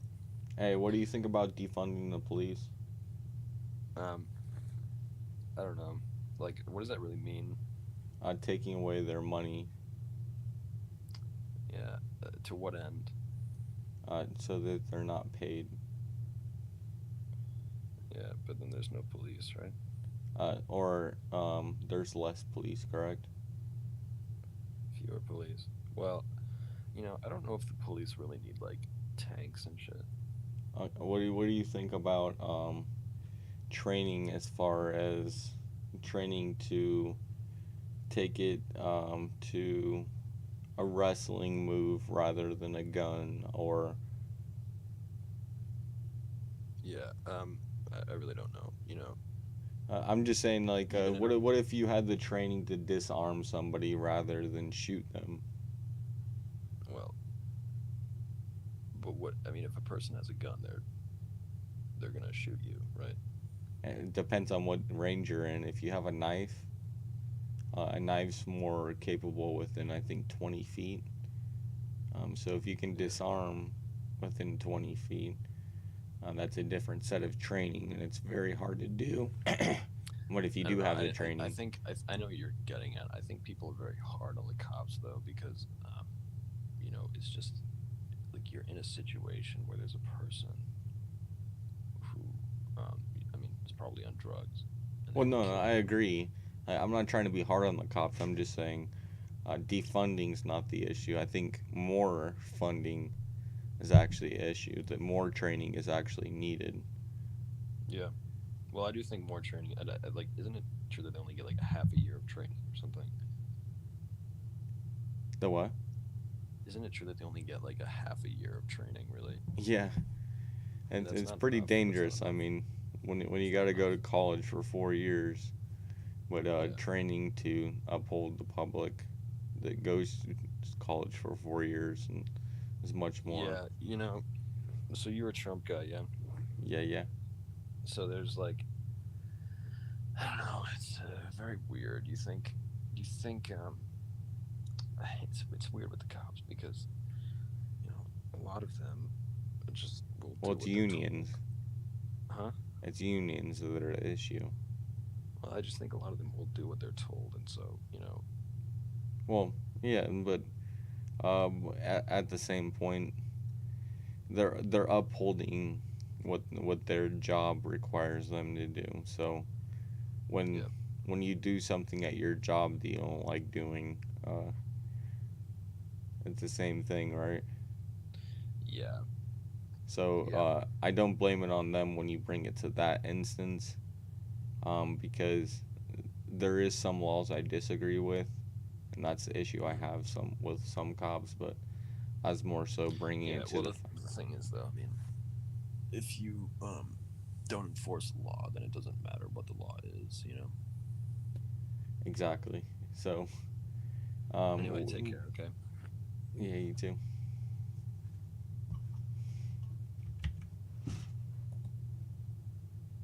Yo, dude. What's up? Hey, what do you think about defunding the police? I don't agree with it. Hell yeah, man. Why is that? Why do I think that? Yeah. Because the less police, the more crime. Agreeable? Wait, so you don't agree with defunding? No, I do not think we should defund the police. But the less police... Oh, okay, the less police, more crime. Okay, I got you. Yeah. See what I'm saying? Yeah, no, I got you. Now with more police, how does it equal less crime? I wouldn't say more police equals less crime, but I say the more technology the police have is like the better they can handle situations and Or maybe not technology, better but ways of training. understanding things. What's up? Maybe not just technology, but training as well. Yeah. So with that comes money. Yeah, I agree with that. I mean, that was a good way to think of it too. I'm just kind of drawing a blank. It's more so funding is what I say rather than defunding. Yeah. If there is an issue, then we need to figure it out, and we need to either reform or redirect, right? Yep, I agree. Not defund. Yeah. Or I right? think that's a bad way of doing it. Anyways, you have a good night. Peace out. Man.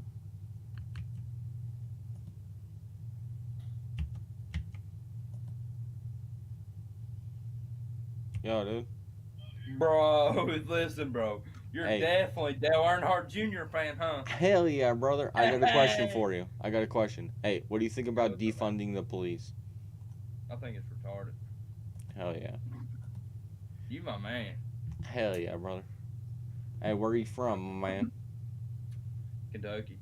Kentucky. Hey, what you know about that fried chicken? Pretty damn good. So, why do you believe defunding is a bad idea? You know how much shit would go on if we didn't have cops? Tell me about it. They're fucking retarded. We wouldn't have no banks left. They can get all money on them babies. Hey, so I have kind of a theory about.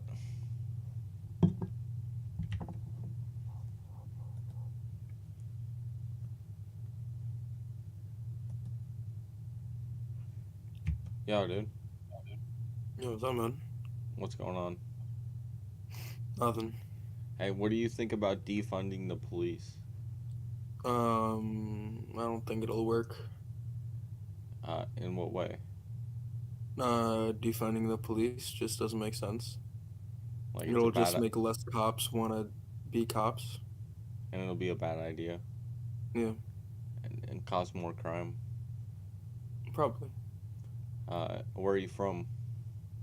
Rhode Island. Is there a narrative to defund the police there? Yeah. I don't know. I don't like all the party shit. I'm kind of like in between it. Yeah. Fucking, what did you think about the elections and everything and the outcome? I mean, I was fine with the outcome. You like Joe Biden? Yeah. Why? I don't know. What do you think about Trump? I don't know. He just doesn't seem like he's like fit for the role of president. What do you think about policy? What policy? All of them. Well, give me one particular. What do you care about? What do I care about?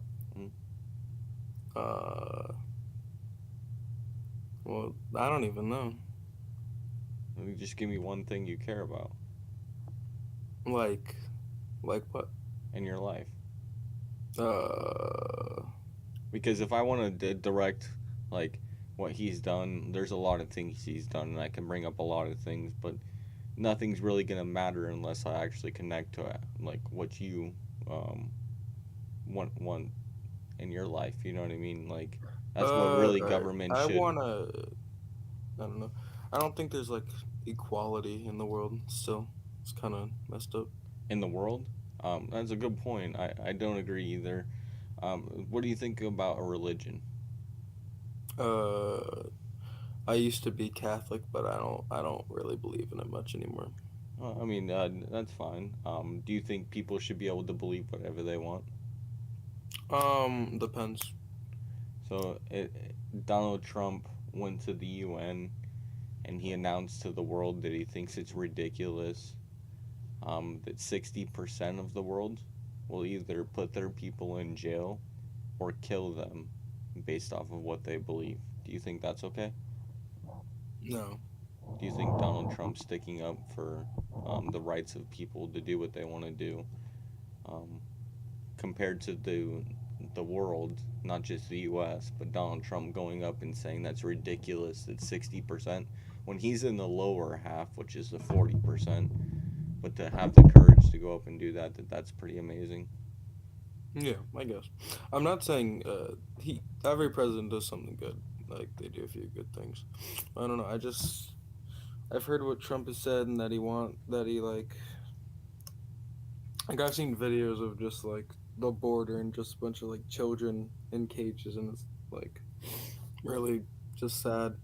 It is pretty sad. You know, I looked into the cages and what they said about that, because I was like, man, that's fucked up. Like, I didn't know what to think about it, so I looked into it, and it's actually pretty amazing what he did in response to it, and the way he responded to it might be a little indifferent on people how they see it, but basically what had happened was during the Obama administration there was a rule enacted, and the rule was that It's basically when you get pulled over and you're drunk driving and you have a kid in the back seat of your car.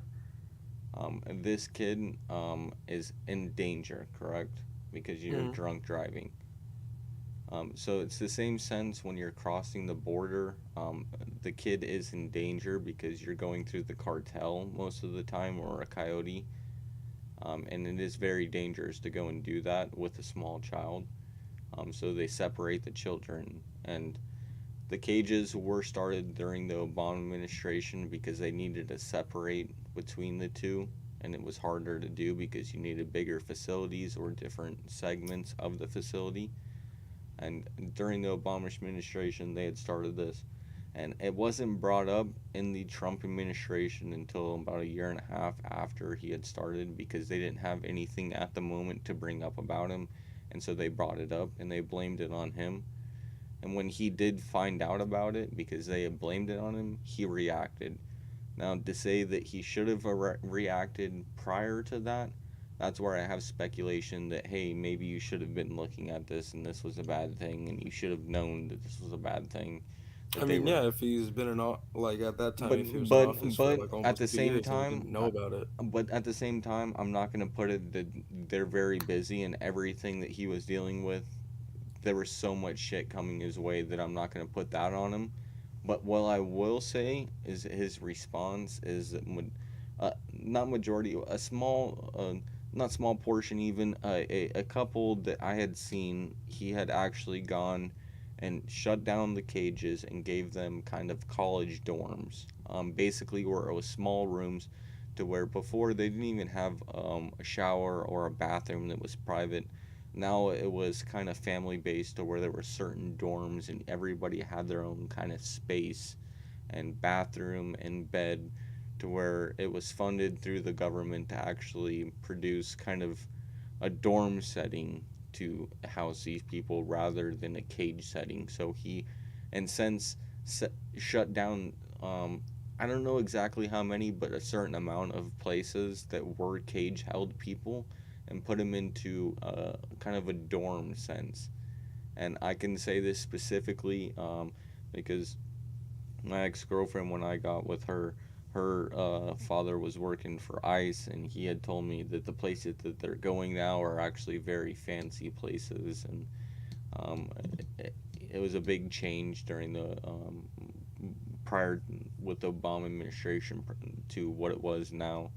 And so I mean, the fact is yes, it was fucked up, um, but the response to it is really what matters because um, the only reason he responded to it is because they said something, and that's the main point of it. I mean, they said something about it because that's the media, and they were dying prior to Trump actually coming forward. So I mean, it's a long story, but when you look into that specific thing, you can explain that and actually put a little bit of a good outlook on it and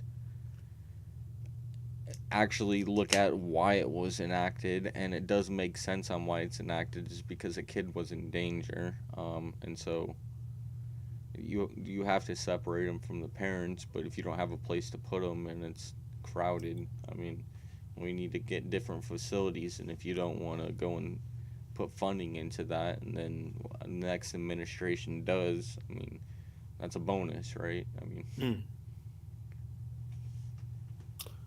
Most of the people, like the children that have to stay there, they're not even from people going to the border and they're not safe. It's just like people who were born in America but their parents weren't, and then the parents have to go back, and then the kids just have to end up there because they have nowhere else to go.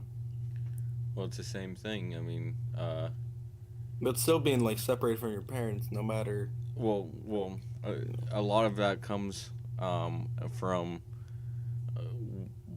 why were you escaping, and then if you do have immunity in here, you broke the law to get here and then have the child. So why aren't you taking your child back with you? Because they can't, because they're like American citizens and they just don't let them.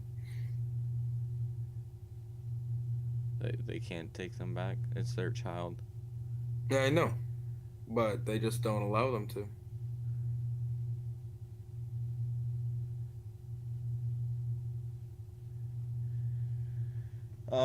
I know a good portion of the children who come over, or not a good portion, I don't know the exact number, but I know that there's a high percentage of women who go through the cartel or the coyotes to come over here who get raped in order to have a child. Once they're born here, they have citizenship, and it's a cartel child, basically.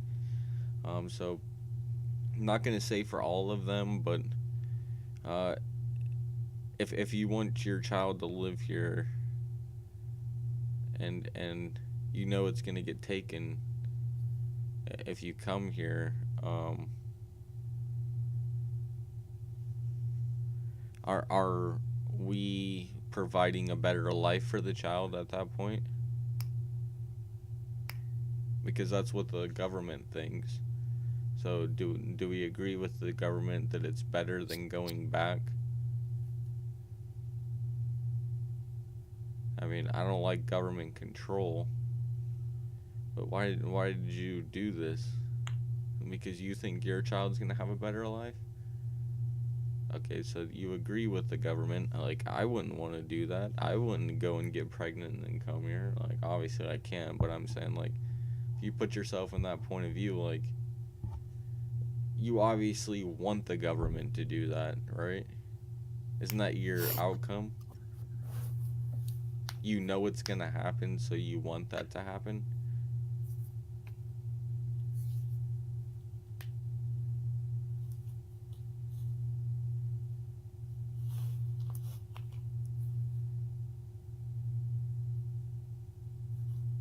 No.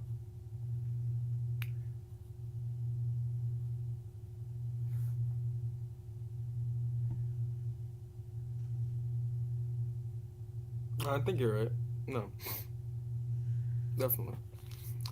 But I don't think that's the majority, though. It's probably like a slim amount. Like, not every child is like a cartel baby. Well, maybe not in every child, but the ones who do want their child to be born here, do you think they care if they leave or go or stay?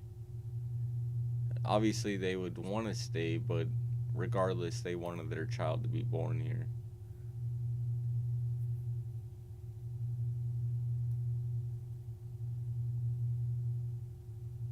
I don't know. I just think kids being separated from their families is like a problem. I agree as well, but it is illegal, and that's how I look at it. Is if you do break the law and your child does have the right, I think you would want your child to stay and you to go back and possibly try to get towards your child at that point. But regardless, it's two different stories. And if the child's born here, it's one story. But if you broke the law, that's another. So comparing the two, and it's mother and child, and separating those, it's a horrible thing. But why did you do that? You know the outcome. And even if you don't get caught, you're not going to provide the best life for your child, and your child will grow up and provide a life for you. It's almost like a pawn, and you're the queen, barely able to move around, but you're the real powerful one who's reaping all the benefits of the game. I mean,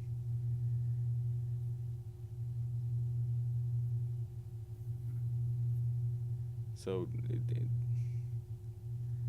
which I don't think it is. I don't think it's deceptive, but it could be seen as that, and could be brought to that level because there is a deceptive level to that, but I think most of them want a good life for their child and then end up not providing the best life possible, but better than what they can provide in Mexico, which is why I would even probably make the move and do something if I wasn't able to do it legally.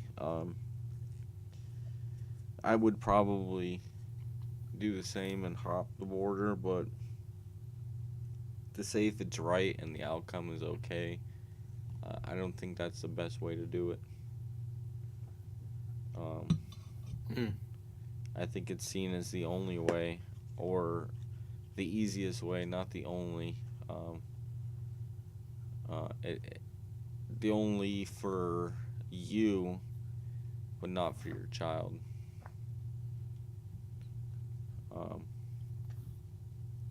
Your child will benefit,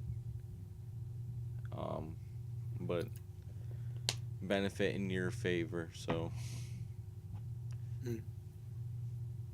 it's for you at that point, right?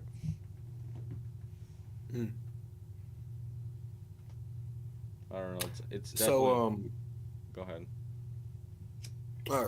What do you think about the Capitol Hill riot thing?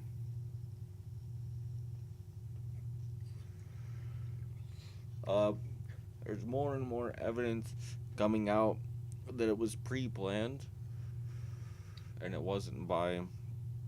Yeah, it was. What? Like it was pre-planned? I mean, I think maybe, but I think Trump with his tweets kind of initiated it. Oh no, the impeachment is from his speech. When his speech was going on, 20 minutes away from the walk that they actually walked down, is where they were supposed to be breaking in. While his speech was still going on, people had already started breaking in, and breaching barriers. In my opinion, Nancy Pelosi came out today with a press briefing, and they asked if they were going to have an investigation on what happened, and she said that's a ridiculous question and moved forward. And there's no investigation, there's nothing happening with it. So in my opinion, there was a pre-planned thing, and they want to rush forward with the impeachment trial, so that they can push past the idea that this wasn't directed, which if you look at the impeachment trial, it's all based off of that day and exactly what happened.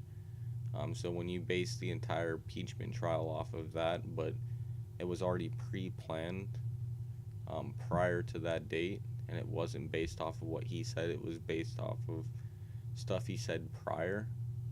They made a mistake in basing it just off of that day, and so there could be precedent that what he said prior might have sparked something up.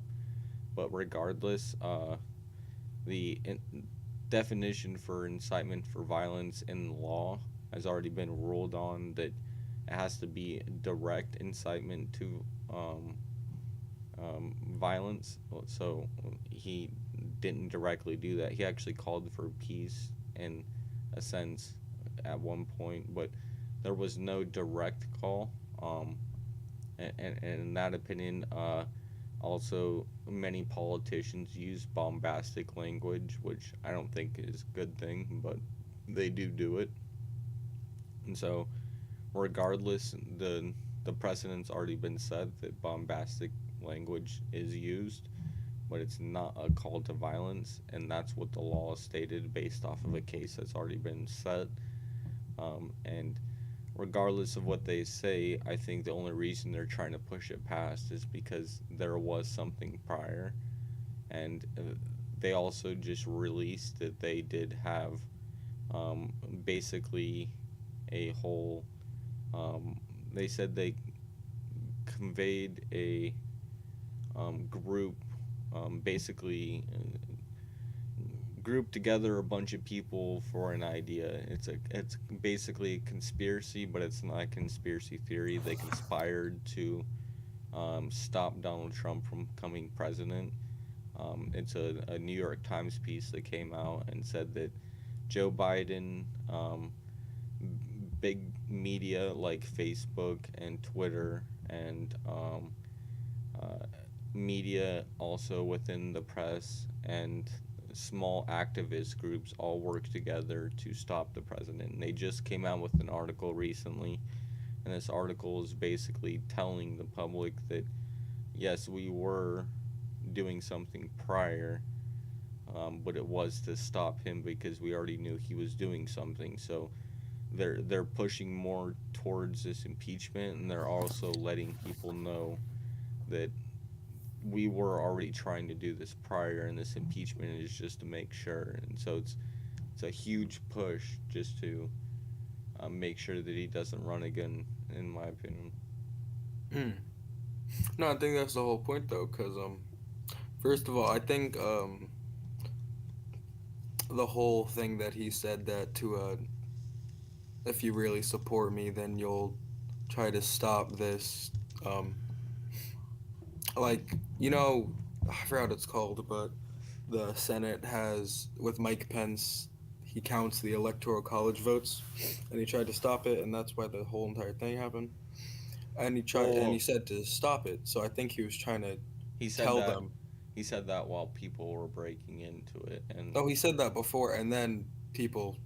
I No, think no. it was pre-planned, but I think a lot of it no, was also him again, too. again, he said that um, through tweets. But if you want to talk about the impeachment trial and the impeachment, what they're actually going against, which is when he was saying it during his speech, which hadn't ended.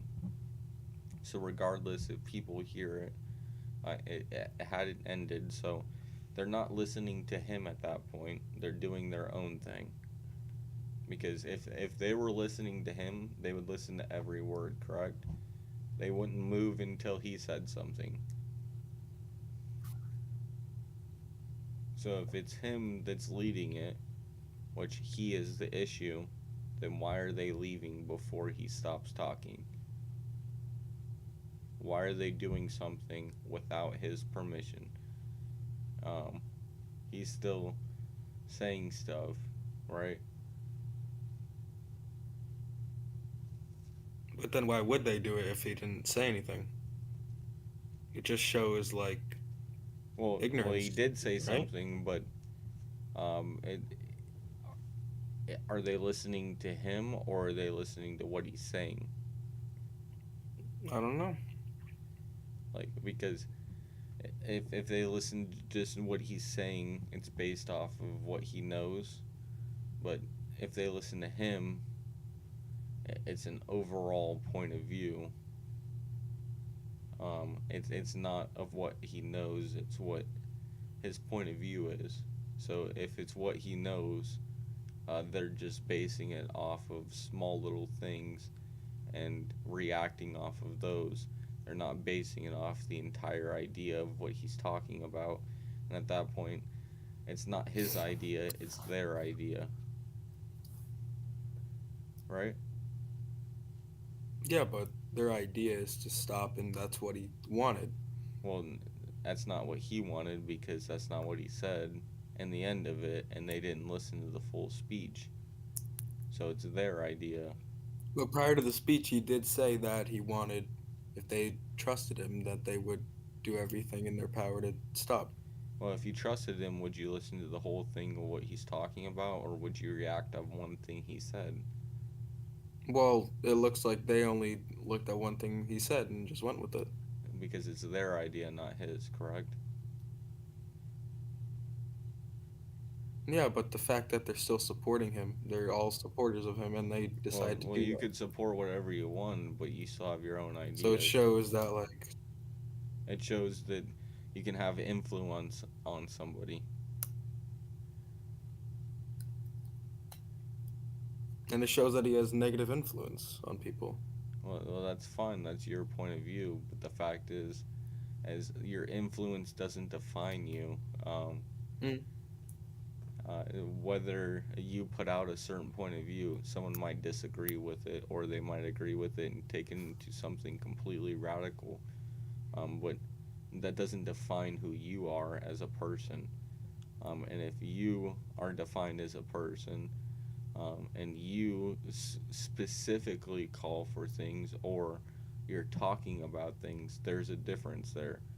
And that's what I'm talking about, is the impeachment trial is they're saying he specifically called for it, rather than maybe being bombastic and being a little out there, and maybe influencing people in the wrong way, like anybody can do, right?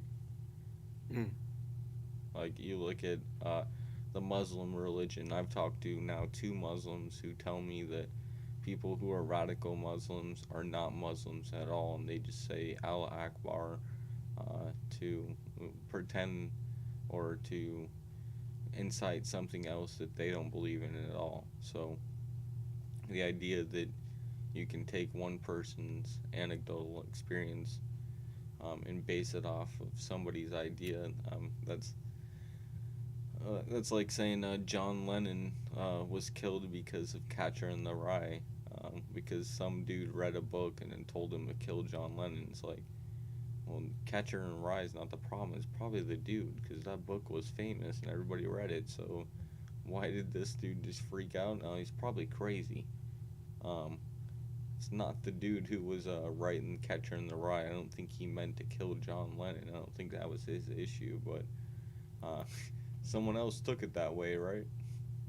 So the fact is, it really breaks down to, I think the people who did that might have been a little crazy, who did it at first, and everybody who walked in after didn't know what the hell they were doing, because it's shown in videos that a lot of people don't know what the fuck they're doing, and they think it's just normal.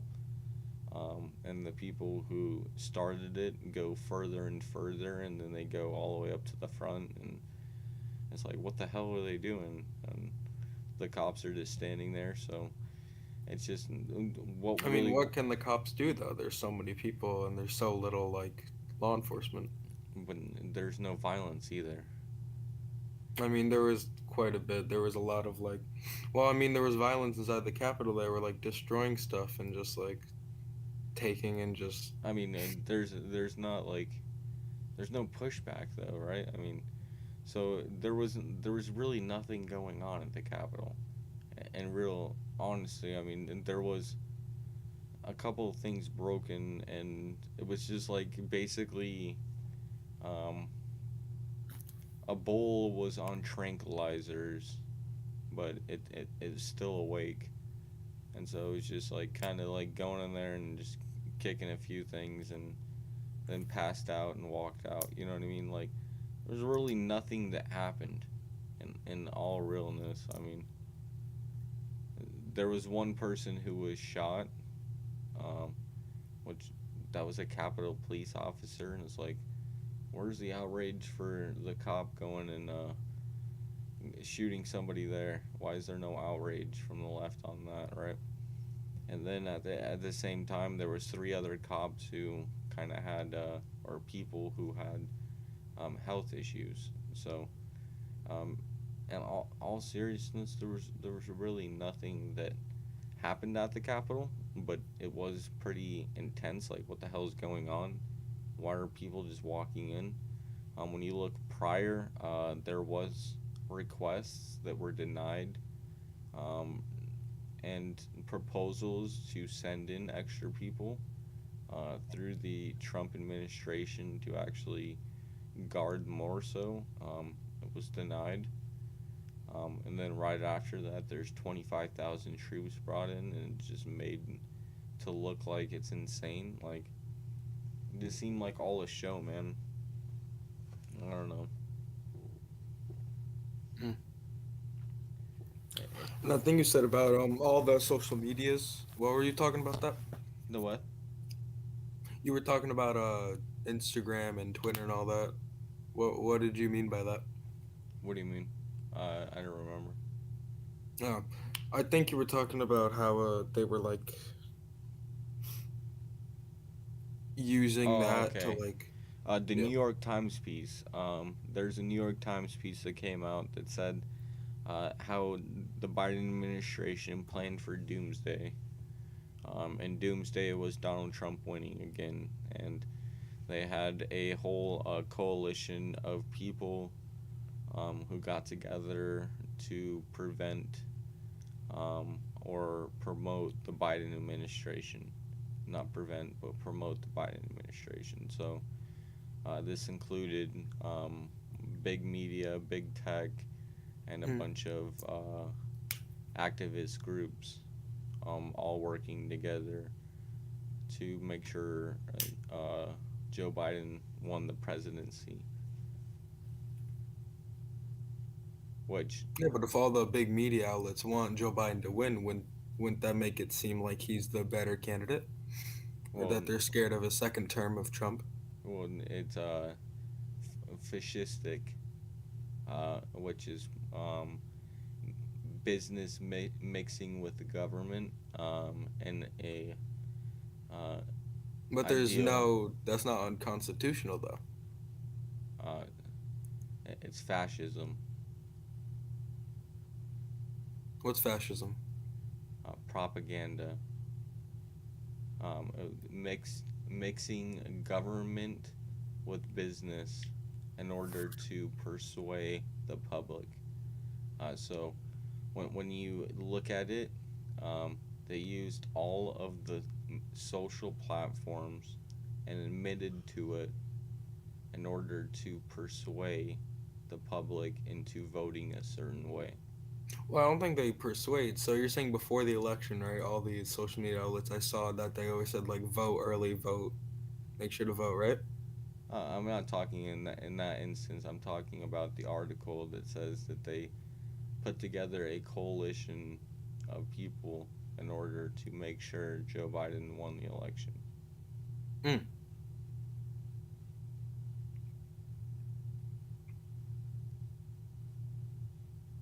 New York Times came out with it.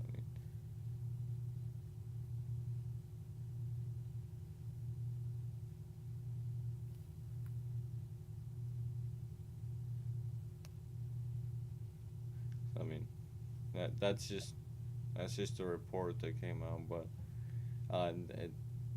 specifically what they say is they put together an entire group in order to win the election, and it was based off of all of the mainstream media and activist groups. Uh, in my opinion, that's pretty dangerous.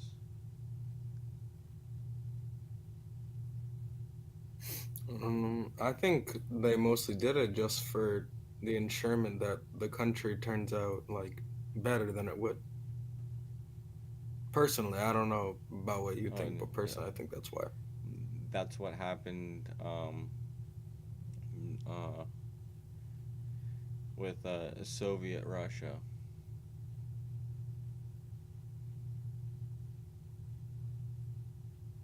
It's a need for better, and everybody agreed to it. Um, but the way they did it is by persuading everybody that that's the right way. Now, to say if it's right or wrong, you can disagree with what I'm saying, but to persuade people, I think is wrong regardless. Yeah, but Trump also tried to persuade his supporters that there was voter fraud about and all that, right? So do you think that's wrong? He said we need to look into it. I mean, there was a lot of stuff where he said that he won and that there was definite voter fraud and all this. In his opinion. Yeah, but after all like all of his lawsuits got rejected and all the recounts, he still said it again and again. So It really shows his persuasion as well.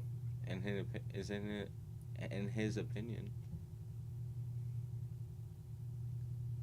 But isn't it also the media's decision and the opinion media, that they would the want to choose media- Biden, right?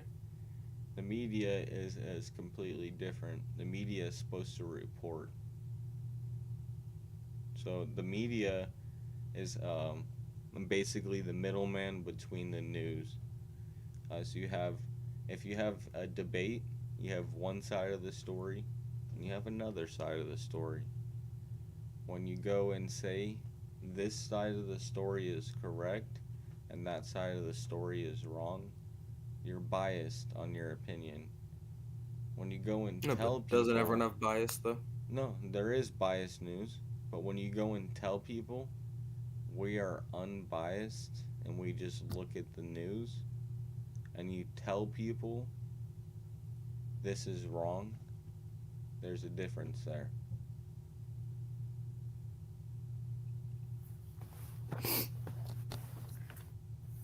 And that's where it comes into it.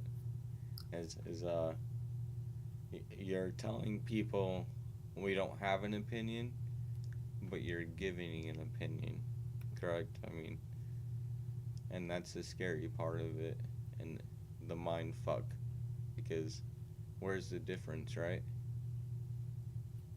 But the difference is plain if you're sitting on the other side and saying, what the hell? Why are you not giving my point of view right now? Which a lot of people voted for Donald Trump in the last election, regardless of the outcome, correct? Yeah. So why He is has the other the most opinion votes out of any person ever. Republican? Yeah. So I mean, there's definitely a different opinion, and it's not being put out there by all of the mainstream media. Fox News has a couple segments that actually puts it out, but majority of all of media doesn't. So it's kind of interesting, correct? And when they come out and tell you straight up, hey, we had something going on, they don't say exactly who it was with, but makes you think about it. Or at least to get you thinking. A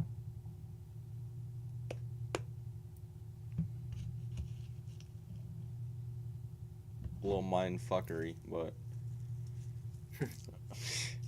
where are you from, dude? Where are you from? Rhode Island. Oh yeah, you told me that. Yeah. The smallest state. Yeah, I know. Fucking, do you guys have any protests or anything that happened in the last year? I think, yeah. I think there was, like a looting at one of our malls. What do you think about that? I don't like the looting part of it, but I don't know. I don't think it's right to, like, do any of that, but... What do you think about protesting? Protesting itself is good for anything. Yeah, I appreciate it. If you want to prove a point, then... Even if it isn't the right thing, like, you know that some protests are wrong, right? Like, right and wrong. I don't know especially about that.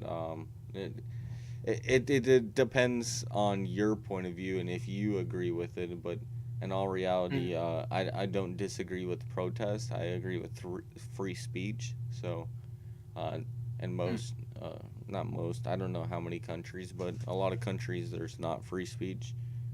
I'm pretty sure we're the only that have full free speech. 100%. Canada's very close, but they still have restrictions. They just recently jailed a comedian for telling a joke, for just saying something through verbiage. You go to jail for it. Hate speech What's is verbiage? like just speech. Oh.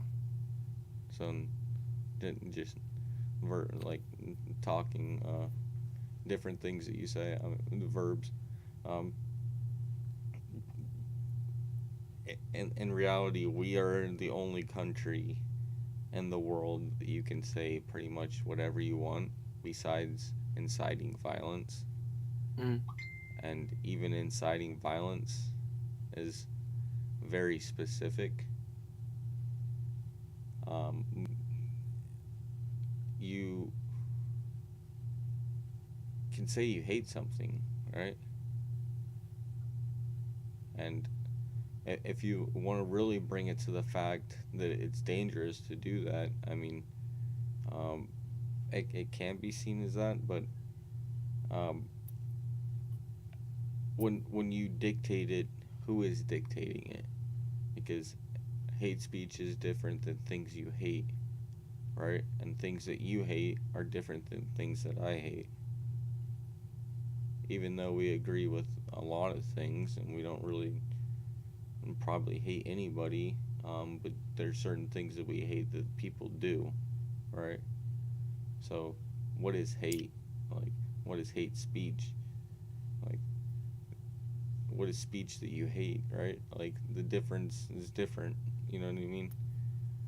For everybody, and everybody's got their own point of view, but in the long run, we are the only country that have the availability to say what you want, and inciting the violence. Um, Donald Trump says some things, but in the long run, he never called for violence ever, and he actually called for the opposite of it and said it was ridiculous that the governors of these states weren't allowing him to send in the National Guard to help the people of the state, and that the governors are just allowing it to run rampant prior to all of this. So it would make more sense that he would want this not to happen than want it to happen, because for months on end he tried to go and send in the National Guard. And when you think of the National Guard gets called in. It doesn't just like pop up. Like, no, and the governor of the state has to call in the National Guard, and that's what happens, you know what I mean? Like, so they didn't call him in, and he was like, why aren't you letting me send these troops in? It's ridiculous. You guys are just letting it run rampant. Look at your cities burning down, making fun of it, basically. Like, why are you just treating it like not making fun of it, but almost just pointing it out and like, look at what's going on in these states, you know what I mean?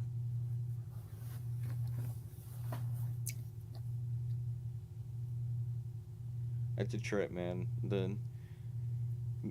I can just see in your face that, like, it makes sense what I say, but also at the same time you heard the exact opposite for months on end. And it's just like, yeah, definitely. Well, we hear the completely different things, and it's been proven that what you'll pull up on Google is completely different than what I pull up on Google based on what I look at and based on what you look at. It's really scary. If we were That's why I disabled, don't like the party thing, like the Democratic and Republican. I just don't like that. I like the idea of two different ideals. But then it's just people clashing and just this back and forth, back and forth. But have we There has to be a progressed? middle ground. Have we progressed? Not really. You haven't learned anything? Well, what do you mean? Learn what? The way that I act, and the way that you're perceived that I should act, and the way that you act, the way that I perceive you should act. Just conversation in general that's different. And opposing minds, and not talking to the same person, and not actually expanding on things that we can actually have a conversation about. So the idea that we can talk things out, but also work towards a solution, and maybe have realizations on both sides, and thinking, oh, I didn't think about that. Like, you know what I mean? So it's good. I think it's awesome to have two different ideas. And I think that's the best thing about us is what it causes, almost like capitalism. Like you have a business that builds something, right? And then this person can build the same business, right? But then you have two businesses that are the same. And this bike's like, we started it. We have to do something better now. And then this guy's like, well, dude, we have to do something better than them. And then just keeps getting better and better and better, right? So it's the same thing. It's just two opposing businesses doing the same thing, trying to get better at what they do. Now, I don't want as much government, regardless, but if they did do better, that would be better. So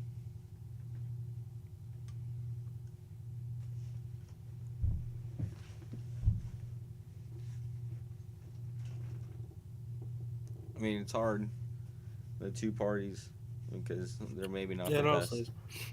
No, I mostly don't like the two-party system because a lot of people like ask, like, what my party is, but I don't really have one because I have like, I don't know, because most people just stick to one thing and then they just believe everything. But I think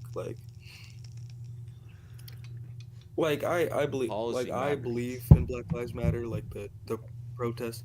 I think, but I don't support ACAB Yeah. because that's just stupid.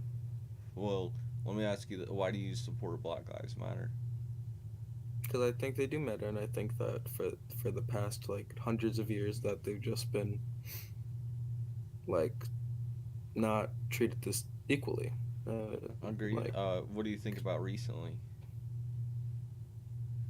You know, Do you think they have the I don't same know. I right? just don't think it'll ever be the same. Like I just think there'll always be people that hate people for no reason. And is that based off of anything? What do you mean? Well, I look at what Dr. Martin Luther King says, and he wanted his child to grow up in a life that's based off of his son living in a life. It's based off content of not the color of his skin, but the color of his, I mean, the content of his character. So in the basis, really character is all that matters. Um, Regardless of skin color, I mean, you can have culture and different race and different colors of Yeah. skin, but when it comes down to it, it depends on your character and how you act as a person. So you can have a serial killer, a black person, or you can have a serial killer white person, or you can have a serial killer Mexican person or Chinese person, but regardless, they're a serial killer, so you don't like them because they're a serial killer, not because of the Yeah. color of their skin. Um, when you look at the color of their skin and say Black Lives Matter, you're talking specifically about the color of their skin. And so, Yeah. in my regard, it just, at that point, well, what are we doing here? Why are we putting people into groups based off the color of their skin? And why are we promoting an idea based off of grouping people in separate ideas based off of just the color of their skin, not the content of their character? Yes, some cops are bad, but some cops are black as well. So if when we say Black Lives Matter, is that talking about black cops as well? When you say ACAB and you don't agree with that, well, I think when you talk about just even the white cops and they talk about, well, no, we're just saying the white cops are racist. Well, what about the white cops who are married to black women, who have black children, who are half black? Yeah, that's why I don't support it. Are they racist as well? Like the entire idea of thinking that a white person is just racist. Well, what about the white people who are married? What about the black people who marry white people? Are they racist as well? Like, what is going on here? Why are we basing people just off the color of their skin and not the content of their character, and that the Yeah. cop did something wrong regardless of what color he is? Or that the person who did something wrong regardless of what color they are, right? Hmm. And the whole thing is based off of the idea that a cop did something bad and he was white, and the other person that he did something bad to was black. That's what it all started from. So when you base the idea of those two things and then you name it Black Lives Matter, well, the verdict of it was determined that he was on drugs. So we don't even look at the outcome of it at that point. What is going on? You know what I mean? But do you think that's necessary, what he did to him, though? In my opinion, it was what he was trained to do. Whether it's necessary or not, more training might have been needed. But regardless, he was a cop for, like, I think 15 years maybe. Yeah, and he knew the guy before. They actually worked together, I'm pretty sure, at a club. But regardless, the outcome was determined that what he did, the cop, did not determine his death.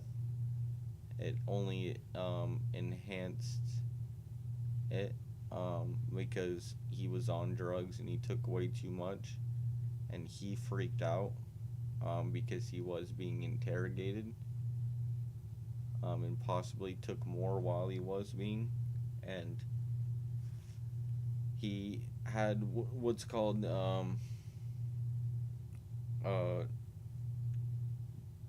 I forget what it's called, but basically you have a heart attack while you're on drugs because of a panic attack. So you go in a panic attack and it enhances because you're on drugs, and it evolves into asphyxiation.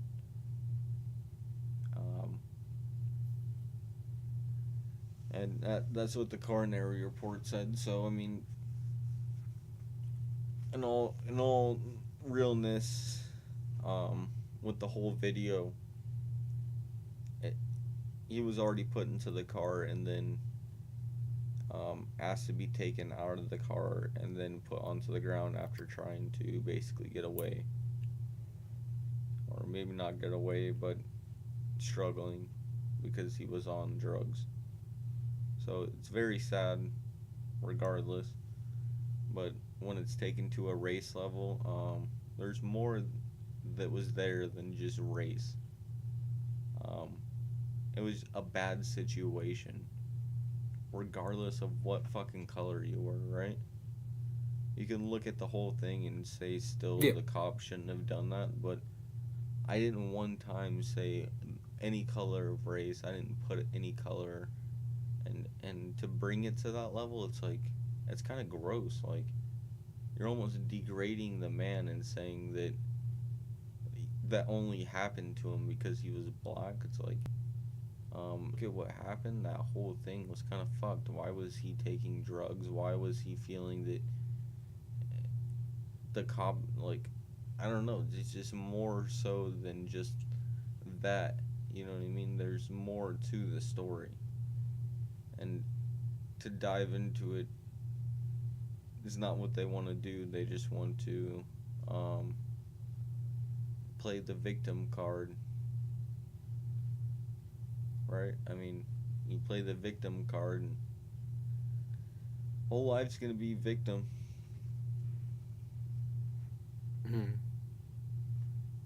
No, but he was on drugs, but I think the excessive force of, him kneeling on his neck, he couldn't breathe, he couldn't,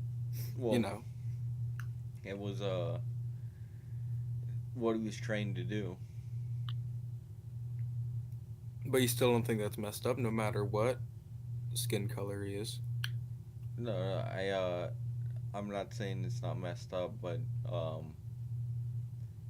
the idea is, if there's a problem with training, then there's a problem with training. The cop is not the issue.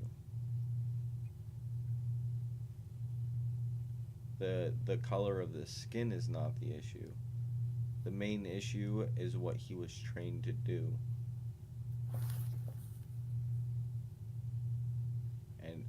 only thing that changes that is retraining or more training. And at that point, it takes money and funding, not defunding. So,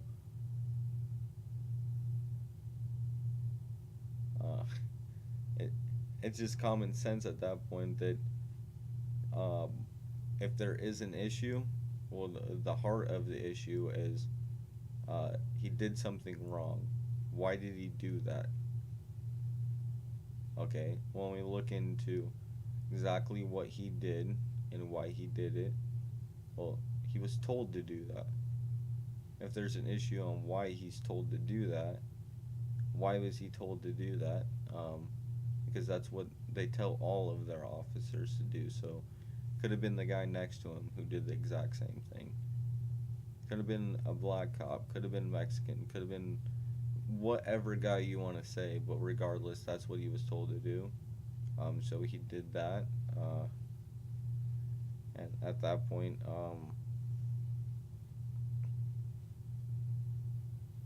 there's an issue with what he's being told to do, not with him as a person.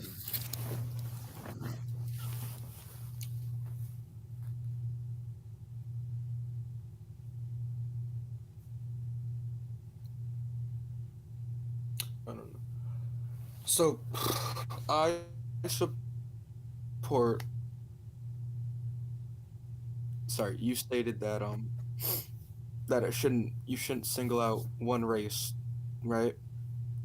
But during slavery, that's what the people did. They singled out certain races, and then then they degraded them. It's a great thing that we're not here anymore. Right? People, I do you believe that there's racism still in America today? Of course. Yeah. And I think a lot, I don't know. I think even if that cop was racist or not, it just shows how cops have too much power, and that Well, that's different just from racism. no matter if George Floyd was black or white, it still shows that he didn't deserve it no matter what. Well, agreed. And then that doesn't bring race into it at all, though. I know, but I feel like a lot of cops do have bias. Well, they have bias, but what's their bias based off of? Is it based off of race, or is it based off of crime? Well, go more into that. If you see a car going down the road with smoke coming out the windows, and loud music,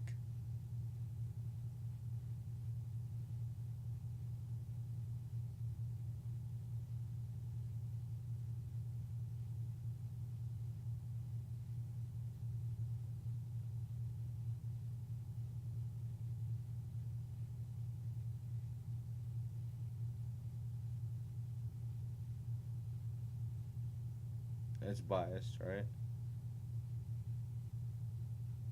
What? That's biased, right? I think you just zoned out, dude. Like, that's biased, right? I didn't hear what you said. If you see a car going down the road with smoke coming out the windows and loud music,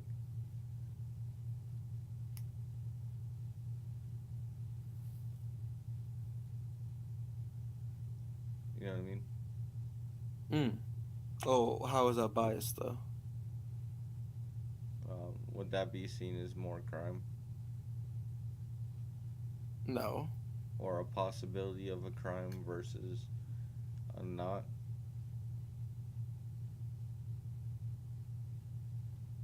No. Versus a minivan with a sticker on the back that says baby on board.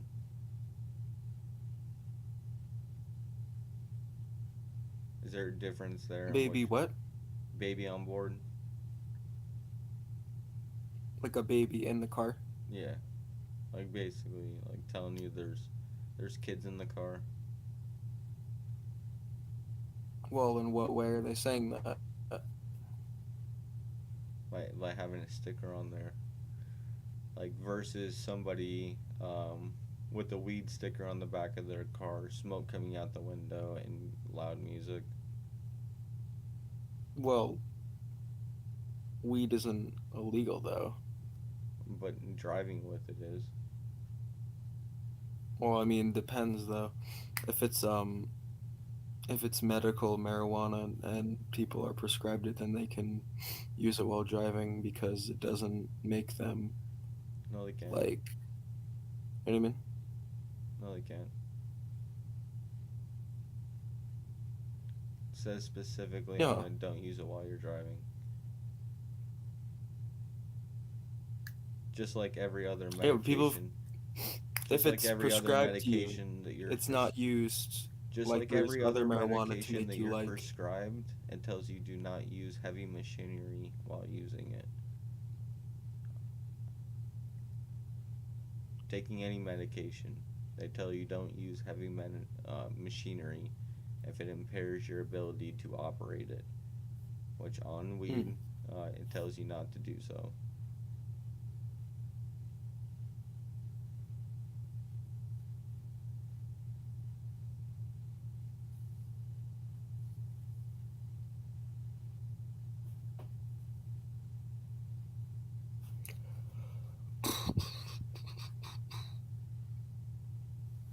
It's the difference, though. Yeah, I guess so.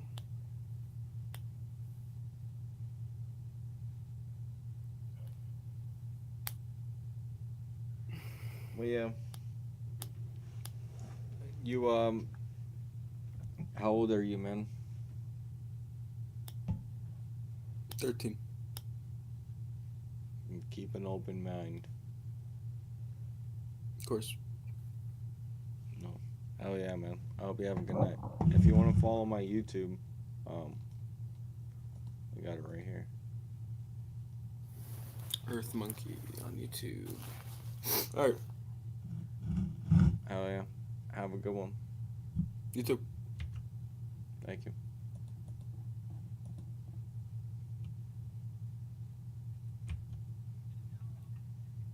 Yo, dude.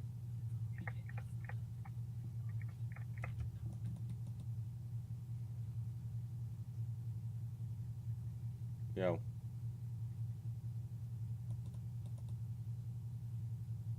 Yo, dude. Yes, sir. What's going on, G? Nothing much about you. Just chilling. Hey, what do you think about defunding the police? Screw that. We need the police. Right. Right. Well, hell yeah, brother. Have a good night.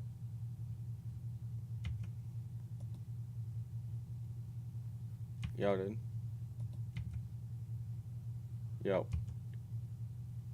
What's going on, dude? Nothing. Hey, what do you think about defunding the police? I think it's stupid. Yeah, hell yeah.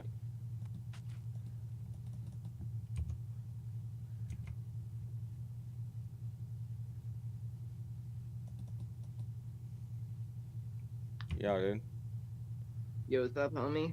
I'm just chilling. Hey, what do you think about defunding the police? Horrible. Hell yeah. Hell yeah. I don't know why they want to get rid of guns so bad. I don't know what's so bad about guns. Dude, they kill people. No, they're not. They don't? No, people use guns to kill people. Yes. Good man, good man.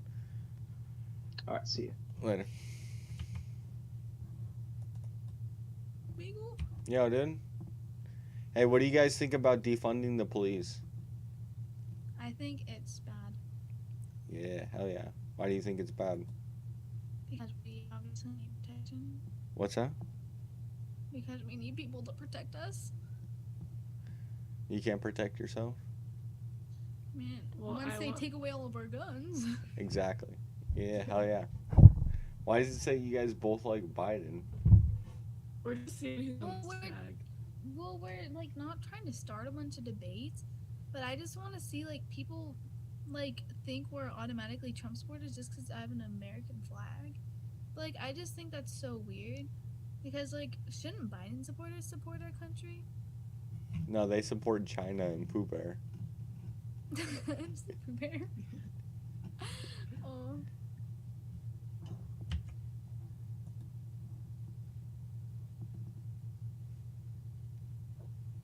Yeah, dude.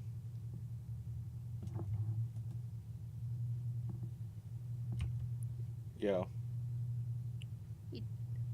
Trump or Biden? Yeah, obviously Trump. Dude, we like Trump and Biden, dude. Yeah, I just want to like make Biden supporters just like fold. Hell Verbally. yeah. Hey, what do you think about defunding the police? I'm gonna look that up. Hold up. What? I'm gonna look that up. Yeah, dude. Hold on, don't skip me. Alright.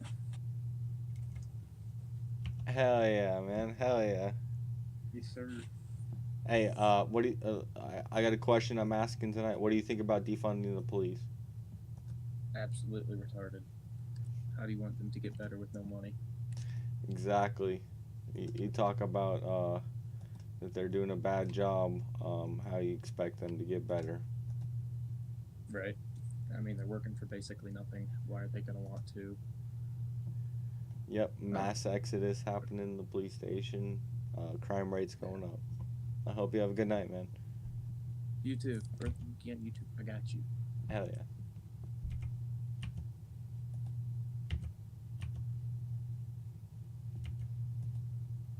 You know, Yo, dude. fuck that nigga Trump. Man, that nigga gay. Hey, what do you think about defunding the police? Nigga, fuck Biden. Nigga, I'm the fucking president. No. What do you think about defunding the police? Fuck the police. That nigga's gay. Why? Because I'm the fucking nigga. I'm the fucking government. Nigga, I'm the fucking Illuminati.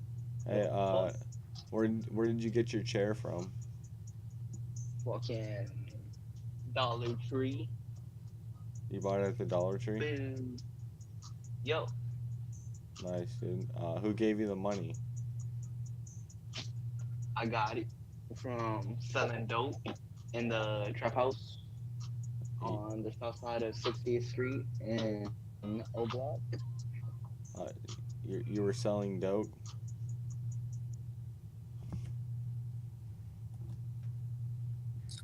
Yeah, dude. Hello. Hey, what do you think about defunding the police? Can I ask a question? If you answer mine first. No, never mind. My question was just easy. I was trying to ask why you on this app. You're grown. Go get a job, bitch. Go find a wife too. Hey, yeah, dude. Sup, hey. Make America great again. Trump 2020. Hell yeah, baby. Hey, what do you think about defunding the police? Get rid of them. I want to protest even more. Yeah, I want to go kill the Get rid of them. Why? Well, so I can go you're high. I know that. Why would you get rid of the police? Because they disrespect black people. What if your mom was robbed? Well, then I would beat their ass. If your house was robbed, would you call the police? No. I don't know.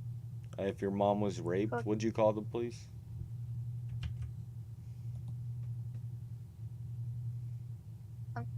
Yeah, Oh my dude. god, yes, make America great again. Hell yeah. I like your hat. I appreciate it. Hey, what do you guys think about defunding the police? Defunding the police. So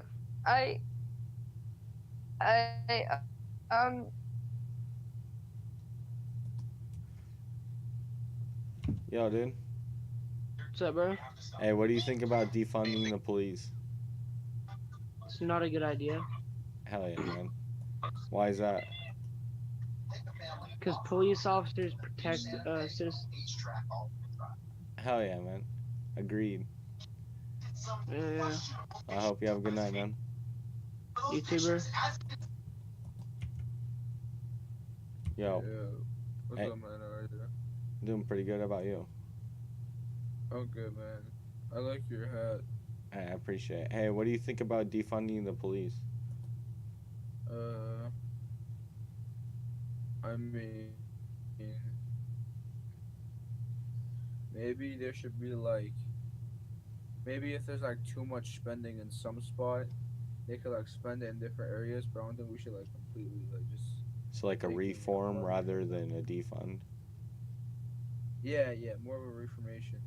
Oh yeah, I appreciate What do you that. I kind of think the same thing, that maybe the unions that are controlling some of the areas.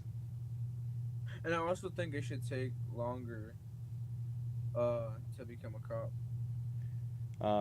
I agree in the sense, but at the same sense, what is there to learn?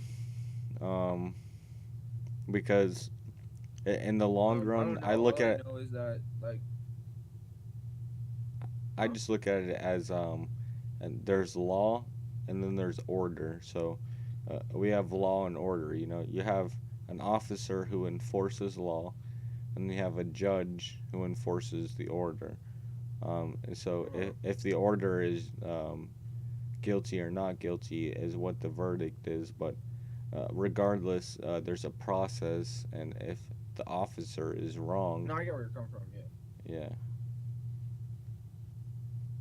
Yeah, you're kind of lagging, by the way. That's like I'm cutting you off, cause like when you're not talking, like on my screen, you're still talking, like for you. So that's why I was like, yeah. So you're lagging a little bit. I just want to tell you that. Oh shit. Yeah. So you might well like want to restart your internet or something. Yeah, I'm streaming right now, so that's probably why. Oh, what is that? EarthMonkey profile with Viking. I'm live. Subscribe.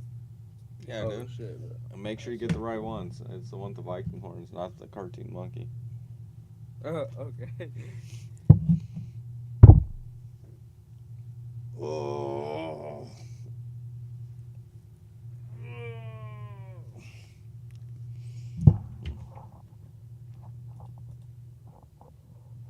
Yo, dude.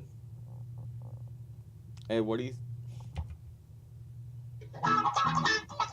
Oh shoot! What's going on, It's dude? you. It's me, Blader. Oh, dude. Fuck yeah. I was gonna say, you got the Beyblades in the back, and you got the guitar. Hey, what are you doing wearing a mask right now, dude? Well, I'm trolling the Biden supporters because it says Biden 2020 makes China great again. Hell yeah. Yeah, dude. Fucking, I'm probably about to be crashing here, actually, but... Dude, you been jamming? What are you jamming on? Same one as always. In like a few weeks, I'm gonna get another one because I only have like 2 electrics and I need 3 now. No, I mean, what were you just playing? I was just making crap up.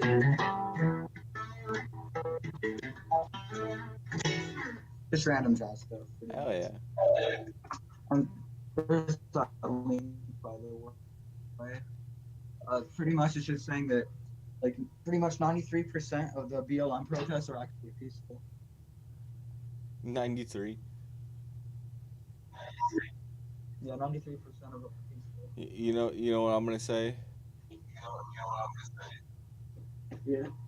That if you came around me and 93% of the time you didn't hit me in the face, and the other 7% of the time you did, I'd be like, dude, I don't know if I want to hang out with this guy. True. Because like 93% of the time you're cool, but there's a 7% chance that you're gonna hit me in the face.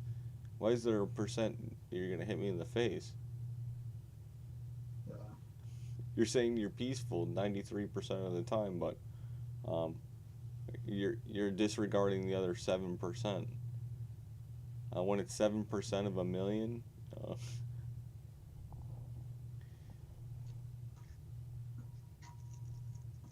That makes sense. So, I agree. Yeah, there's peaceful people out there, but um, there's also 7% unpeaceful people who are hitting people in the face, right? So, well, not necessarily, but in that ideal. Yeah. Every group has their extremists. Pretty crazy. Exactly. So, um, there is an issue, and when it's that high, because 7% is a really high number. I mean, when you look at the coronavirus, it's less than 1% that people are 98 point, so it's a little bit more than 1%. I think that people die off of it. So, um, the idea behind 7% is like, whoa, that's quite a bit of people, and when it's nationwide, that's pretty concerning. I mean, like Black Lives Matter, the cause is good, but the way that they're trying to solve it, I don't really like it. Well, the cause behind the organization is to destroy the nuclear family and defund the police. So, Yes. no bueno. I thought they were just wanting like black people to be treated equally. I thought defunding the police was all like Democrats. No, that's Black Lives Matter, the organization, who's also got $500 million in funding and not funded one local community or person. So, well, person, uh, group of people, I would say. That makes sense. So I mean, it's a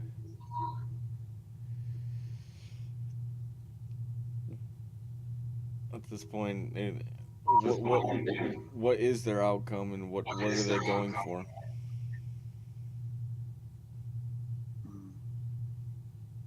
You know. Yeah. But I'm probably gonna head to bed.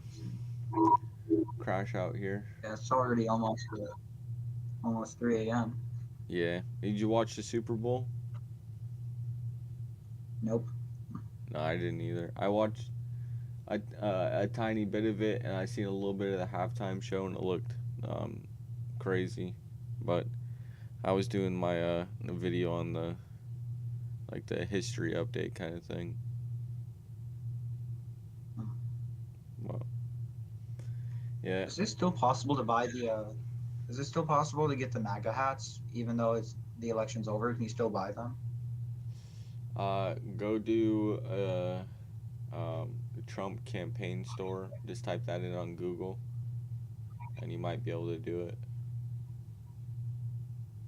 You can make one, regardless. Alright. But I'll do that. I have this one, and I have the Keep America Great Again hat too. Yeah. But the old That's school cool. one that's from China, they don't sell anymore. This is the newer school one. It has the 45 and then the flag, and then the 2020 on the back. But they have This wait, it's technically today's technically Monday because it's yeah. So technically this week. So this week I'm gonna go all the way up north and I'm gonna explore an abandoned meth lab and try to find cash in there. Oh yeah. Where did you find out about it? My friend told me about it. Fucking, you're in Arizona, right? Oh yeah, we're both really close to each other actually. Well, what day and where are you going? Prescott. And what day? I still don't know what day yet, but I know it's gonna be this week. If you go on Sunday, then I'll be able to go, and we can GoPro it. Yeah. I'll go and post it. But I'm gonna head out, man. I'm gonna go to bed. Okay, well, have a good one, dude. You as well, man. I'll see ya. Later. Yep. I'm going to bed. Peace, y'all. Hope you have a good night. Good day tomorrow. As always. Peace. Oh, I clicked the wrong button. Good way to end it, though.